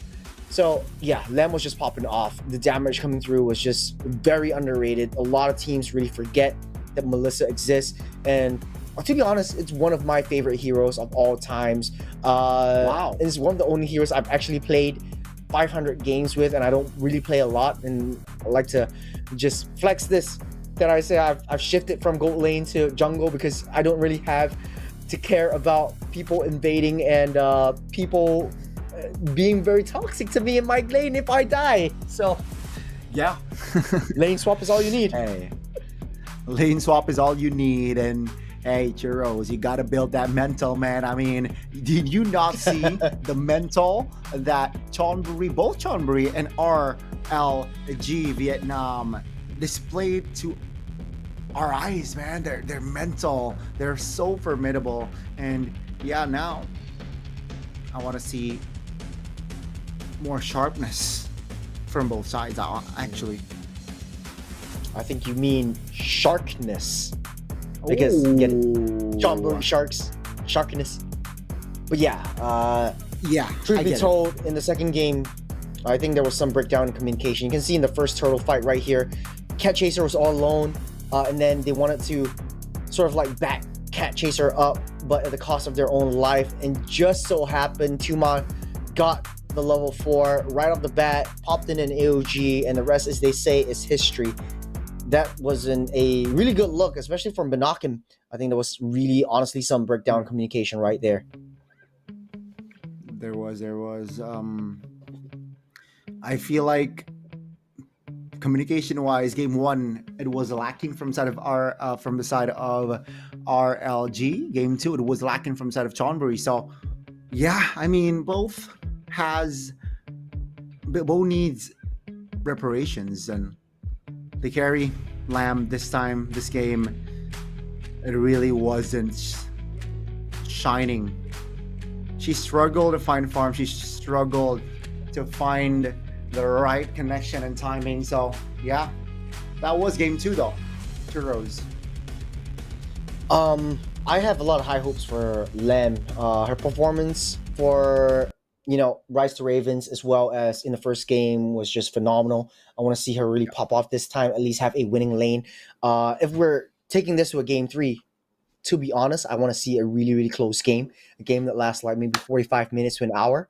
That is really exciting for hopefully both of us to see really close games that are coming through. Maybe 10 lords will be taken down this time around. Ooh, That's a lot. 10 lords. Big statement. That's a big statement. Yeah, ladies and gentlemen, hope you guys are also having fun while watching your favorite player, favorite team back at home, because we are churros definitely are having fun. Yeah, it's fun to cast with you always, as always, Gani. I think we met at Likewise. SPS and coming right here into the MWI Mekong tournament, and hopefully, we get a shot at least for the MWI championships in EWC. You know, fingers crossed. Fingers crossed. Bring us there. No, I'm just kidding. But like, yeah, it's gonna be fun in EWC. I think let's go off tangent a little bit as the teams are getting ready. Don't know how long this tech break will take, but a little quick Google search onto MWI qualifying teams. Qualifying teams. We'll be able to see the list of all the teams that are coming through. Okay. Qualified teams for MWI. Okay, I don't think they actually pushed it out yet. Right. I think it's all For all of ongoing this. for for a lot of the regions. Yeah. But yeah, this year MWI is going to be wild. I've heard more regions, more teams participate. Will be participating, and boy, oh boy, churros! I can't. Mhm. Man, I just wish, man. I just wish I get to see and witness and cast over it. But yeah, that's gonna be the case. Virtus Pro locked in. RLG Vietnam, their sister Vietnam's org. Will they accompany? Will they meet up with Virtus Pro? That's what we are waiting for in this game, game 3. Right. I think there's only information on North American team, which is Gaming Gladiators, GG. which is the team that Nicolette is in. Yeah, GG. So GG actually got through. Nicolette, Ashley, Sayori, CXZ, and Panda, Jewel, Rex VV, and Sora will be sort of like the subs as well. So I think that could be quite an interesting matchup going up against NA. But from the other side, there's not a lot of information on which teams actually made it through to the EWC. But it's happening on the 15th to 19th of July, which is pretty soon. A month or so isn't too far off. Yeah. We are going to find out more teams that will be officially be participating in the MWI as well. I mean, technically, even this tournament grants not the MWI spot, ladies and gentlemen, just the wild card slot. So keep in mind the journey for the champion in this tournament is, I can say, far from over. It's still a long way. So yeah, let's see and just hope for the best for your favorite team at this point. Yeah, I mean, it is hopefully gonna be a close match over here. In the Mekong region, there's only one slot to the MWI wildcard qualifier, so it's not guaranteed a spot in EWC, but it's only the wildcard, and I think there's only one wildcard slot. So even if you win this one, you still have to fight and claw your way through in the wildcard with other regions. I think, namely Malaysia as well, is coming into the fray as in the wild card too. But big shout out to all of y'all for being here with us and just watching the games with us, keeping us company. So shout out to Amore, Casey, Anya, Exxon, Cos, STN in the comment section right here as well. But yeah, Gani, it's been a pretty long day. Hopefully they sort things out and the technical difficulties will end, and hopefully we'll have a smooth game 3. That is what I'm expecting. That is, I'm sure, what the players are expecting as well, and also the viewers. All right, I'm sure you guys want the best experience, the full best experience. While you're at it, grab some snacks. Why not? Because we still have. Are you asking me to grab a snack? Go. Be free. Do I actually leave this stream and then get you solo cast for a while? For a couple of seconds, not a while. All right, just a couple of seconds. I personally don't mind if it was like a quick pop pop, you know. Hey, go for it, man. But yeah, you guys. Hey, what? Yeah, let's take a look at the participating teams all across the board. Congratulations to the 4 teams that have already made it past through the group stage. It's Rice Ravens, RLG Vietnam, Chonburi Esports, as well as ESB. So, Virtus Pro.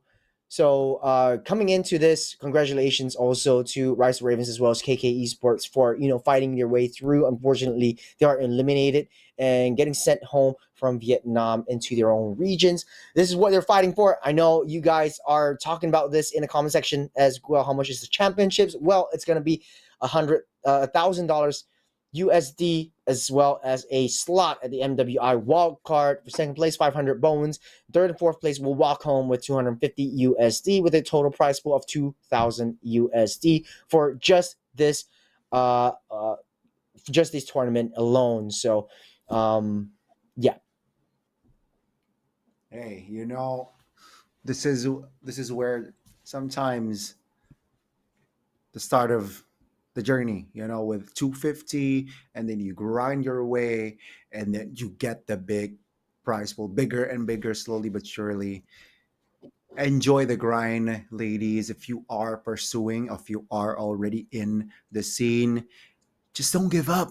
All right, I believe in you. Churros is also, I'm sure, believe in you guys. Yeah.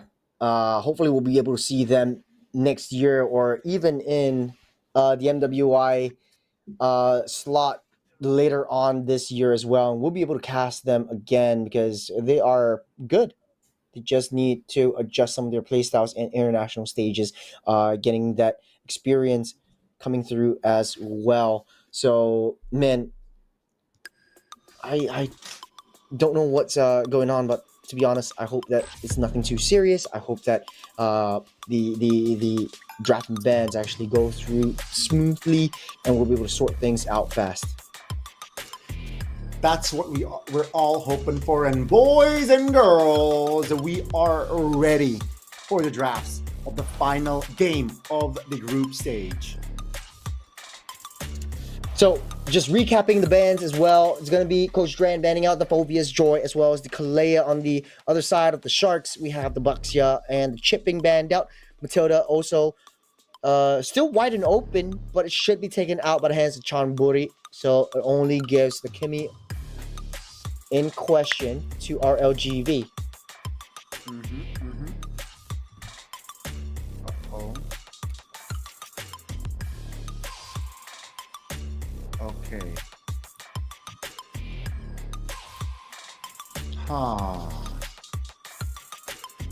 Right. Got to What's gonna be the first? Kimmy or Jusin could be prioritized right here, unless you want to go crazy with like Phobius as well. So yeah, I think Phobius is banned, right? It was banned. Oh yeah, Phobius banned, yeah. So with that in mind, do they go for the Gatot? I was about to say the Gatot Kacha, and it seems like they are going for the Gatot Kacha. So no Farsa for Chonburi here. I like how Gatot is actually picked up right off the bat, because it created so much pressure, especially for Lamb on the side of Chonburi.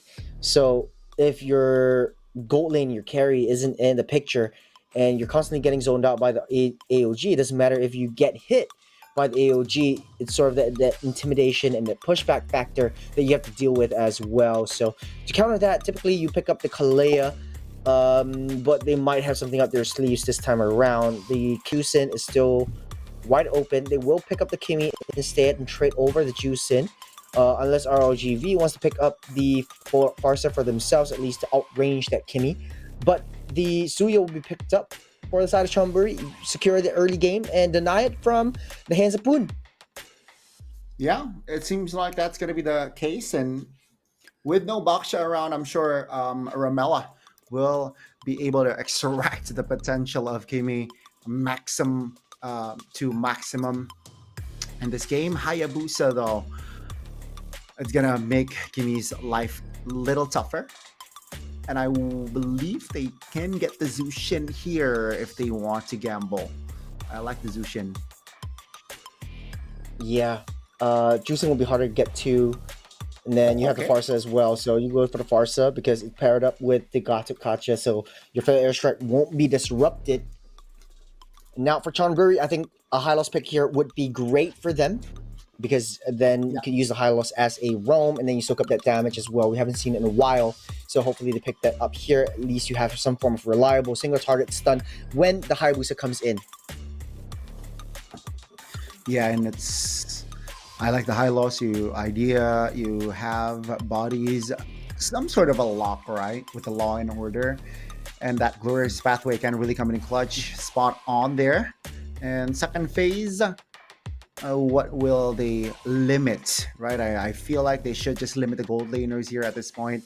No Grangers. Got to be careful with Erythels. Unless they want to pick it up themselves, they have the first pick on the second phase. True. Then again, though, I think for the side of Chonburi, they do want to pick up a Harith. I think they do have a little bit of enough kind of physical damage, so they'll limit the Harith instead.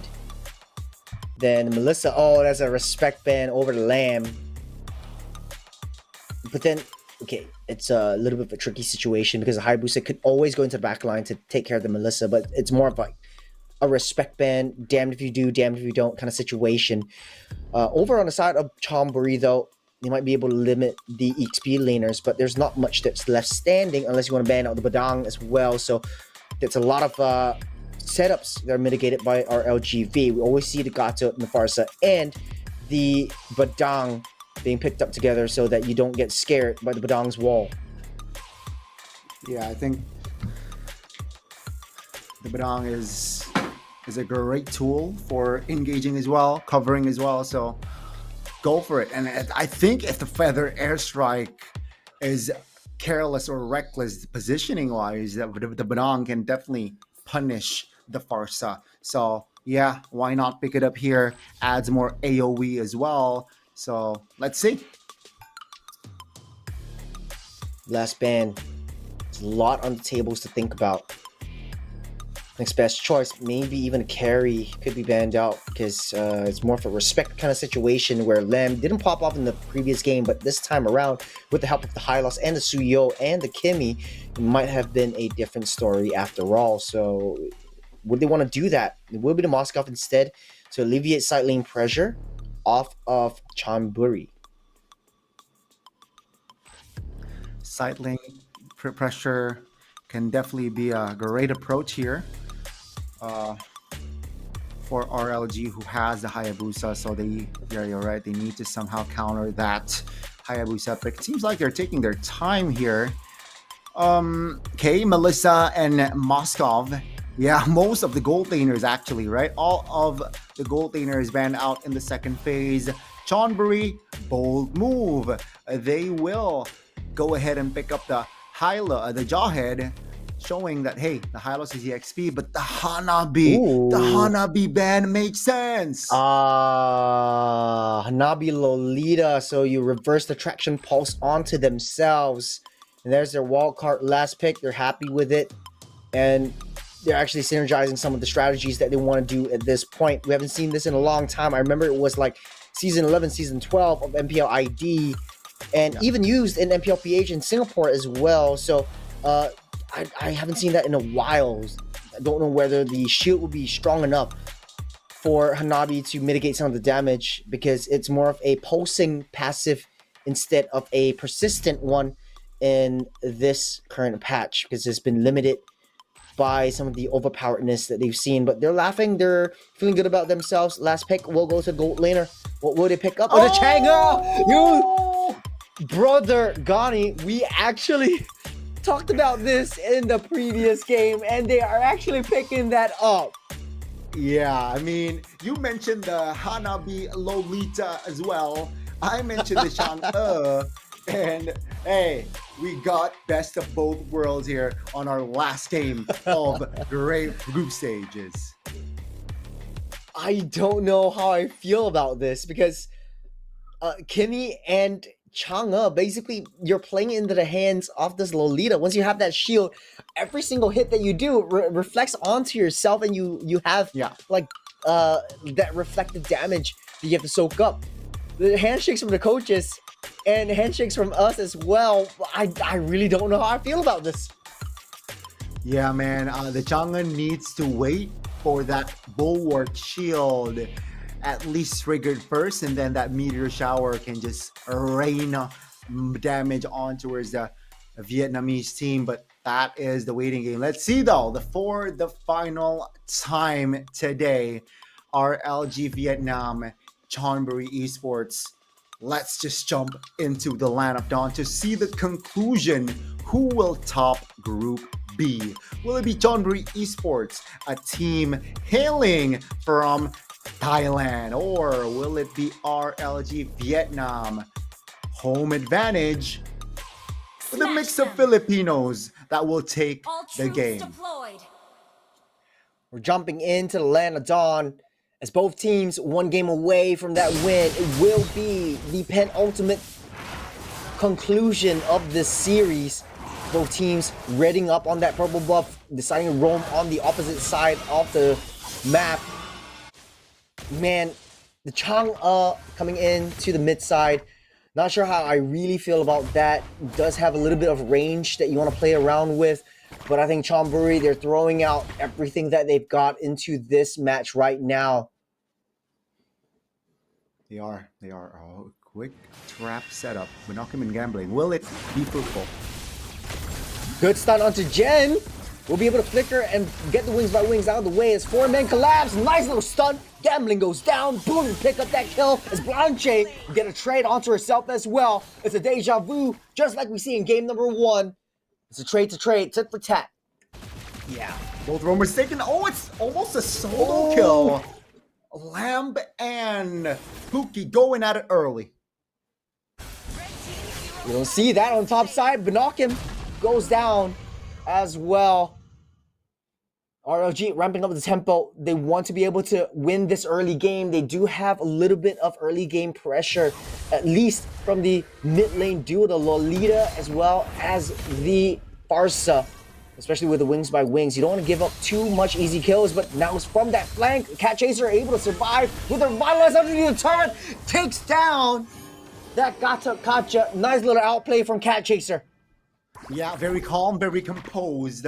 And Chonburi, man, they are starting to respond. I really like it. And let's see here. Yeah, this is going to be the situation. Blanche and Romella going at it. But yeah, Chonburi, the first one on the turtle. I don't think Hayabusa can respond. Oh, Romella trying to steal the purple buff and try to keep everyone as well. But at the same time, man, oh man, they're starting the early game rotation as well. Towards that bottom side, keep Hanabi at bay. Okay, and calm right now after that objective take. No real compensation after. ROG lost that turtle. Tuma and Cat Chaser. Oh, Gambling X. Oh, missed the Nomenon Blast. There's a 2-man traction pulse into the fray down the bottom side. We'll be able to escape this time. But from the flank, you see Binokim trying to get something out of nothing. As RLG still barely surviving onto this one. It's a 2-kill for 2-kill. Even Stevens on the scoreboard as well. Very much so. And no real threat just yet from both teams here. After that 2 for 2 kills earlier on, both teams waiting it slow. Gambling X is the only cooldown spell right now. Has a cooldown on his... Oh, that's a catch! Oh, nice throw onto Boone. You get a fair airstrike to zone everyone out of the way. trying to hit that back line from that flank, but knocking, but misses the stun. Nice little sidestep away. Good read by Jen. Oh, we're in for round 2, but the flicker is committed over from that Farsa. Nice little re-engage from the Suyo.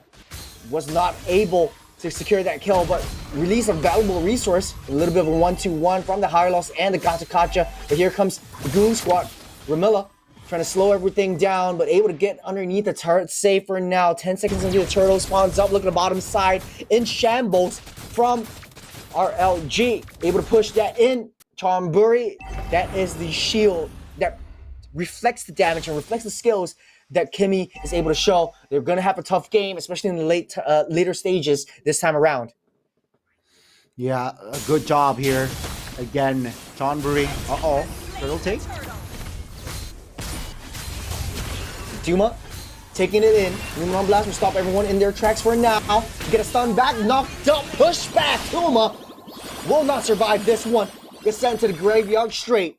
And that's a nice little pickoff from Chonburi. Okay, that's a kill for Chonburi with the extra 2 turtles already in hand. Can they build more? Because technically, Pookie, she's untouchable, man. And it's extra harder because Blanche is around. So Pookie is farming like a crazy woman right now. She has all the space that she needs. She wants that 3 items power spike already. It's going to be harder for Chonburi to take a 4v4 or a big fight 5v5. So let's see how Chonburi handle this Pookie. We're hitting the 5-minute mark. The rotations are starting to show as well. You get the EXP laners coming down to the gold lane just to give a little bit more manpower advantage down to funnel the gold laners. But in the later stage of the game, you'll see unlimited shields from the Hanabi. Oh, get it stunned up. Gambling X will not be able to escape from this one because the Moonron Blast as well as a fair airstrike to take him down as well. Ooh, Blanche from deep in. Cat Chaser getting collapsed on by 3 as well. Kimmy already fall down. You get AOG trying to stop off that tracks. Cat Chaser just delaying her inevitable doom, but able to walk away safe as Jen tries to go for a stun, able to sidestep out of the way, but seals the deal in the end as RLG able to survive and take down that fight. Let's take a look at the replay to see what transpired. Oh my god. This is what I'm talking about, man. Pookie, she is just safe, right? She's just free hitting in the back, and it will cause a lot of problems for the Sharks. And seems like now, minute 6, Pookie is online already, and that is not a good sign for Chonburi. They need to somehow find an angle, find a way to make this Hanabi vulnerable. Cat Chaser with Glorious Pathway, able to gas out of there. The fair airstrike will take him down as well. The backside, look at Boone. Nice little shadow kill as well. You got 3 members down on the side of Chonburi. Boone goes down, but AOG traps them all in place. Ramella's next to fall. You got a huge red cross on her back. But RLG, they take what they can, and they set their sights up on the T1 mid. Oh, this is scary. Churros, this is scary, man. For Chonburi, RLG, they are right now officially controlling the map. Take a look at the economy here, slowly but surely building up for their side. And again, right, Pookie, they can focus on the turrets.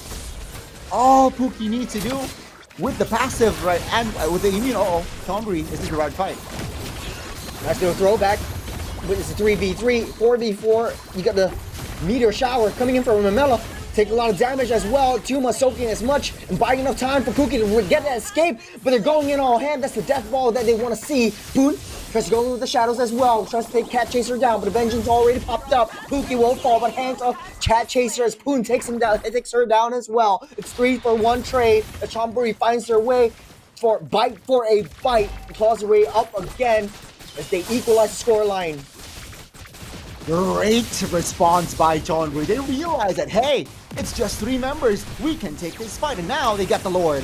Oh, look at the back line. Jan takes him down. Boone. A little bit of a difficult situation that she was in.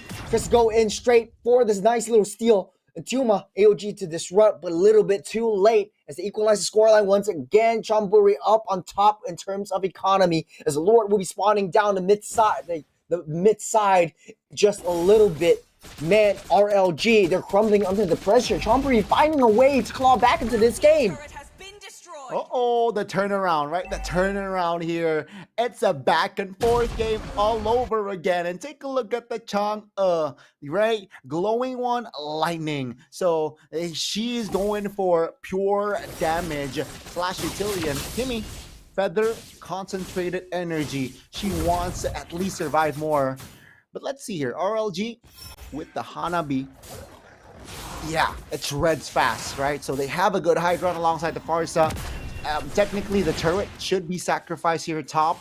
Other than that, the Lord is taken care of. Shadow kill onto Ramello. Nice little flicker out of the way. You got way too deep in. Gambling follow spoon all the way down. You get a glorious pathway already set up. You got AOG to disrupt the team fight, but Dawkins goes down as well. The chase becomes the chaser as RLG overturns that situation and gets one kill on top of the board. Yeah, I mean, a slight mistake there. Good coverage by Jen to pop that feather airstrike to cover her jungler. And now it's going to be Chonburi. Just, again, they were on the offense. Now I feel like they are going to defend RLG. Just a turnaround after turnaround. And we're just 10 minutes in, folks. It's a minute a kill, or 2 kills. To be exact, nice little traction pulse, pull that in. Fair airstrike, block and zone everyone out of the way. Banakin just go for the back line, getting pushed back, push in, pull, finds an angle, finds the flank, finds the back line, and down goes Lamb. My goodness, the connection, the targeting is just so on point from that fight, right? Lamb and Cat Chaser being the casualty. 40 seconds though, luckily for Chonburi, for that next neutral objective. So they have time to set up or counter set up. Far lane favoring Chonburi, but seems like RLG, they do not care. They know that the tier 2 is vulnerable. They will take it as is. It's going to be a trade though, top lane. Nice little trade on both sides though. The bottom side already cracked wide open. ROG can do everything in their power to play around the bottom side jungle. There's a good tit-for-tat trade down the top and bottom side as well. No T2s for both teams.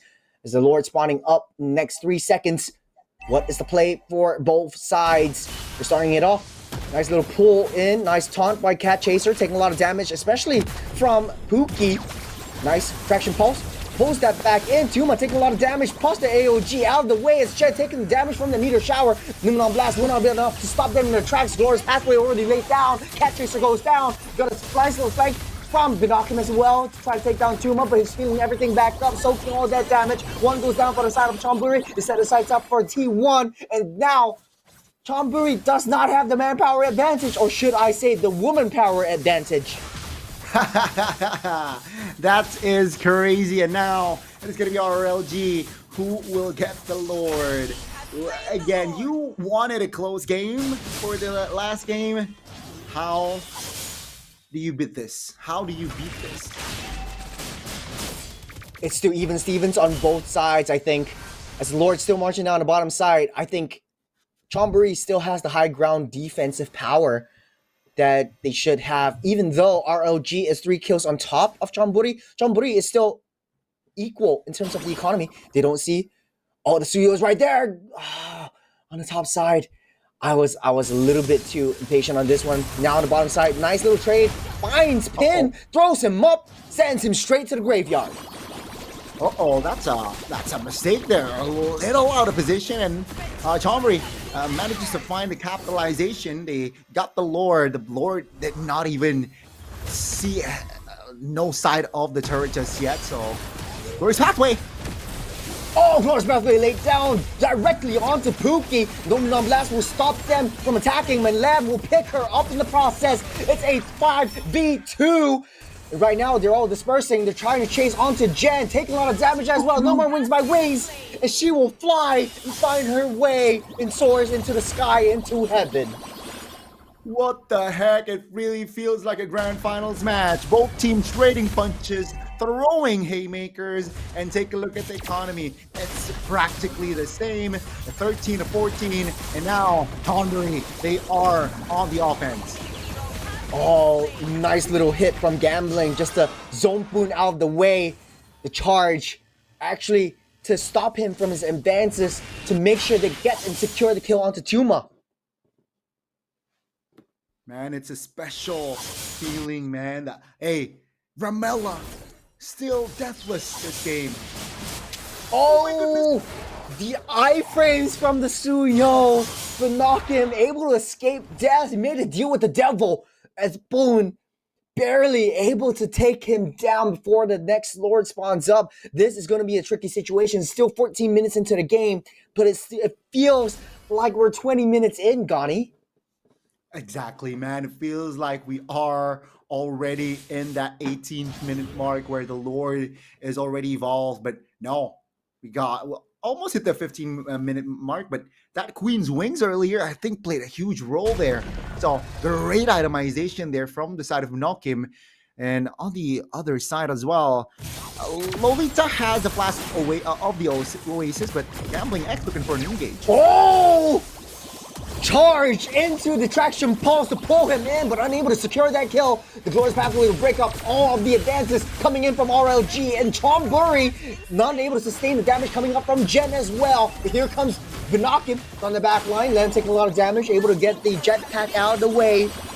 Nice little meteor showers to stop the advances, stop the engage. You got a Lord spawns up, Boone finds Lamb, and that might be it. The Lord will be able to be secured by RLG. Vinokin will need to be able to find a way in, need to dig herself a hole and a window of opportunity to get that Lord steal. It's crazy. It is actually very crazy. And now, Chonburi, no space. Lord taking down Poon. And will we see, is this the final offense here? If they are able to find Ramella, I'm sure they can end. Oh man, I'm taking a little replay. That was a shadow in directly onto Lamb. Will not be able to escape on this one. Ramella able to find herself away from the hands of Poon. The shadow kill won't do anything at all. As the Lord marching up on that top side, they still have that high ground. As long as the Chang is alive, Ramella still having a perfect game so far, 2-0-10. But will they be able to secure this defense once again? Is the scoreline still equal at this point of time? 60 minutes into the game. Chonburi still barely standing up strong. Economy equal. We got fair strike to try to take Gambling down. Boom, will secure that kill as the AOG lands deep into the turret, getting stunned up, but will not be able to advance this time around. Uh-oh, now Chonburi. Not playing around anymore. Nice little winter crown. Lamb able to survive the hits from Foon at the last second. Good item swap from that Kimmy. Is RLG struggling to get any form of reconciliation into the turrets. Nice little back foot recall from Lamb. Women on blast into Ramella, able to purify her way out of this. Glorious Pathway laid down, tries to go deep in, but taking a lot of damage from Pookie. That Hanabi is coming online. That Hanabi is definitely coming online, man, and what a clutch winner crown as well earlier. Poon pops the shadow kill, and Ramella just calm winner crown, and it's all G. Now let's take a look at the items here, all right? Because there has been a lot of switcheroos, but you see 2 winner crowns already from the side of Chonburi. Just to have that, just to relieve off pressure of that shadow kill on top lane. That's the winner crown effect. Oh. Nice mitigation. No more shadows for him to run, nowhere to hide. Boone finally gets taken down. Now Chonburi, the ball's in their court. They have the manpower advantage. How will they play this? 44 seconds until Lord spawns up, and 30 seconds until Boone does as well. So they might be able to contest for this Lord. Might need to make a beeline for this to try to get any pickoffs whatsoever. And Blanche looks like there's a cross on her shoulders. Blanche, unable to run, unable to hide. The defense will not be enough. The better airstrike will not be enough as well. But she jumps over the wall as Chonburi unable to find a kill onto Blanche. What a connection right then and there. And this is the replay. Oh, the clutch unstoppable force on towards Spoon. This is why the Jawhead was picked up. And man, we get to see an 18-minute game officially. And ladies and gentlemen, welcome the Lord that is evolved. There's going to be a Lord dance at this point. No one's starting things off yet. Shadows just to check a little bit of vision play. Tiamat walks into the brush, face checks it. Cat Chaser's right there. They don't want to make any sudden movements, but the conceal play already popped by Gambling. They do have a little bit of time to maintain that side wave pressure. If someone needs to deal with that bottom side, will be Lamb to try to take control of the bottom side wave. Top side, as soon as they see the Chong, it's not there. The sound of the horns, the sound of the alarms. Gambling gets stunned up, rooted down, and they're starting off this Lord. It doesn't seem like Romello will be able to make into the Lord pit in the nick of time. Vinokin tries to find an angle in. Lord, a fourth might be able to find a block of escape route with the AOG. Vinokin tries to go in for the Lord itself. Vinokin finds the steal on that Lord. Nice little zone potential. Boom, gets taken down as well. Oh, nice little trade from both sides. Lord already spawned up, marching down the top side as Chonburi able to take down the T3s. That might be it. Vinokin! Better airstrike will take him down. Pookie secures that kill. 2-4. The Lord in the favor Chonburi. They might not be able to buy enough time for Lamb and Binokin to come back online. What the heck happened? It feels like an infinity war the past 2 minutes. Just fights, objective, a steal, everything in store for us. And we are, ladies and gentlemen, are 20 minutes in. Now let's see here. Chonburi with the Lord marching top with just almost 4 members up here. Lamb coming in 3. Can they make something happen? Because with this Hanabi, it will shred the Lord fast. So if they do not find the right connection here, this Lord, dare I say, is irrelevant. As the enhancement in this time around, even Boone is struggling to take them down as well. But with the artillery strike from the back line, Romello 2-0 and 11 on the Chang. Like you said it, with the meteor showers that she's providing, it's going to be difficult for RLG to break the advances that Chonburi is building up. But also, Pookie has that damage to break through. Chonburi in position already. They're waiting for the next charge. No more enhanced minions. They have to wait for the next Lord. Okay, so now let's see what is going to happen. It's another reset, right? Because, you know, Pookie will shred the Lord fast, and on the other side, Lamb and Romello will also, is just a Lord shredder. So you're right, we are going to see a long game, ladies and gentlemen.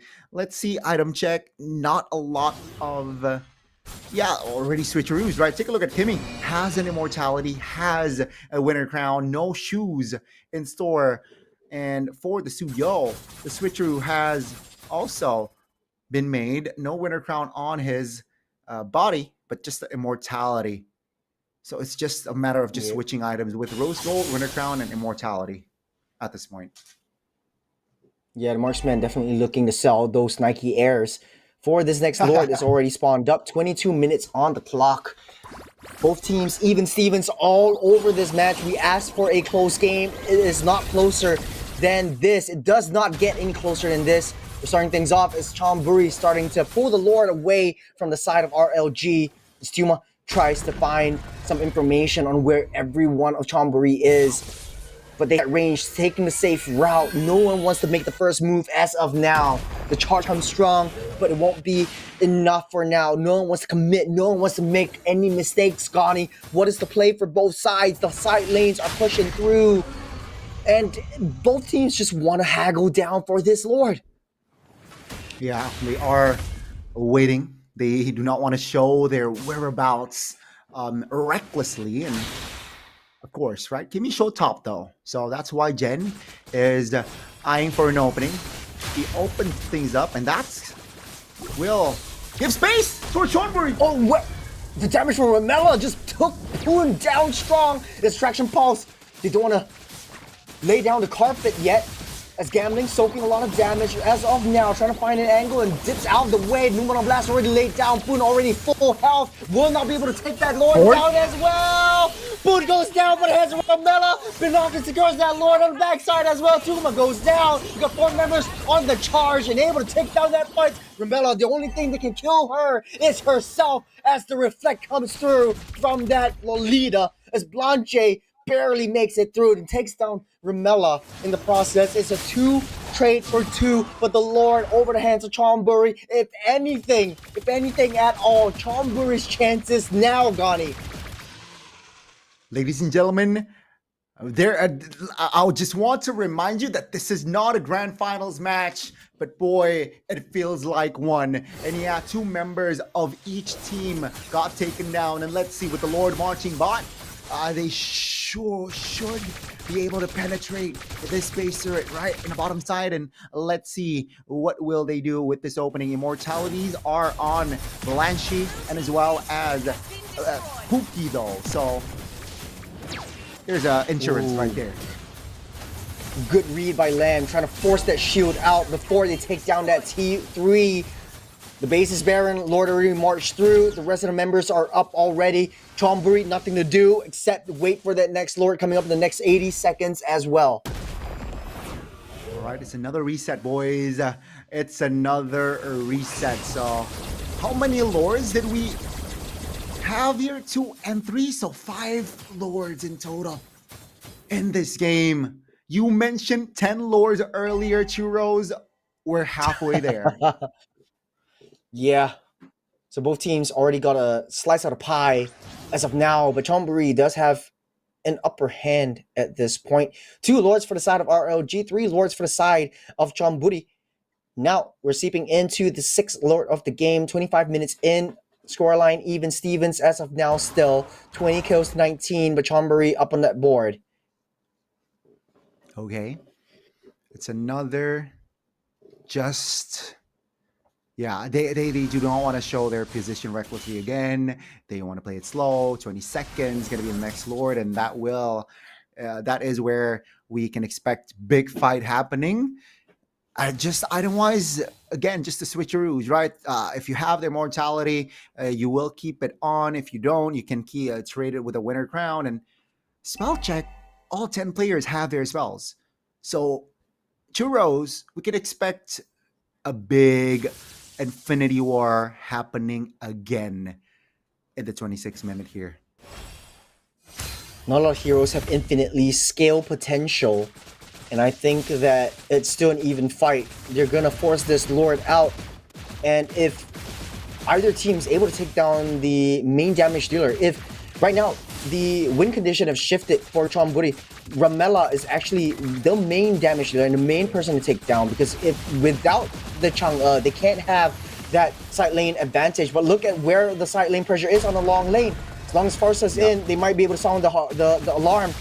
Suyo's already right there. Farsa might not be able to get into position. Intelligent play from Suyo, right? Monokium takes care of that lane, and that's a free Lord. Oh, they want to fight. Is this wise though? Okay. It's just to block everyone out. It's just to block everyone out.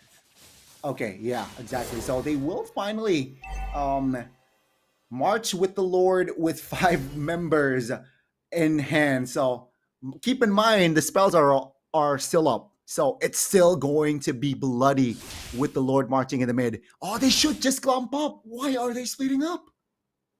They want to make sure that the waves are actually coming through, but Lord marching down on their own. All that's left is the Chang'e. Can airstrike to zone everyone out. Oh, Gambling Axe way deep in the enemy territory. The Winter Crown already popped up. You get an Immortality pop by Gambling Axe as well. Look at the flank. You got a Tsuyo. will not be able to run away from this. Gonna immortality popped as well. Foon will take care of that Suyo, but the Lord is still there. As long as Gambling Axe is alive, there might be a chance for all of this as well. Lamb taking a huge shot, a huge barrage out of himself as well. No members falling on the side of RLG, but they might be able to push that situation in. Romella with a meteor shower takes down Foon. It's a 1-to-1 trade for both junglers falling. You might be able to have one more wave of enhanced minions, and Chonburi might be able to push the situation. The silver lining is they took down all T3s from their base. It's all Baron. 28 minutes in this game, and we said it's going to be a 45-minute game. We are getting a heck of a long game, Gani. Ooh, we are going for the half an hour mark, and this is crazy. This is actually crazy. And take a look at the total kills, man. It's nothing separates them. Total kills has been like this since the first minute of the game. No team has been overly dominant. A little bit of a feather airstrike to check for information as Cat Chaser is soaking and eating everything up. It's just a tickle to him as he gets a reset down. Next Lord of the game, 30 seconds. If RLG contests for this Lord, we might be able to see a last Lord of the game. This is the 6th Lord already spawning in the 7th. That's why RLG, they know this, and they know how to play defensively. Just let Chonburi get that Lord, we will be able to take that defense. Okay. Slowly but surely, Chonburi now with the reset spells. A couple of spells are still burnt, Lamb and Romella. So the main players, they shouldn't show recklessly again in the map. Purple buff in the hands of Romella. So yeah, okay, 10 seconds on that spell, and then Romella can definitely provide an impact. Okay, this time around, an adjustment. Hoon sent to the bottom side. They want to make sure that the side wave pressure is popped up. We got a traction pulse and fair airstrike. Lamb popped up the immortality, able to disrupt the fair airstrike. Popped in as well, AOG to disrupt and block off all entrance routes, but the meteor shower is coming in strong. Cat Chaser will get taken down, but look at the bases in shambles. All the minions are pointing into the direction of RLG. There might be a backdoor play if Chonburi is able to find a way in, but Vinokim playing with death right now. The Lord is still standing up strong, able to get that reset in, but without Cat Chaser, this might not be possible for Chonburi to play in. Nice little traction pulse once again for Lamb. No more immortality at this point as Pun able to just slowly pick up that Lord for himself. Meteor shower just for good measure as Pun takes down the Lord for RLG. Look at the mid side. We have Dinokim able to take in the raid, but Duma falls by the hands of Lamb. It's a 4-on-4 yet again, Gani. And she will go down for 70 seconds. That's cruel, man.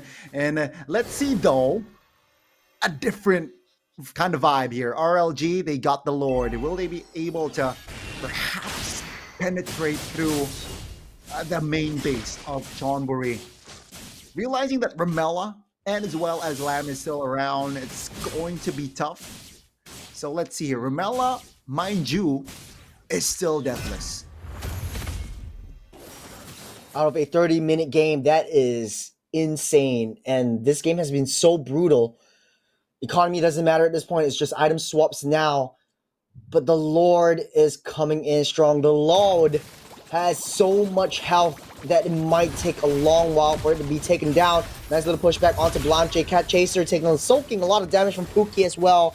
He's got a Holy Trinity as well as the Malefic Gun and Immortality as well. Lamb take a lot of damage from that airstrike. They try to delay the approach from that Lord. The Numeron Blast will not be effective. Pop the Flicker as well as Romella gets back into position underneath the turret. Nice little traction balls onto Blanche. In the bottom side will be taken care of by Binokim. Nice little shadow kill. Does have the Winter Crown as well. Binokim will not be able to fall as of yet. Still barely standing strong, standing tall. The T3 will fall in the end as they take care of that Lord. And we are looking at an 8th Lord of this match, ladies and gentlemen. Man, half an hour. You mentioned 10 Lords, now we got 7. Are you happy now, Churros? Feather airstrike pop. I am, in fact. This is going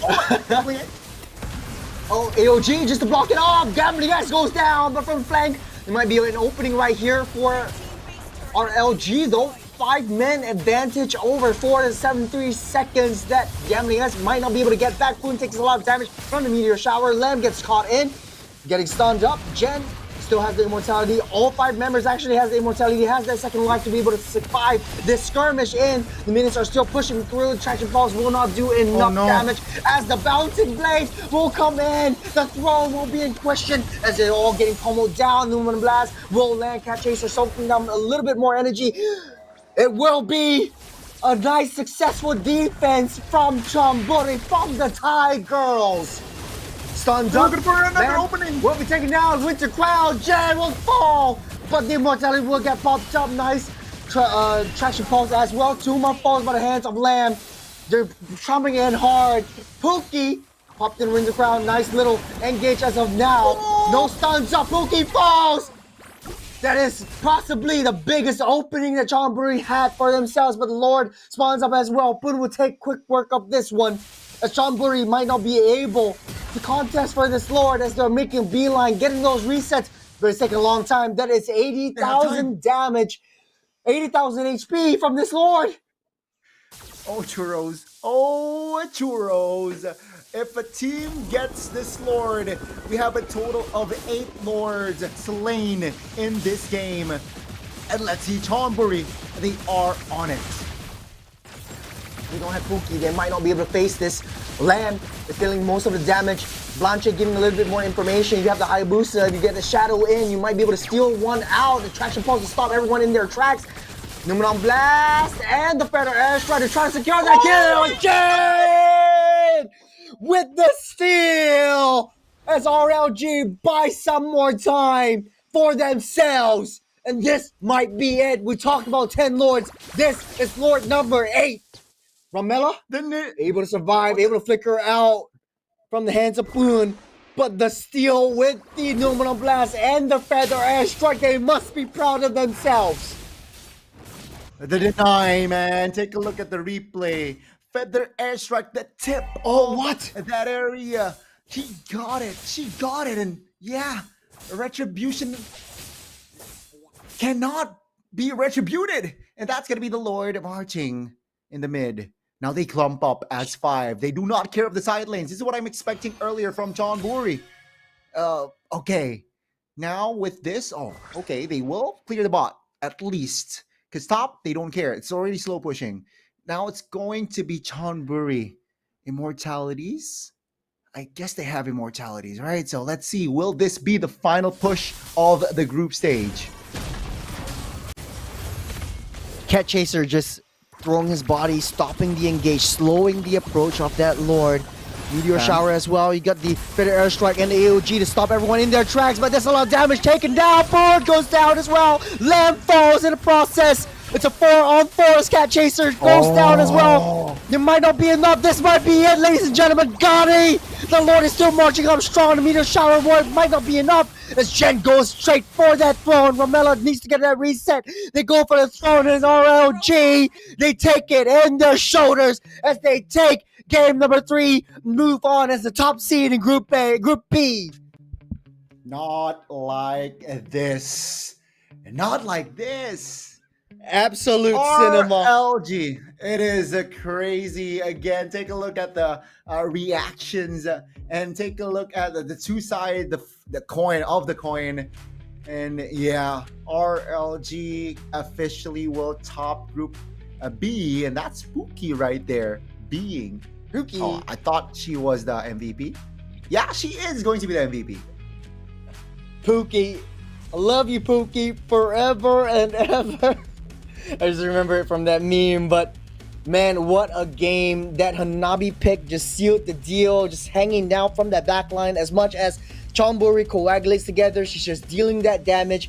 But I'm interested to see how much time was spent over all of this. I wasn't paying attention. There's 36 minutes on the clock, Gani. Exactly, man. That must be a record for this whole tournament, right? I'm sure even hopefully later on some team or 2 teams will break it. But man, 36 minutes, a total of 8 Lords. Oh, and you mentioned 10 earlier, man. Churros, you mentioned 10. Yeah, We're just two away. I wouldn't say it's a caster curse. Is it really a bless though? Caster curse, caster bless. I don't know, but predicts. Yeah. Okay, but honestly, huge shout out to Ramela over this 36-minute game. 0 deaths on the channel. Zero. A little bit of fist bumps from both sides. Whew. Yeah. What Man, a game. I'm They should still be happy. catching my breath. I'm still catching my breath here, Churros, and it was a game. But, you know, the two teams will go on, as we all know. It's just a matter of bragging rights and seedings. RLGV locking in that first place with a 4-1 record, almost spotless. And officially, we will not see a Vietnam versus Vietnam later on in the playoffs. Yeah. To be fair, though, I think that was really grand finals worthy. I'm excited to see how this plays out in this bracket. We'll see match 1 next week on a BO5 from Virtus Pro and Chonburi. The ties will go up against the top champion seed of the VMC Queens once again. And RLG Vietnam will go up against the Bruneians in another best of 5 in match number 2. But man, Ghani, you said you're catching your breath. I was the PvP, bro. Bro, hey, I mean, hey, Churros, you gotta understand my point of view. Right? It's like, what's gonna happen? The lore take, irrelevant. The lore takes are not relevant because of the surviving members and whatnot. So it's just exhausting in a way. Watching it, the suspense is surreal, but crazy. Man, it has been a blast from me and Ghani over you guys, man. What a game it has been. We really need to take a long break after this, but you know, hey, next week it will be the knockout stage. Nice to realize you'll be in good hands from them as well. This has been a blast. This is Churros and Ghani signing off for the night. We'll see you when we see you. Love you all.